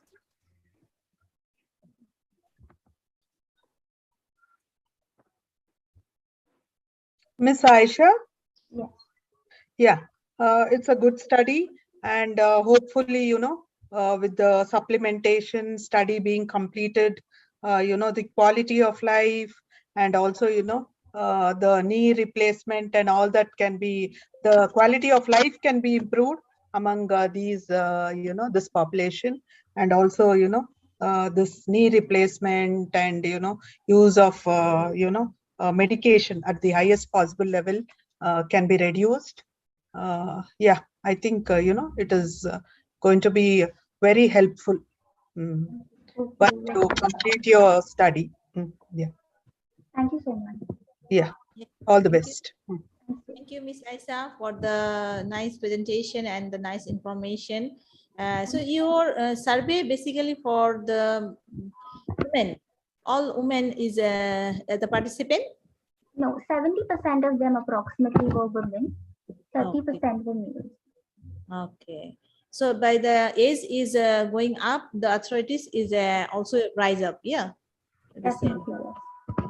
It's definitely a degenerative component of the age is definitely there. But right now, what the researchers are showing is that the inflammatory component is also very strong over there. We see patients coming to us 35, 40 years of age. They also have signs of osteoarthritis as seen on the X-ray. So definitely, along with the degenerative component, there has to be something else. And the researchers point to inflammation being at the center of this disease. Okay, thank you. Congrats. Thank you, ma'am. I would Yes, like to call on, yes, thank you so much, ma'am. I'd like to call our next presenter, Dr. Riya, from the Maharaja Sayaji Rao University of Baroda. Oral presentation on implementing e-intervention for promoting fortified foods among the general population in Baroda district, Gujarat, India. Riya ma'am, are you there? Ma'am Anita, shall I present?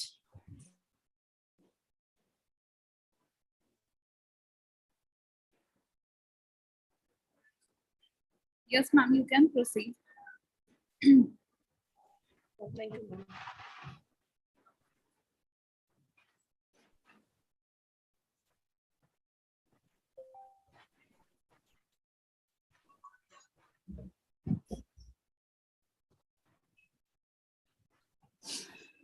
Soy products for women health.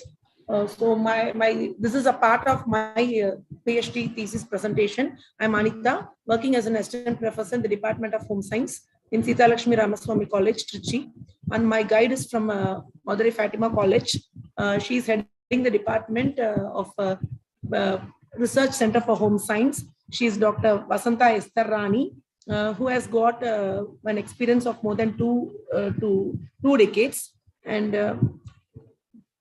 so soybean is grown as a kharif crop in India. And the top three states which are higher in production in soy is Madhya Pradesh, Maharashtra, and Rajasthan. Soy is a complete protein, which means it consists of all the essential amino acids, and it is an important source of protein for many people who are especially vegetarian, who stick on to vegetarian diet. It has many nutritional benefits like high content of protein and low saturated fatty acids and cholesterol, which is lactose free, and high in fiber, a good source of omega-3 fatty acids, and also a source of antioxidant with a high content of vitamin and minerals. And also it has got a high amount of phytoestrogens and saponins. This content of phytoestrogen has motivated me to take up this study towards soya for women's better health. It has got a number of health benefits like enhancing the metabolism, improves the digestion, improves circulation, promote heart health, promote bone health, and eliminate the risk of diabetes. It also helps women during menopause to maintain a healthy weight gain and maintain the healthy loss of weight, and also protect against cancer, elevates insomnia, and also the effect of premenopausal syndrome in women. Soy is available in different forms like soy milk, soy flour, granules, chunks, soy sauce, tofu, etc. And these are the products of soybean under processing. When soybean is being processed or being crushed under solvent extraction, we get the soy meal and the soybean oil. The soy meal is being used for animal feed, and whereas from which we can take the soya flour, soya protein concentrate, and texturized vegetable protein, which we commonly call the soya chunks. I've taken soya chunks and the soya flour for my study. And also from soybean, we can extract soya milk, from which we can curdle it and prepare tofu, which also I've taken it for my study. On fermentation of soya milk, we get soy sauce, natto, and temph. So these are the three products I've chosen for my study, that is tofu, soya flour, and texturized vegetable protein. So on processing this soybean under various method of processing, the bioactive components like isoflavin, anthocyanin, which does not get lost, which is high in defatted soya flour, has motivated me to work on this defatted soya flour. Once when the oil content is being removed from the soya flour, the rancidity level is being decreased, and thus I have chosen this defatted soya flour. And similarly, the soya milk, the tofu is being very much common nowadays in Tamil Nadu, and people have started taking as a substitute to paneer. And similarly, the soya chunks, which we can find in every common kitchen in Tamil Nadu. And so I have chosen that also for my study. So we should know the difference between toya versus temph. So tofu is a very soft cream made from curdling the soya milk, which is naturally bland with a high content of protein. And the flavor, it just takes up the flavor in whatever combination we cook with.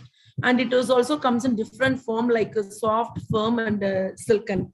Similarly, temph, which is common in Indonesia and which is not very much common in South India. It is always being added with soups and other recipes as an added ingredient.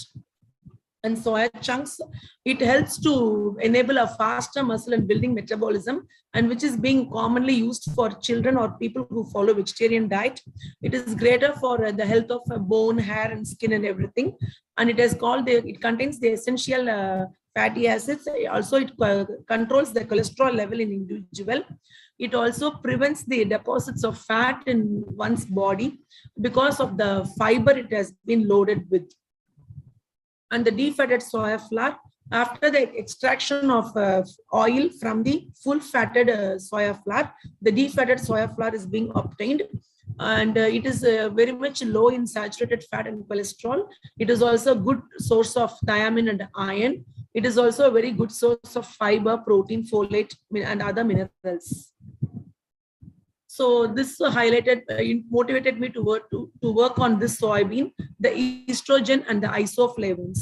The phytoestrogens present in soy, which would mimic like the estrogen present in body. And during menopause, when the estrogen level or the estrogen production start to reduce in women during the premenopausal stage and the menopausal stage, we find we undergo so much of perimenopausal syndrome like insomnia, hot flashes, mood swings, weight gain, etc., which can be reduced by taking up such soy products.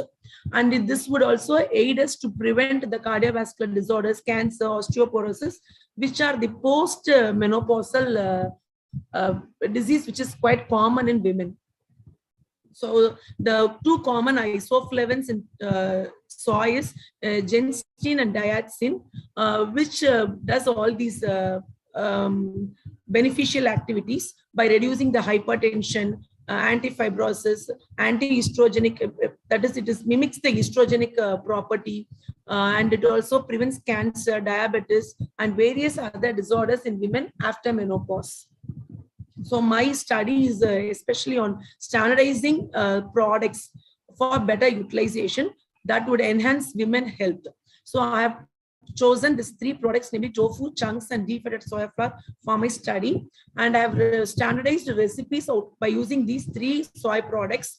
And each product has been incorporated, and I've developed almost 15 recipes. With tofu, I have developed a tofu butter masala, tofu matta masala, tofu palak, tofu sandwich, and tofu incorporated khichdi. In tofu butter masala, matta masala, and palak, I have developed it to a ready-to-eat product, and I've done the storage analysis for a period of 6 months, and also I've studied the nutrient analysis during those 6 months. And similarly with soya chunks, I've developed soya chunks undal, soya chunks fry, soya incorporated sevai, soya nuggets, and other vegetable kurma. I've incorporated soya chunks. But these 5 products I have not taken for a storage study, but I have used up these soya chunks to inculcate women and make it into a practice of taking soya product at least in one time a day, per day, at least per meal in a day. And similarly, I've used defatted soya flour to develop cake, omapodi, and Mysore pak. I've given various trials and treatments with incorporation level of 10%, 20%, 30%, and 40%. And I've taken them for a storage period of cake for a period of 5 to 7 days, and omapodi for 15 days, and Mysore pak for 15 days, with the 2 packaging material of high density polyethylene and low density polyethylene. And it has been very good for 15 days, especially omapodi and Mysore pak. And whereas the other 2 products with the onion pakoda and soya omelette, I have incorporated with defatted soya flour and I have prepared, but I have not taken them for a storage study. So my study is on RTE, the nutrient analysis and the storage period for those products, and along with the changes during storage and packaging material. Thank you. Thank you, ma'am. Any questions from the session chair?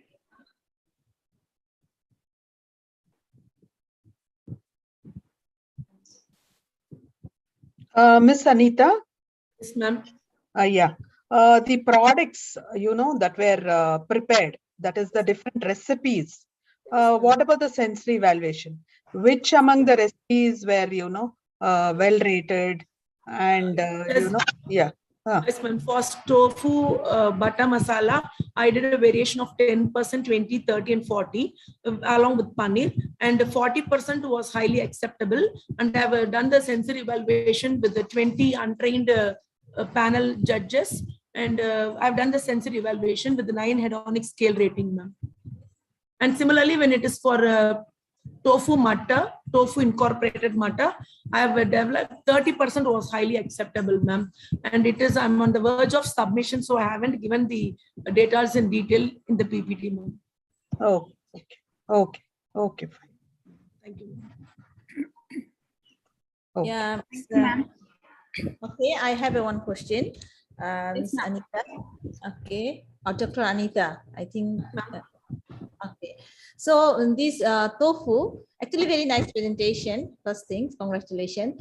And this tofu, actually, if you consume, means you have any data that if you consume the tofu in your study, that it can help for the later on stage for menopause deficiency or anything, all these things? I have supported studies under review and the products I've developed, ma'am, but I haven't taken a supplementation study because getting an ethical clearance, it was quite difficult. And my guide insisted me to stick on with the product development alone. I haven't entered into supplementation, but it has good beneficial effects, ma'am, on supplementation too. And we are also following the FSSI specification of for input of soy products per day, ma'am. If it is tofu, a person can consume approximately 80 to 120 grams per day, ma'am. Okay. Thank you. Okay. Thank you, ma'am. Thank you, ma'am. I would like to call our next presenter, Ms. M.S. Shah, ma'am, from Sat Thakkar College, Autonomous, elevated to MS University, e-poster presentation on development and formulation of black yuva halwa. Shall I start my presentation? Aisha ma'am, are you present there? Yeah, ma'am. Yes, Can you hear me? Yes, ma'am. We can hear you. Yeah, sorry for the delay, ma'am. Actually, I'm from Hall B, serial number 8. The inconvenience was due to I went to write my group 2 exams. You can share your screen. Yeah, ma'am.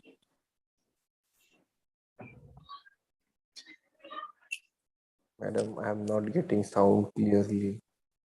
So please arrange this sound. Can you hear me? Yes, ma'am. Okay.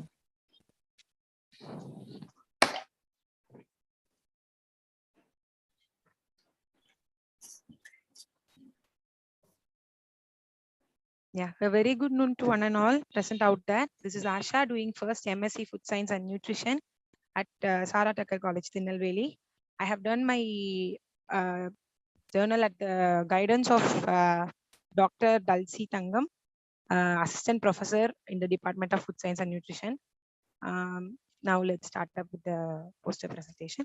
The title of my presentation is Development and Formulation of Black Yuva Halwa using dates. Yuva, the term was taken from an Italian word uvita, meaning raisins. I used black raisins for making halwa, and I used dates as a sweetening agent. Now, the introduction for this is black raisins are generally we know black raisins are helpful in treating anemia, and also dates are useful in treating anemia. They are rich in iron. We would have seen a lot of diabetic patients. They wanted to eat sweets, but due to their restriction, they couldn't. But this sweet they can take in a limited quantity. It will boost their health too. The raw materials we have used here is the black raisins, dates, ghee, cardamom, corn flour, and cashew nuts. The methodology is we have took raisins and dates in the ratio of 2:1. And the raisins were soaked overnight. We have grinded them well, and ghee, cashews, and cardamom were added according to the wish of individual. And corn flour is added to hold on shape. I have done the nutrient analysis of the product. The product had 461.1 gram of carbohydrate, 5.60 of protein, fat and fiber in equal amounts, that is 25.61 gram. And minerals, iron 12.41 is the main reason for this study is it treats anemia. So it is iron rich, and calcium 89.87 milligram. The macronutrient chart were given there, the macronutrient graph. The best part about the study is each ingredient we have took is rich in a specific macronutrient. The raisins are rich in carbohydrates, corn flour is rich in protein, and ghee is rich in fat, and cardamoms are highly rich in fiber. And Overall acceptability, I have done a 9-point hedonic scale by giving the product to 50 panel members who are untrained. The black yuva halwa using dates, appearance was the most preferred by most of them. Appearance was preferred by most of them. That is the 7.1 on 9. And shape and flavor was second most preferred. It's 6.8. Sorry, taste was the second most preferred. Appearance, then last, 6.7, the texture. Least preferred was the texture.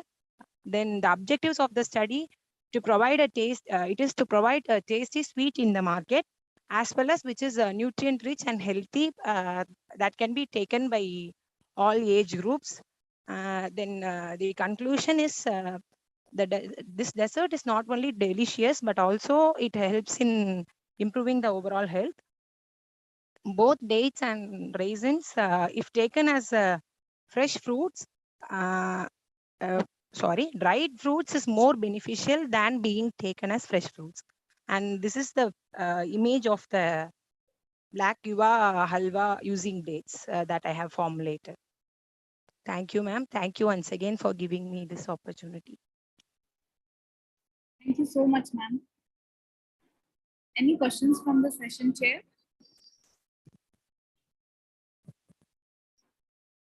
I have no questions. Thank you, ma'am. Thank you, ma'am. Thank you so much. Okay, good. Shall we move to the next presenter, ma'am? Yes, Dr. Dia. Yes. I'd like to call our next presenter, Dr. Ria, from the Maharaja Sahuji Rao University of Baroda. Oral presentation on implementing e-intervention for promoting fortified foods amongst the general population in Baroda district, Gujarat, India.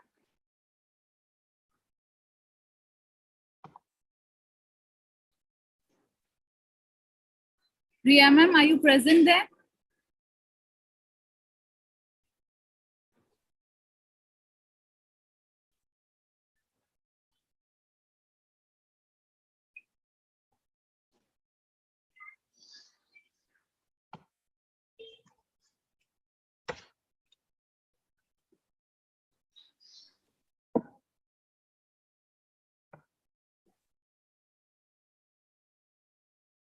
Ma'am, can we conclude the session? Dr. Dia? Yes, ma'am. So is it only Ria who's not yes, presented? Serial number 14, presenter, please check. Oh, ma'am, she also not reported. Yeah, so I think we have to, first see here and again cross-check the ones who have not reported. Okay. Yes, I think when, even Dr. Leila Neher is here, we will first, go with this, like, the ones who have not reported. We'll just, make that. Or is there still anybody? Here in the chat box, we have somebody. Please check, Dr. Dia. Yes, ma'am. Yes, ma'am. Checking.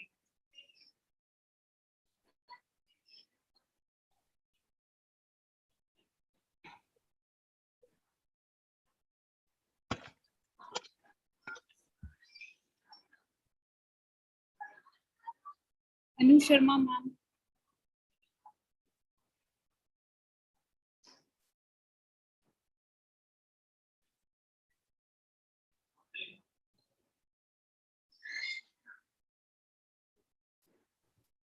How about Anu Sharma? Anu Sharma also not present. Yes, ma'am. Anu Sharma, serial number 9, right? Yes, ma'am. Anu Yes, Sharma, also not reported. Yes. Oh, okay. Namaskar. I'd like to call Anu Sharma, ma'am. Ma'am, are you present there? No, this is Dr. Reena here.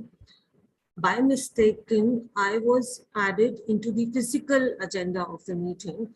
So I requested Dr. Ramya yesterday to give me a slot in the virtual agenda. And I'm supposed to give my presentation in the last, in room A. So I am Reena here, and I'm supposed to do my presentation. If Ramya ma'am is present here, I don't know whether she has updated or not. Okay, ma'am.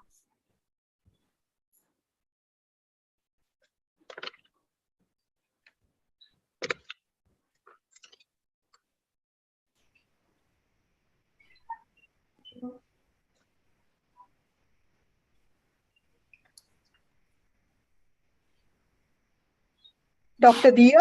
Yes, ma'am. Can Dr. Ria present? No, ma'am. Ria ma'am is not present there. Reena. I am Reena. I'm not Ria. Ria is supposed to present, and I am supposed to end this presentation session. Reena Verma. Okay, ma'am. Okay, ma'am. On behalf of Ria ma'am, Reena Verma ma'am is presenting the presentation, ma'am. No, Dr. Dia, you are misunderstanding something. I am from Jaipur. I was supposed to do a virtual presentation, but by mistaken, Dr. Ramya added me to the physical agenda of the meeting, which happened yesterday, right? So I was not able to present yesterday. She said you will present tomorrow in the slot of 2:15 to 2:25. Okay, ma'am. So So ma'am, are I'm you ready with the presentation right yes, now? Yes, I am ready with my presentation. With due permission from our session chair, can we proceed with the presentation, Yes, ma'am? please. Yes. Yeah. Thank you, ma'am. Thank you. Okay, thank you so much. Ma'am, you can please share your screen. Okay.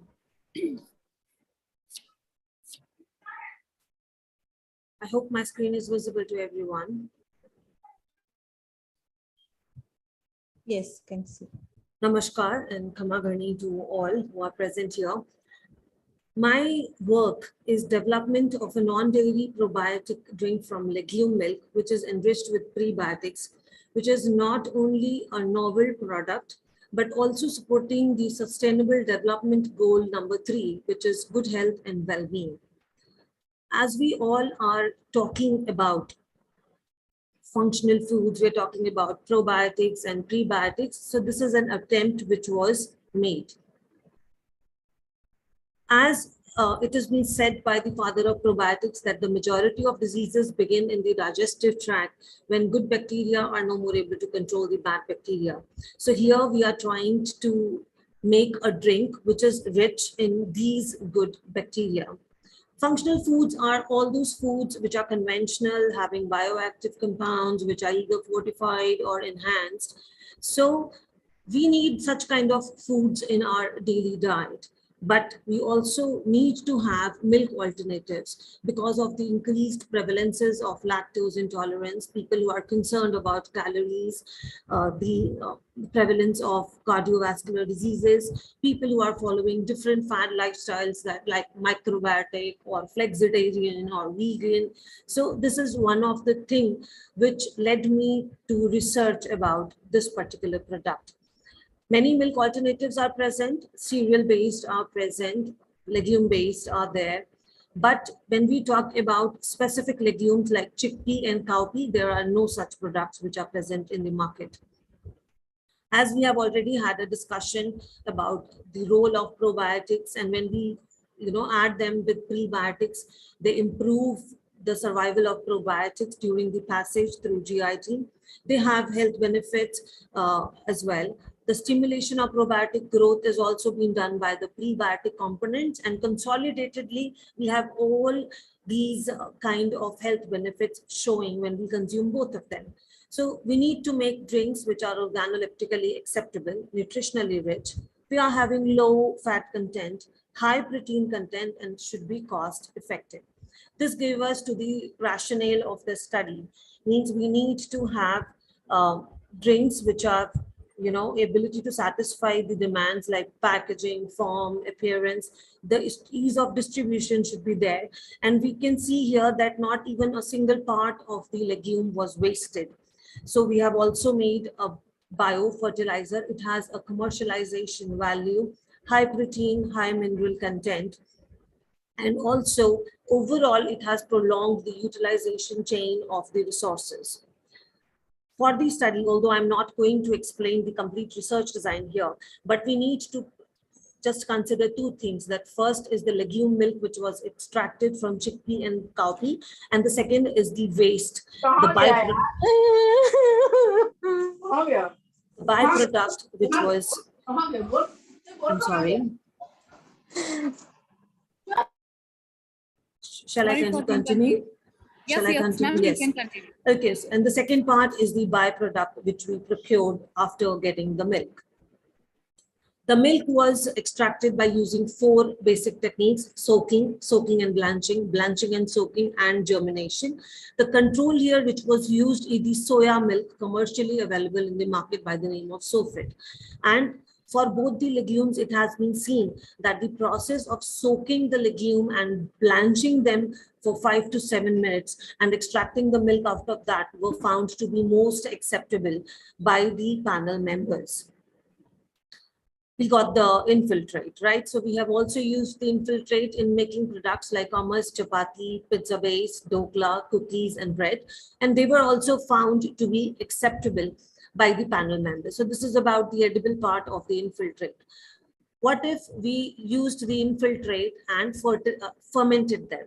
So that is what is also done. The infiltrate was fermented by 3 chosen bacteria, Lactobacillus casei, Acidophilus, and Bifidobacterium bifidum. And this bioslurry was given to a square 2x2 square of soil area, and it has been seen that the percentage of nitrogen, phosphorus, and potassium has increased with time. Even the microbial properties of the soil was increased by using this fertilizer. So this, if it is produced in a commercial scale, we are getting a biofertilizer as well. So coming back to the soya milk, which was coming to the milk which was most acceptable, I have developed a probiotic extract out of that particular milk, which was extracted from chickpea and soya pea after soaking and blanching. 3 bacterial strains were used: Lactobacillus casei, Lactobacillus acidophilus, and Bifidobacterium bifidum. And also the co-cultures were produced. Hence, we got 5 probiotic extracts with different bacterial strains. These were also organoleptically tested, and it was found out that in the case of chickpea, the extract which was developed by using Lactobacillus casei was found to be most acceptable, whereas in case of cowpea, the co-culture of Lactobacillus acidophilus and Lactobacillus casei was found to be most acceptable. These probiotic extracts were homogenized, and addition of prebiotic was done at the percentage of 3, 6, and 9%. Addition of sugar was done to enhance the flavor, and addition of pectin was done as a food stabilizer so that we get a homogenized drink. The prebiotics which was used for this study was raw banana powder and almond powder in one variation, and in the second variation, chicory root powder was used. And it has been seen that in the case of raw banana powder and almond powder, the variation of 6% was found to be most acceptable in both the chickpea and cowpea variations. And in the case of chicory root powder, the addition of 3% of the prebiotic was found to be most acceptable by the panel members. We have also conducted a consumer study by using 100 panel members, untrained consumers, and it has been seen that they were really happy with the overall experience of the drink, although we have checked other parameters which I have not included in my presentation. The next phase was to analyze the physicochemical, nutritional, microbial, antioxidant, and probiotic properties of the highly acceptable 4 symbiotic drinks which were prepared here, 2 from chickpea and 2 from cowpea. And it has been seen that it has a good amount of protein, and it has a lesser amount of carbohydrates and lesser amount or equivalent amount of total calories when compared to the commercially available probiotic drink, which is Yakult. We are not having any type of symbiotic drink which is made out of chickpea or cowpea. Even the TPC was high. It was more like 8 billion bacteria per 100 ml of the drink, and the antioxidant capacity was also found to be quite impressive. So there is no point consuming any kind of a probiotic drink if your bacteria is not reaching your gut. So in this case, we have stimulated the gastric and the pancreatic environment, and it has been seen that the bacteria was able to survive up to 98% in the stimulated atmosphere for the gastric and pancreatic juices. The next phase was the development of a food label, the aseptic bottling, shelf life, and cost analysis of the packaged drinks. The labels were developed by using Corel Draw, keeping in mind all the specifications which are given by FSSAI for any kind of fermented product to be launched in market. These were the labels that were developed. The name Synergy is trademarked. We are going to get the trademark very soon. These are the 4 bottled drinks. The capacity of the bottle is 50 ml of the drink, and the bacterial load is almost 8 billion bacteria. The cost was calculated, and it was found out that the drinks which were made out of raw banana powder and almond powder costed ₹17, whereas chicory root was ₹9, maybe because the almond powder is comparatively expensive as compared to chicory root powder. And the shelf life was up to 40 days, where we have checked the physicochemical, microbial, and the nutritional parameters. So to conclude, we can say that it's a novel symbiotic drink. It has good physicochemical and nutritional properties. It is really high in pro and prebiotic magnet. It has a huge market potential. It is a high quality biofertilizer, and it has a commercial potential. So we can say that it is a novel food development cycle. All the resources were used. It is profitable and environmental friendly as well. We also have recommendation for policymakers, because as we can see, the incidence of undernutrition is there, and one of the major reasons is poor gastrointestinal health. So these drinks can be incorporated into the midday meal programs or the Poshan Abhiyan. And if we are going to produce these drinks on a huge scale, we can find that the cost can be reduced. Even the byproducts are used into the ready-to-eat value-added products. And also, as we can see, that it can be used as a biofertilizer. The patent has been applied, and we are going to get the examination very soon. And the copyright for the beverage is with us. Thank you so much. Thank you, ma'am. Any questions from the session chair?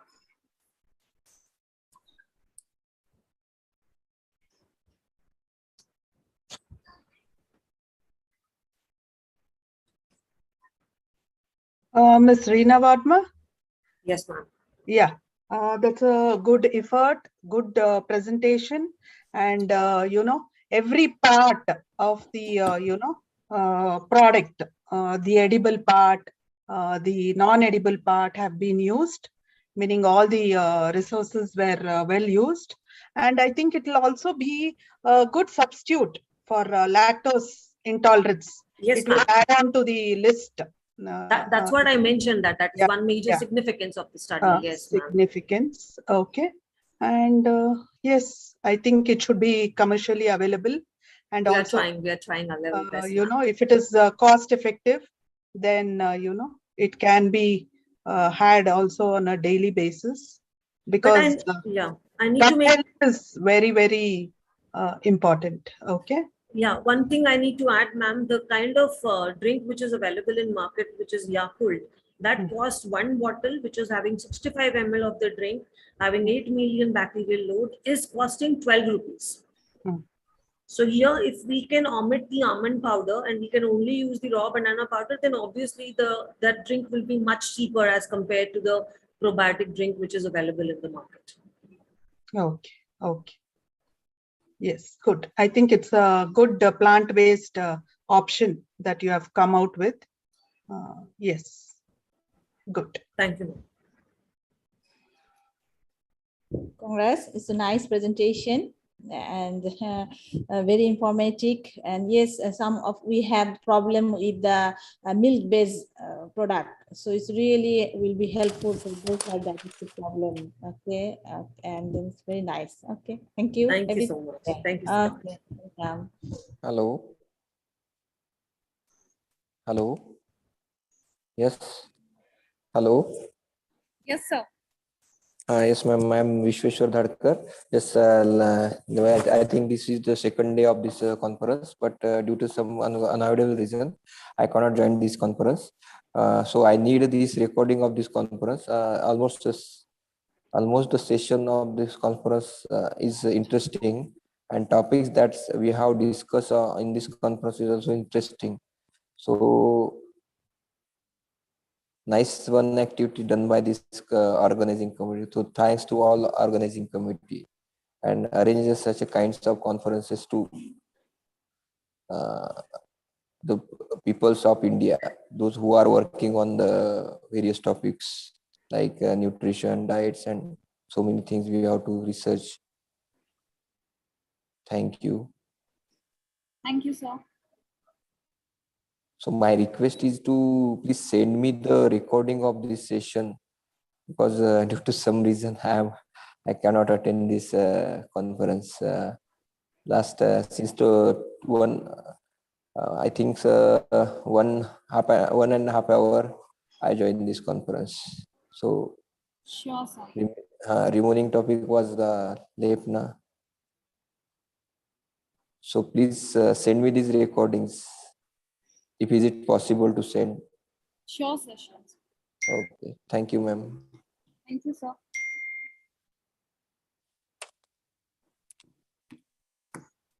Ma'am, all the presenters have completed their presentation. Shall we move on?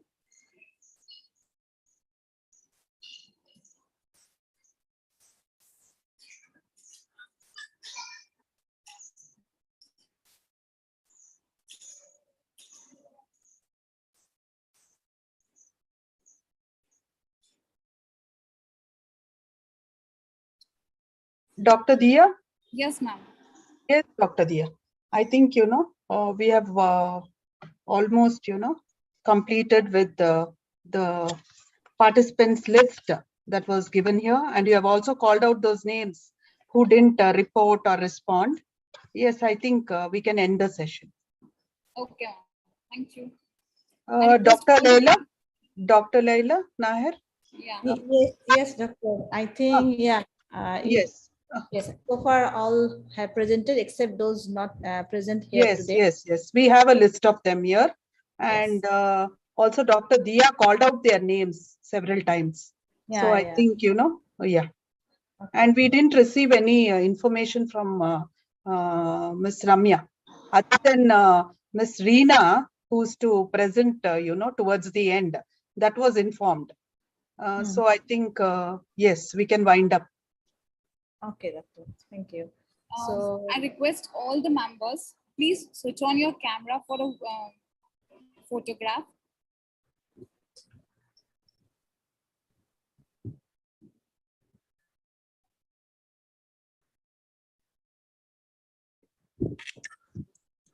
Meera ma'am, Kumari ma'am, Leena Kumari ma'am.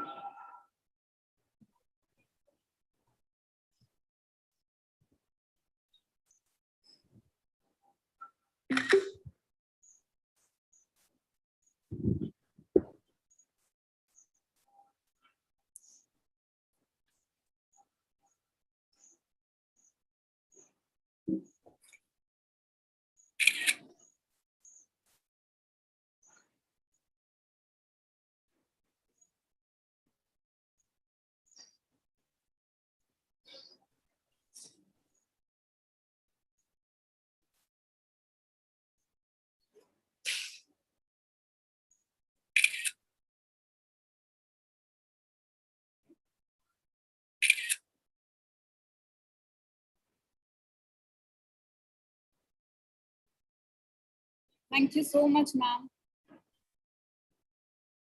Thank you, Dr. Dia. Thank you to you also. Thank you all for joining us today and making the conference a grand success. I thank you so much, our session chairs, Dr. Leela Nair ma'am and Dr. Navinitha ma'am, for chairing the session and giving their valuable time to us. Thank you so much, ma'am, and sharing a wonderful knowledge with us. Thank you, ma'am.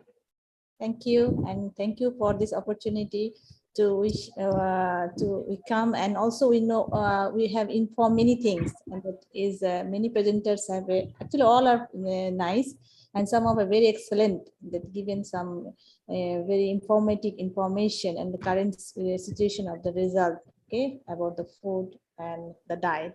Okay, thank you.